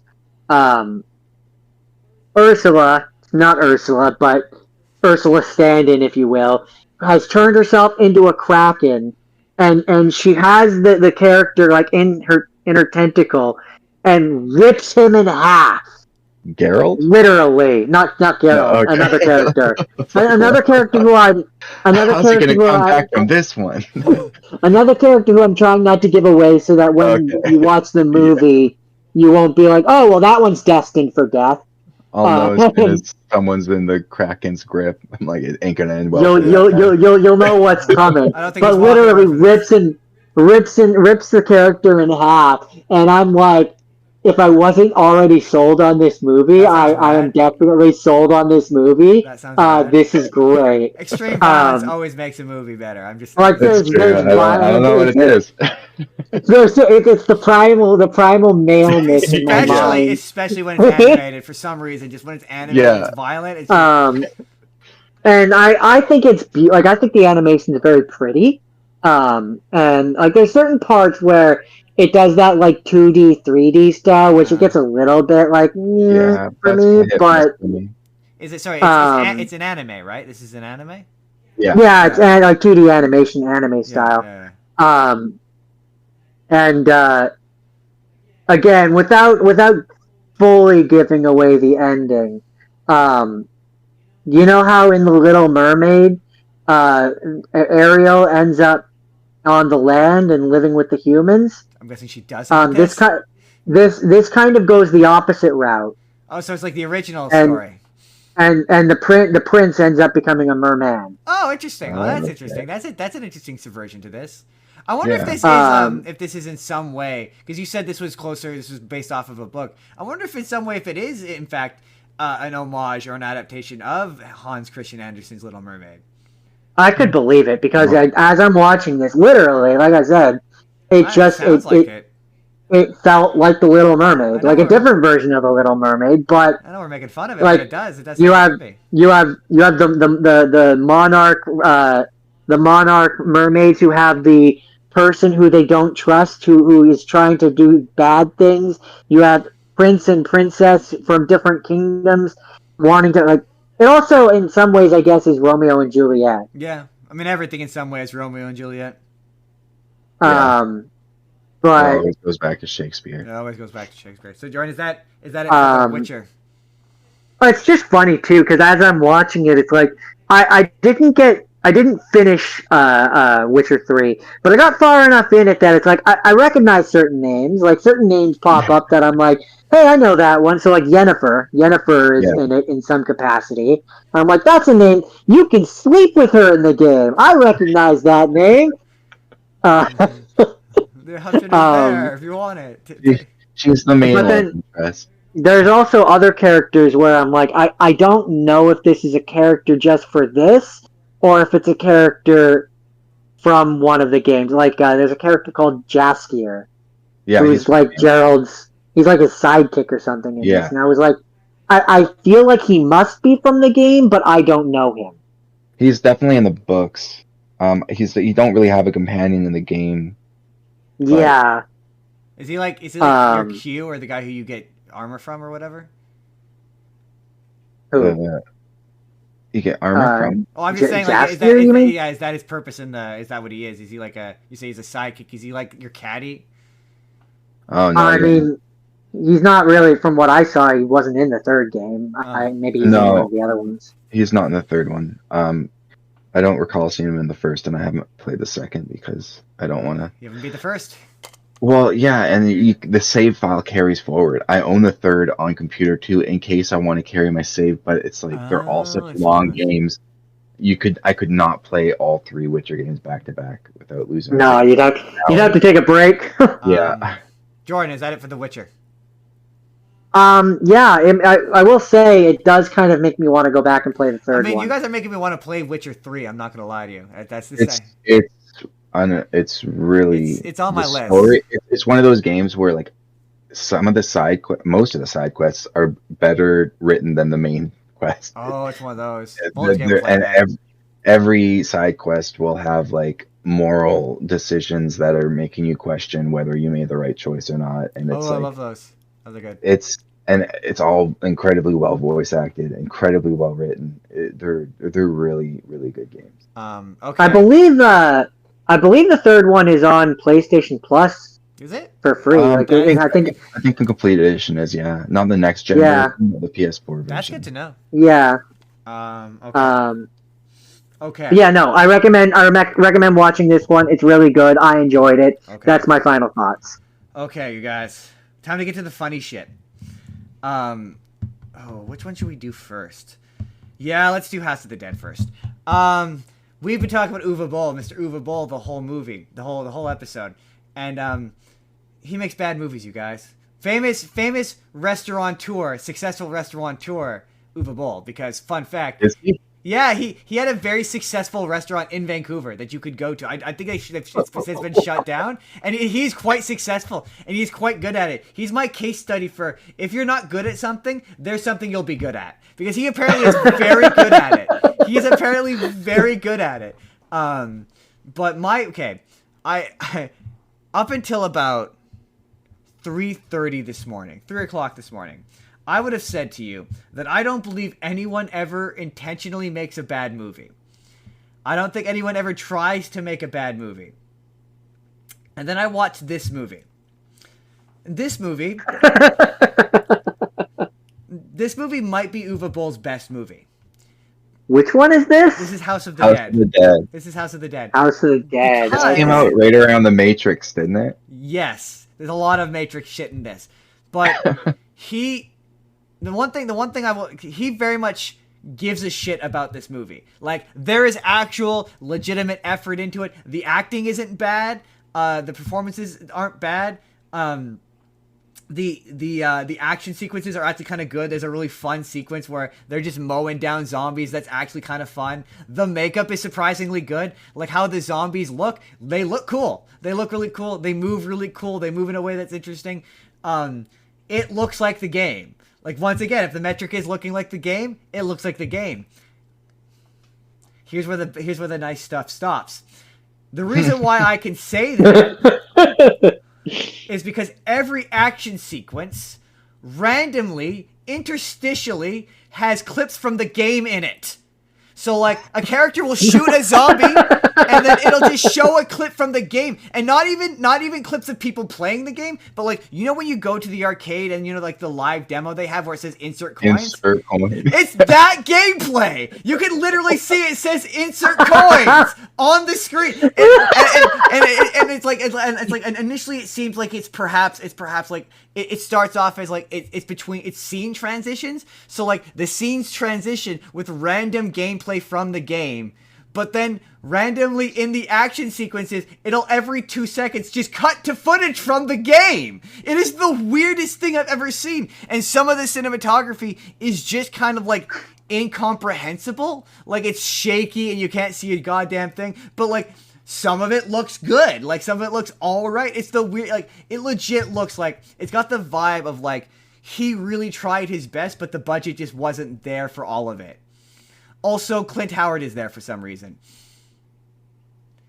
I saw an amazing clip where it was like, that's why I assumed it came out around the Matrix time, was because it was like, I think a zombie throws an axe and this girl just jumps into the air and shoots the shotgun. Yeah. And it's all like bullet time, but if you like watch it, the axe is nowhere near the girl, and there's no point for her to jump into the air before she shoots her shotgun. It was just to copy the scene of like Trinity from the Matrix. There's a really long sequence, like I mentioned it, and it looks fun where they're like just shooting zombies in the head and in the chest and just killing this army of zombies. That looks fun and looks cool, if not for the fact that every 2 to 3 seconds it cuts to random footage of the fucking game, which just makes it the most distracting. So jarring. It's so jarring.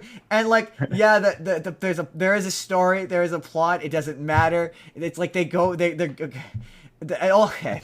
There's so much. This is the thing with Uwe Boll films. There's too much. So the movie starts with him being with there's a main character, and the movie starts with him being like, this is the day of he does this really weird narration, and then out of nowhere credits are happening.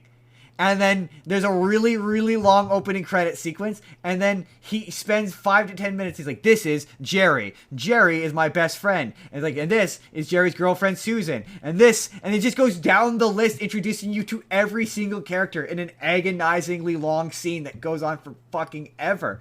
And yeah, so they go to this island where it turns out that there's an evil scientist who basically wants to, like, he's an evil scientist from like Conquistador Spain, that he discovered that he could take people's bodies, or he could like use their blood to like inject into himself to live forever. It's really dumb. It doesn't really matter. But you're like, okay, what does this have to do with the game? Because you mentioned Alone in the Dark, which isn't connected to the game. I was like, this is House of the Dead. My only frame of reference for House of the Dead is the shitty games from I played House of Dead 2 like a bajillion times. I think everyone's played House of Dead 2 like a bajillion times. That's the one with the red and blue pistols, that's the right? one with the red and blue pistols, yeah. And I'm like, these games are just like you show up and you shoot zombies who run at you. Like, they look like the zombies from the games. Like, it's considering it's Uwe Boll, it's impressive, and then the attention to detail put into this. So, like, I don't think there's much of a story to these games. So I Googled it. Yeah, I'm not going to bother you with it because it's ridiculously convoluted. But apparently these games have, like, 3 endings. Multiple endings. Like, that you can discuss. I don't think I've ever gotten past, like, the beginning. Yeah, apparently. Because I never had enough money. Right? Yeah, apparently there's... Right? There's apparently... I think anytime I played it, I usually pretty handedly died within 30 seconds. There's a Wii card that's apparently shit, but it exists, so you could beat it if you wanted to. But so my theory about Uwe Boll is, I think this movie came out, he earnestly tried to make the best movie he possibly could, and it got lambasted critically, and he's a sensitive little boy.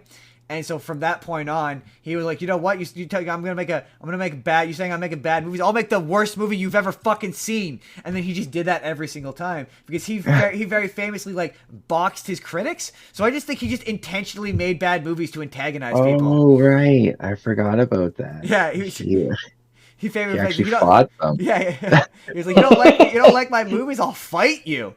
And so it's my theory that all of the movies that people think are like notoriously bad are intentionally bad because this one got lambasted. So it was like, oh, you think I make bad movies? I'll make the worst movie you've ever fucking seen. So that makes me think of BoJack Horseman with the underwater guy when they're making the movie. He's like, oh, you think it's a piece of shit? No, we'll get 5 or 6 more takes. You know, we'll really work this one out. That's what that makes me think of. Like, he's sensitive and he goes after him for it. It's one of his weirder ones because the humans talk like they're humans. Like, I don't know if you know how his movies, all of his characters, M. Night Shyamalan's kind of like this too, where all of his characters talk like aliens. Like it's like an alien saw humanity and went, I can do a human movie. Like that's what his movie. This is like they talk like regular people, although every character at one point almost has sex, or they make a sex joke that's not very funny. It's a truly bizarre movie, man. very bizarre. It's worth checking out just to get to the action sequence where just interstitial. Just Google the action sequence to see the interstitial clips of the fucking game in the movie. Like, I'm like, yeah, it looks like the game because you're showing me the game. Because the game's right there. Game's right there. So yeah, side by side, it does. Like, again, if that's the metric if that's the low bar we're clearing here, yeah, that. He did that, like, as compared to his other movies, which have nothing to do with the games that they're based on. This does. Yeah, that's yeah, it. But he couldn't even have been bothered to insert a coin. Right.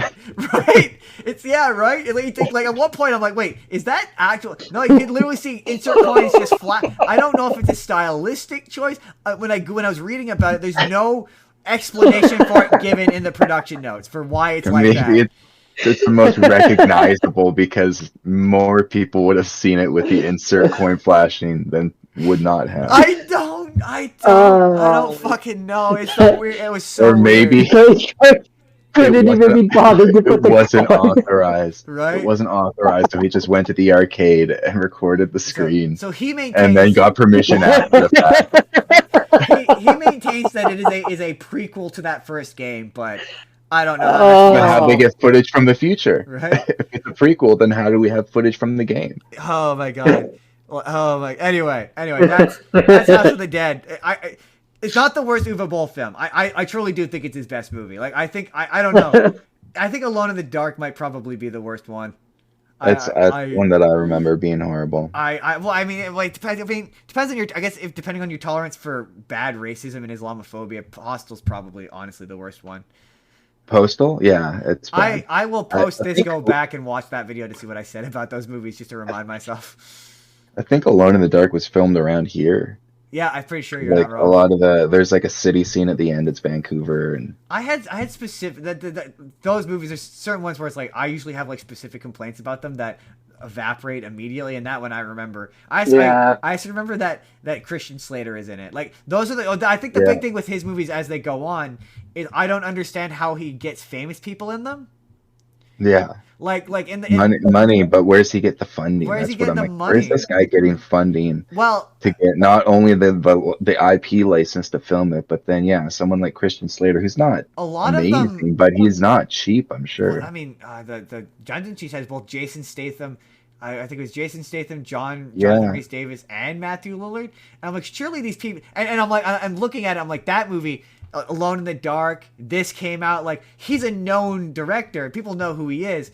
How do you not know? Like, you're flying up to Germany to, like, that's where or not Germany, I think it was, like, Norway or something, to film that, and did you not read the script? Like, but I know a lot of his movies were funded by, I have... staple to the front of the script. I guess, yeah.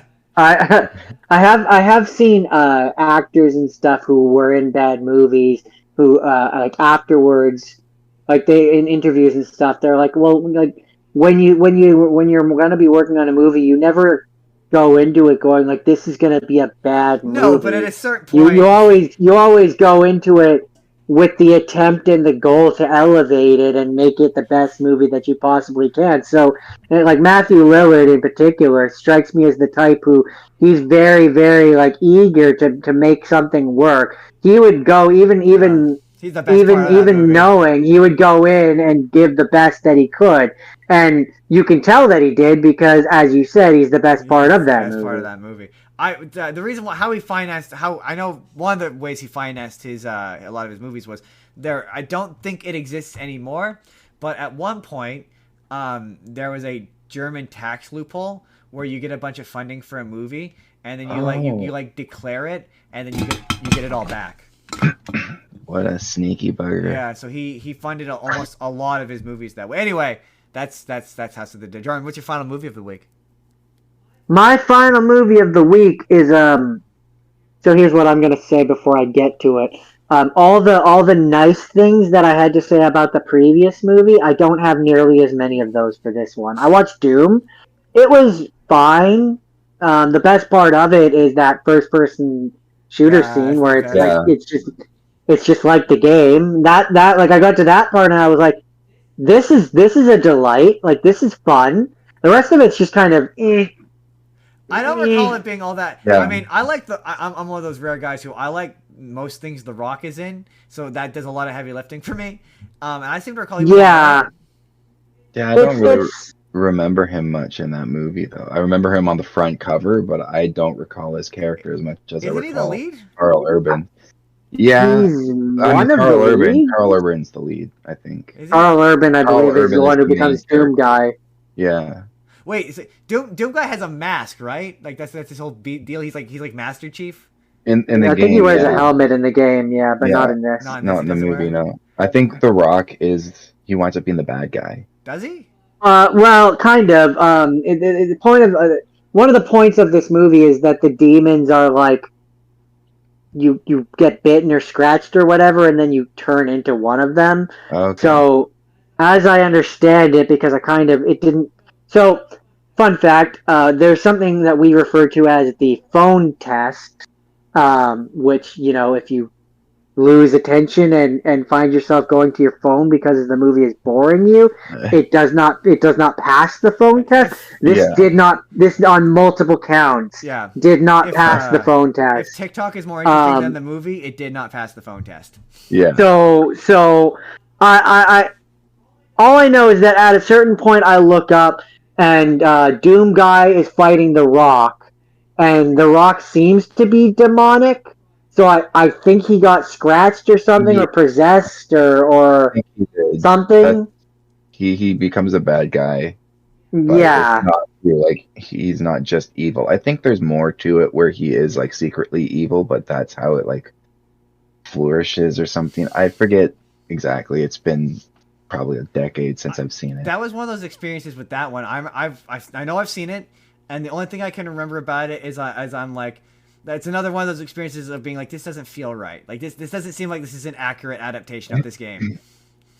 Yeah, I know. The game didn't really have a story, so they kind of just they made one for it. It kind of just it harkens me back to like it's a Predator, it's a Alien, it's one of those. It followed like the tropes of the game where it was a military base on Mars where they're like researching portals to hell, and then somehow they find the portal to hell and it like leaks through, and then Doom Guy is just some dude who's good at shooting. Yeah. So like in terms of that, it's accurate to the game. The Pinky, I remember the guy that in the wheelchair ends up turning into the Pinky, which I thought was a pretty cool way to get one of the monsters from the game into the movie. I don't actually remember enough about the original game to really have felt strongly about it, but the movie was more based on Doom 3, I felt. Like, it was around the time, I'm gonna look it up. I know Doom 3, I think, because Doom 3 tried to reboot the series with, like, better graphics, and I think the movie came out around the same time. Really? Yeah. All I know is that, as I was watching it, it kind of just... Same year. Oh, interesting. Okay, interesting. 2004. So I think they might have been like not quite, because the Pinky in the movie, it looks like the Pinky from the reboot, not the Pinky from the originals. I see. I don't know. I don't know enough about it for it to be thing I recognize. Pinky, but in terms of like the pink things on the two legs and the horns, they freaked me out as a kid. In terms of it being a movie, that's I mean. Yeah, I was gonna say, it's pretty forgettable. I remember that one from younger years as well, being one that was that Prince of Persia. Yeah, Prince of Persia. Around the world in 80 days. Prince of Persia, way too young. Should not have played that. Way too young. Way too gory. I did not get to see a guy hang from spikes or get sliced in half. Yeah. Ooh. They're not even that violent nowadays. No. Good times. Good times. Barney Rampage. Barney Carnage. Barney Carnage. That was it. Sorry. Yeah. I think my sister might have found that on like a ROM or something. Yeah. I think she has it. That's hilarious. That's funny. That's so funny.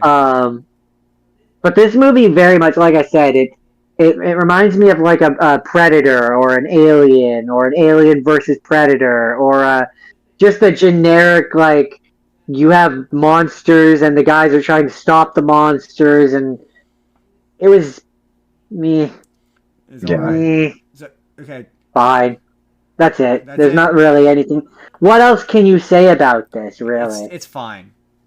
It's Yeah. Okay. fine. So to wrap up this, I have what I'm gonna refer to as a series of questions about Silent Hill, because I watched Silent Hill, and beyond the fact that how do I want to do this? I have questions about the game because I've never played a Silent Hill game, and I'd like to ask questions about the game based upon about what I gleaned from this movie, and I want to know if the gameplay is like this. So, is the Silent Hill gameplay you walk around a lot of empty spaces with a flashlight and occasionally scary shit jumps out at you?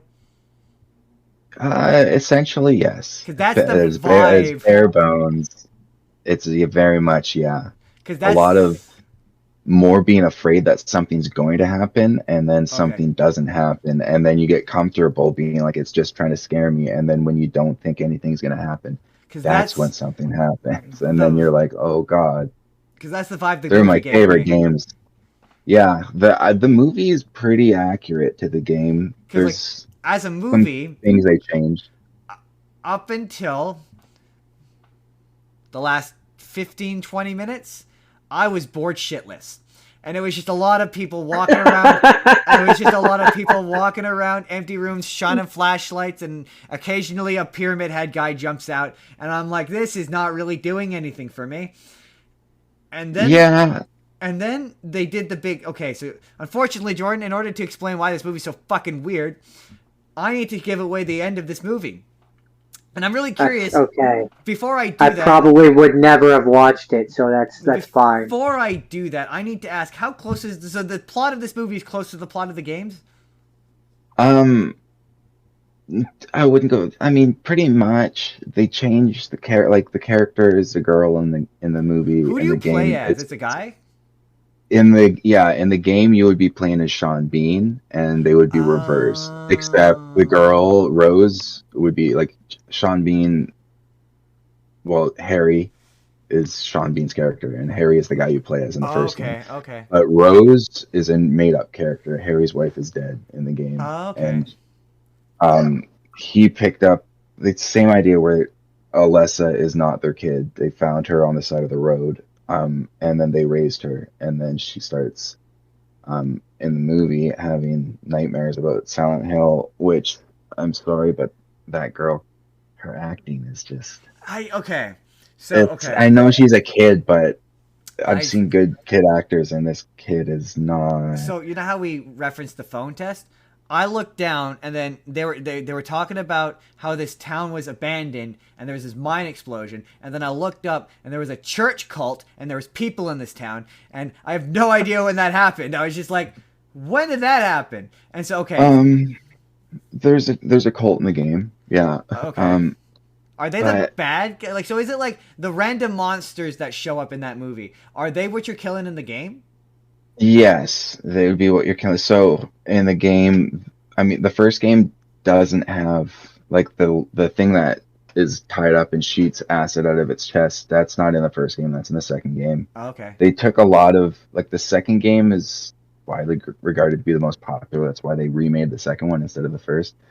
So this movie kind of took the story from the first one, but took monsters from the second one. It's all the deal with Pyramid Head? The movie does not explain what the deal. Pyramid Head is one of the biggest gripes that the fans have with it, because he shouldn't be in the movie, because he has nothing to do with Harry. He has to do with the second game's main protagonist. Interesting. Pyramid Head is part of the cult. He was a symbol in the cult, or a person in the cult that would execute people and stuff. He was the executioner. And Harry shouldn't... I mean, he exists in the second game because... I don't want to ruin the second game story, but basically James, he's horrendously guilty, and he feels like he needs to be punished. So because he feels like he needs to be punished, he created Pyramid Head as the executioner from the cult. So I guess it was suiting in his mind. So it's trying to torture him, and that's why it shouldn't be in the first. But they put it in the first because it's spooky and it's scary, and I guess they decided to show off his butt too, because he's clothed in the game. Okay. But In the movie, they're showing he's got a fine booty. You got a fine booty. So okay.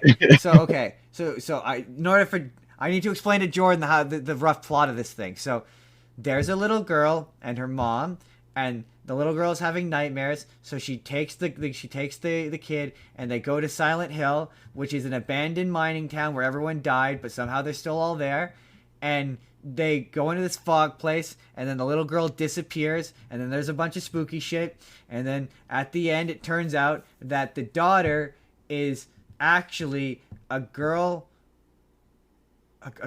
from the town who was born out of wedlock and was assaulted by a janitor in a bathroom, and as a result the evil leader of the cult wants to burn her. And so she does burn her, but it goes wrong. Burning her causes the mind to explode, so she gets disfigured, and then she gets possessed by a demon who like takes over the town, and the daughter is actually the good version. I was unclear as to if she's the good side of the girl or if she's the baby of the girl who was pregnant from her assailant. I wasn't sure. That was unclear to me. And it turns out sounds convoluted. It turns out that the evil cult is dead. Has actually been dead the whole time. Yeah, now that you're explaining it, it's very different from the game. A lot of stuff that's just added to the movie. Because like, so are characters. There's still the female cop Sybil. There's still Lisa the nurse. Actually, I don't think there's a Lisa in the movie. No, there's a nurse in the movie. The scene where they execute the cop girl. That scene's upsetting. That was a rough scene to watch. Rough. Yeah, like, whoa. Very good skin melting special effects. Oh my god! In fact, her face is in the fire. The ending of that movie, where okay, I have to continue explaining the ending of this movie. So then it turns out that there's an evil demon who's living on the outside of the town who can't get into the town, and she needs to get into the town because she's the one who's keeping the villagers alive, and they're also ghosts. So they're not also ghosts in the game? There's not, like, the cult isn't in the game. It exists in the game, but there's no ghost of the cult in the game. So Alyssa wasn't like their victim or whatever, and like she's not haunting the town creating No, monsters? she wasn't assaulted in the game. There's no janitor in the game. The janitor is a character that created specifically for the movie. What? So in the game, Alyssa is like, I forget. No, I'm trying to dance around the thing that the janitor does, but okay, because we're on YouTube. Yeah. Let me try. Ali says, "Why is Pyramid Head there?" That's my question. I already answered that. He shouldn't be. He shouldn't be. Because he's recognizable, and they wanted to pull people in. Merchandising. They wanted to put him in the trailer. Yeah, exactly. Yeah, because he looks cool as hell. So Alyssa, those little baby things that grab onto her, though, those are in the game. So is the whole bit like evil, dark Alyssa, as they refer to her in the Wikipedia articles? I had to read the Wikipedia article in order to understand what I just watched. Is she's a character in the game? Yes, I believe so. Because the girl that they find on the side of the road is, I'm pretty sure in the game, she is like the good part of Alyssa. Just like in the movie. I mean, they didn't really explain it a lot in the first game because they didn't expect to wind up having movies and stuff. Fair. So a lot of it's hard for me to remember what was actually in the first game and what kind of they tried to retroactively add later on. Because they also made a prequel too, but the prequel was made by a different developing studio in the West. Only Silent Hill 1 through 4 was made by the same team, and then every other Silent Hill game since then. Oh, interesting. Okay, so Ali says, one of the rare instances Sean Bean isn't the one who dies. That is true. He does not die. As long as you don't watch the sequel. Okay. You also shouldn't, because the sequel isn't hot.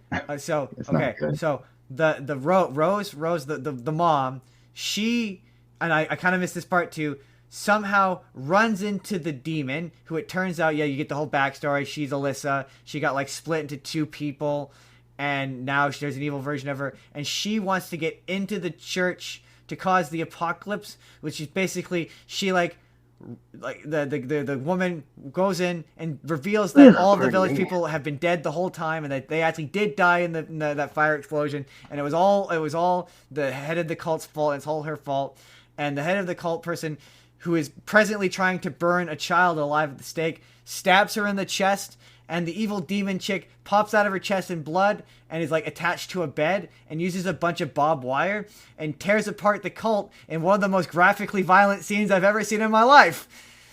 She at one point sticks barbed wire up the middle of her. I don't know if we can talk about that on and YouTube. Then like rips her apart. Yeah. But not before the barbed wire comes out of her mouth. And then she proceeds to slaughter every single person in that cult. But it's weird because like one guy that she just wraps up in barbed wire and then just like mists him. It's wild. It's gnarly. And that's where I was like, I was so bored, and then she started to brutally kill these cultists, and I was like, you know what? This is actually kind of entertaining now. But like they're all terrible people, so it is satisfying. Yeah. Well, okay, so like, it's framed as though like it's her closing up shop, basically. Like she's the one who created this, and it's her putting away all the toys so she can finally leave. Like it's like her ending this, basically her ending the world because she created the world.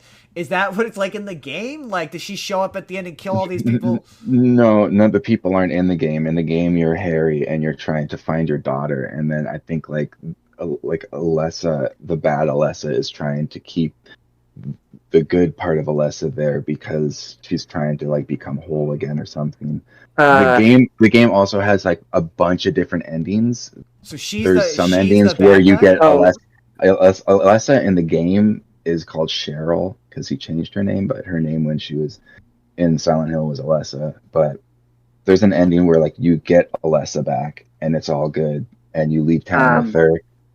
There's an ending where the car accident in the beginning that killed Harry, and he's been dead the whole time, and this is just him stuck in hell. Oh, so Allie says Dark Alessa in the movie is based off the boss fight Memory of Alessa in the third game. FYI.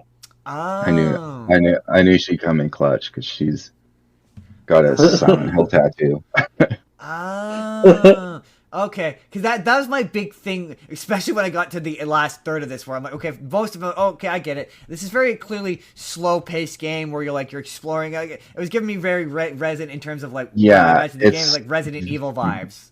Very atmospheric, not so much less like Resident Evil is even more action-oriented. Silent Hill is very slow burn, like a heavy industrial soundtrack that's constantly putting you on unease and making you uncomfortable. And that's what the movie definitely gave me that vibe. It's like a suffocating atmosphere. Atmospheric. And then she it definitely sounds more atmospheric. Akira Yamaoka makes the soundtracks, and they're some of the soundscapes that he can make are like genuinely. I don't want to listen to them outside of the game.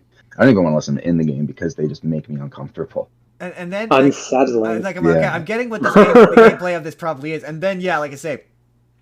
She popped up out of the ground in that bed and tore apart those cultists. And I was like, so is this the final boss of this game? Just this mess of her tearing people apart? Like, what is this game? Like, who's the final boss? Is the final boss you fight the cultist lady? It's Harry shooting. I think the dark part of Alessa. Forget. So she is the bad guy. A decade since I played the first. So she's the bad guy in the game. In the game, yeah. Because in the movie, she's not the bad guy. She's part of the bad guy. In the movie, she's like split into these. Because the one that Rose finds in the hospital bed that she like pulls into her, that's the bad part of Alessa. Okay. But the one that she takes to town, the one that she raised, that's the good part of Alessa. That's the good part. So because if I were to base my like assumptions of the game based on the movie, I would have assumed that the evil cult lady was the main bad guy and Alyssa was a good guy because that's how the movie kind of presents itself. Like, yeah. It is. The cultists pretty much created the bad part of Alessa. They basically, they tortured her. So is her backstory similar in the game? Mm. Minus the child It's not. raping. It's not. It's no. It's not as fleshed out in the game. A lot of the Interesting. fleshing out of her story is from the movie. I'm sure Interesting. there's like back. I only played the games. I haven't read any like Because I'm like, man, supplemental material. why child rape? Like why her being born out of wedlock and the town hating her was already enough. I It just don't feels know. like an unnecessary addition to an already tragic Yeah, backstory. yeah. Pretty fucked That up. was a movie. That was a movie edition. Yeah, I don't get that. I otherwise, like I say, I was pretty bored the whole time. It's just not my kind of thing. I'm not. Yeah, I get that. Um, I liked it because it was. I didn't like it that much when it first came out because I remember like they didn't need to change so much. But yeah, fair enough. I look if it's this is what I saw. I in another video someone said this and I totally agree. Where they say if you're gonna when you're doing an adaptation, you need to be as interesting as the original or more interesting. yeah, And I'm like that I agree with. This does not. I've never had an interest in playing these games, and this doesn't make me want to play them. no, it's a certain kind of game for a certain kind of Yeah. person where you want to play through the same game a few different times to get different endings, and it's very ambiguous in the games. It does not explain things as much as the movie, and it leaves a lot up to you to decide or to figure out. There's a lot of back and Oh forth yeah, so between it's fans trying to believe what's canon and what's not. translating that to movie. That I will say, on the scale of one to Yeah. Uwe Boll, it was not Uwe Boll. Like it definitely felt like No, this is a movie that's all right. the director does care. They're making a new one actually right now Yeah, about the second game for the remake, and it's the same director for the one that you watched, yeah, Christopher Gans. I saw that he like I think he like petitioned Konami or he Yeah, really wanted to make this movie like really. And I he's got respect it. that. He's got a passion for it, so I do. Yeah, he seems to appreciate it, and this time around, he's saying he's listening to the fans and he wants to make the movie like the game. He's not going to change things. So he That's at pretty least sweet. listened to the feedback too, and he's like, okay, I hear you. I'll tell the story you want to hear No instead of more trying to change it. no more weird traumatic backstory for the young girl. Yeah, She's too young for and that kind of anyway. yeah. That's it. That's Silent Hill. Wow, that's pretty sufficiently answered all my questions. I was, I love Silent Hill. I'll always talk about it. oh my god, we made it to the end. We made it to the end. So now it's time to talk about next week. What we do next week. And when I have people on, I've discovered I like including the people we have on in the decision making process for next week. So when your sister was on, I offered a choice. This is the choice: spy movies. So like James Bond, Jason Bourne, second Captain America movie, other examples, or Oh, those are my favorite. I love other examples. or Marvel stuff that isn't the MCU / Marvel shit we missed. What sounds more appealing to you, to Jordan? Jordan, both you and Jordan get a vote, and I will tie break. Well, okay, Justin, you decide which of us goes first. Oh, we'll let the guest go first. I think we should let. I was just gonna say I think we should let the guest go first. Yeah, guess go first. Okay, so it's Marvel stuff. Okay, give them to me again. Spy shit. So like Kingsman, James Bond, Right. or Marvel stuff. So like in terms of Marvel stuff that isn't the MCU. So like the David Hasselhoff Nick Fury movie, Lou Ferrigno Hulk, '90s Captain America, Blade, Sam Raimi. the Sam Raimi Spider-Man movies, and then for the have-not seens, I want to watch Agatha all along. So I'm probably gonna watch Agatha. Yeah, I still haven't seen that. I've heard good things, I've so heard I'm gonna good watch things. that. That's hard. Those are both good ones. I really like Spy Shit, Spy and shit. that would give you the opportunity to talk about Spy Kids and Ooh, solid. its weird connection to the Machete universe, Yeah, I mean, which Machete is a is wild. Machete don't text. Yeah, Machete kills, and Machete kills again, and Machete kills one more time, or whatever. It's the same character as who's in Spy Kids for some reason. Yeah, I don't know. Yeah. and he like sleeps with Jessica Alba in one of the movies, but in the Spy Kids movie, Jessica Alba plays like his sister. So it's like in the Machete universe, he's sleeping with his sister. Like, what is happening? My favorite one, I think it's the first. There's my two favorite moments in that is one where I think in the first one where he has a threesome with Lindsay Lohan and someone else, I think, and then the other other favorite moment in the second one is where he rappels out of a hospital with a rope. At least in the trailer, it looks like it's a rope. And the guy intestines. My favorite thing is the running gag of Machete don't text, and then by like I think it's the third one or something, he's like Machete occasionally texts. Occasionally text. From time to time he texts. The funny bit about that bit with the rope though is a review I saw where that movie was like, oh, there's a sweet moment where he rappels out a window with a rope, and it is not a rope. Okay, so Adam's vote is for spy shit. Jordan, what is your vote? So it's this is just the sign that there we are on a similar wavelength, because I also was gonna vote for the spy shit, because I can think of just dozens of things that I can pick for that. It's very funny that you both said spy shit, because if you had picked the other option, I would have tied Brooke for spy shit, because I honestly just really wanted spy shit. Right? It just there's so many options. James Bond. The reason being is because we're gonna for the audience. We're going to do a week late review, or we're going to try to go see the new Captain America. And that's being pitched as a, quote, espionage movie. So I want to talk about how that movie's not very good, apparently.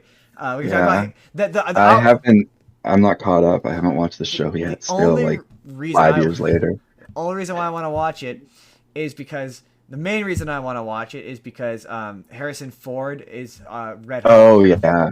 That would be cool. I think the fact that Harrison Ford as Red Hulk, it looks like Harrison Ford, is the stupidest thing ever. Like I think it is the silliest and dumbest. I hate the fact that the Hulk looks like Mark Ruffalo. I can't stand it. It looks dumb. It looks silly and it looks dumb, and it's so uncanny valley. I hate it because I love it because it's stupid, and and just the fact that he's clearly only in one scene of that movie, and it makes dumb people mad. It's just, I'm a troll at heart. It makes me laugh. He apparently said he got paid to just show up and act like an idiot. Yeah, pretty much, yeah. I love Harrison Ford. Sounds about right. I was like, just how many, like, he's like, Harrison Ford is doing, there's all, when they announced that he was in that movie, people were like, how many movies is Harrison Ford can do? He's going to do the one movie, and then Red Hulk will show up, and he'll just have to do a voiceover booth for like an hour. Like, he's never doing another one of these. One of my favorites, though, was, I saw an interview where, this guy was talking to Harrison Ford about the behind the scenes of the Red Hulk, and he's like, so, like, you have to dress up like an idiot. I've heard that, like, you looked like an idiot, or you might have felt like an idiot doing the Red Hulk scenes, like, behind the scenes. And Harrison Ford leads in, and he's like, Bud, they pay a lot of money to make me not look like an idiot by the end of this. That's where the budget goes. Like, that's what you people will see. Yeah. I'm just like, everyone. My thing with Marvel news people, or Marvel people who are engaged with Marvel news, is they're always stupid, and it's always they're naive. Or like, how many of these is Harrison Ford doing? He's doing the one, and that's it. Like, he'll do one. He'll do one, and then he'll show up in the Infinity War as a voice. Right. That's what he'll do. Yeah. Or my other favorite is he's doing it for the paycheck. Yeah. Yeah. Have you ever? I mean, most people are. Yeah. That's what capitalism is. They're in it for the paycheck. Look, he's like 80-something years old. If he wants to do a movie for the paycheck, fuck, like, being creative. If he wants to, like, show up and do a voiceover for Red Hulk for an hour, let him. Just let him. I'm not gonna chastise he's hit that point. I would also do. Right. Right. And whenever anyone's like, "Oh, he took the role for the money," I was like, "I would also take the role for the money." I'm not gonna chastise him for doing something I would also do for like a quarter of the money. Right. I would do it for like 5% of the money that he's making. He did it for $50 million. I do it. Nobody will pay me. Right. He did it for 50. I do it for 1. That's all I'm saying. Yeah. Yeah. So okay, great. Next week, spy shit. Yeah, that's fun. Spy shit. We're gonna have to watch at least some of the goofy James Bond movies. At least one of the goofy James Bond movies. I feel like has to happen. I'm excited for that. I'm gonna have to talk about how bad Jason Bourne is. That's fun. Jordan, let's do this has been a very long episode of the show. I'm so excited. Good times. Thank you for joining us, Adam. Thank you for coming along on this Yeah, of exceptionally course. long journey. It's gotten dark. Yeah, it's gotten dark here too. Yeah, we're gonna have to get you a video game podcast where we talk about video games. Yeah, hell yeah. I want to do this more often. This is fun. I'll pitch it to Jake. I'm like, hey, I maybe have another. In fact, I'm probably gonna text him after this, and I'm gonna be like, hey, I maybe have another prospect for you. We don't have to struggle with chemistry because we've had it our whole lives. Yeah. Right. Yeah, I know, right? Man. It really does make things easier. You and your sister just like fit. She sent us a bunch of like pre stuff of like, am I going too far? Am I doing too much? And you did a similar thing, and we were just both kind of like, they're gonna fit right in. Right. They're gonna match the vibe. It's gonna be good. It's gonna be fine. It's actually nice when person puts in a lot of effort. Like, it's nice having someone care. Yeah, joking aside, you're raising the bar for the other. We love everyone who comes to the show. We love all of you, but you're definitely raising the bar. Jake, you gotta watch 3 movies next time. I'm totally kidding. Jake doesn't have the time to watch 3 Jake has like 15 podcasts. Jake doesn't have time for that. The fact that he makes time to come on our podcast when he's got like four other podcasts plus a personal life, I'm always like, you know what, respect. The fact that he makes time to do Star Trek with me is admirable enough. So yeah, we can't find Adam anywhere on the internet until he has his own podcast. Eventually, we'll be able to find him on his own podcast. But Jordan, where can we find Jordan? Jordan does Minecraft Monday on Twitch, Zetgore187. I do that every Monday. I'm here on currently Saturday, sometimes Sunday. It depends on Justin. And other than that, that's about it. Don't ask him to give you the tour. It takes yeah. The full Minecraft tour takes about an hour and a half. It takes about an hour and a half. I'm on TikTok. That's not a joke. That's not a joke. It's really not. I can't remember. I think I was editing a video. I was editing a video, and I could hear him talk to a random person, be like, "Oh, let me give you the tour."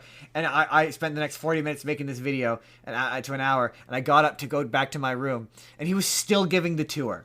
Like, that's how long the tour takes. And the funniest part about that is then that person then rated me like the next week or something like that. With about like 4 or 5 of his followers, and immediately was like, he's gonna tell you, like, he's gonna ask if you want the tour. Don't let him give you the tour. Don't let him give you the tour. I'm on TikTok. You find me on TikTok. The show's on TikTok. The Spur of the Moment P. If you want to sponsor the show, like, pay us to sell your crap. Your stuff, crap. You know, people don't want to hear crap when they're talking about their stuff. If you want to pay us to sell your stuff, you can email the show. It's justinsbusiness@gmail.com. If you want to be on the show, we have a handy Google form you can fill out, where you could tell us what you know the best. What else? Patreon's Discord. Discord. If you want to join the Discord, I fixed it so the stupid link doesn't expire. Just real quick before we wrap up the show, I do have to tell one funny story about Silent Hill, which I totally forgot to mention. And then we'll end the show. I went to watch this stupid movie on Crave, and it was in fucking French! Sorry. I hate that. Sorry. So I spent an extraordinary amount of time having to download the stupid movie because it was in French. It was very agitating. It's a pet peeve. Anyway, that's been the show. We'll be back next week. Thanks, Adam. Thanks, everyone. I'm going to end it now. Bye, everybody. Bye, everyone.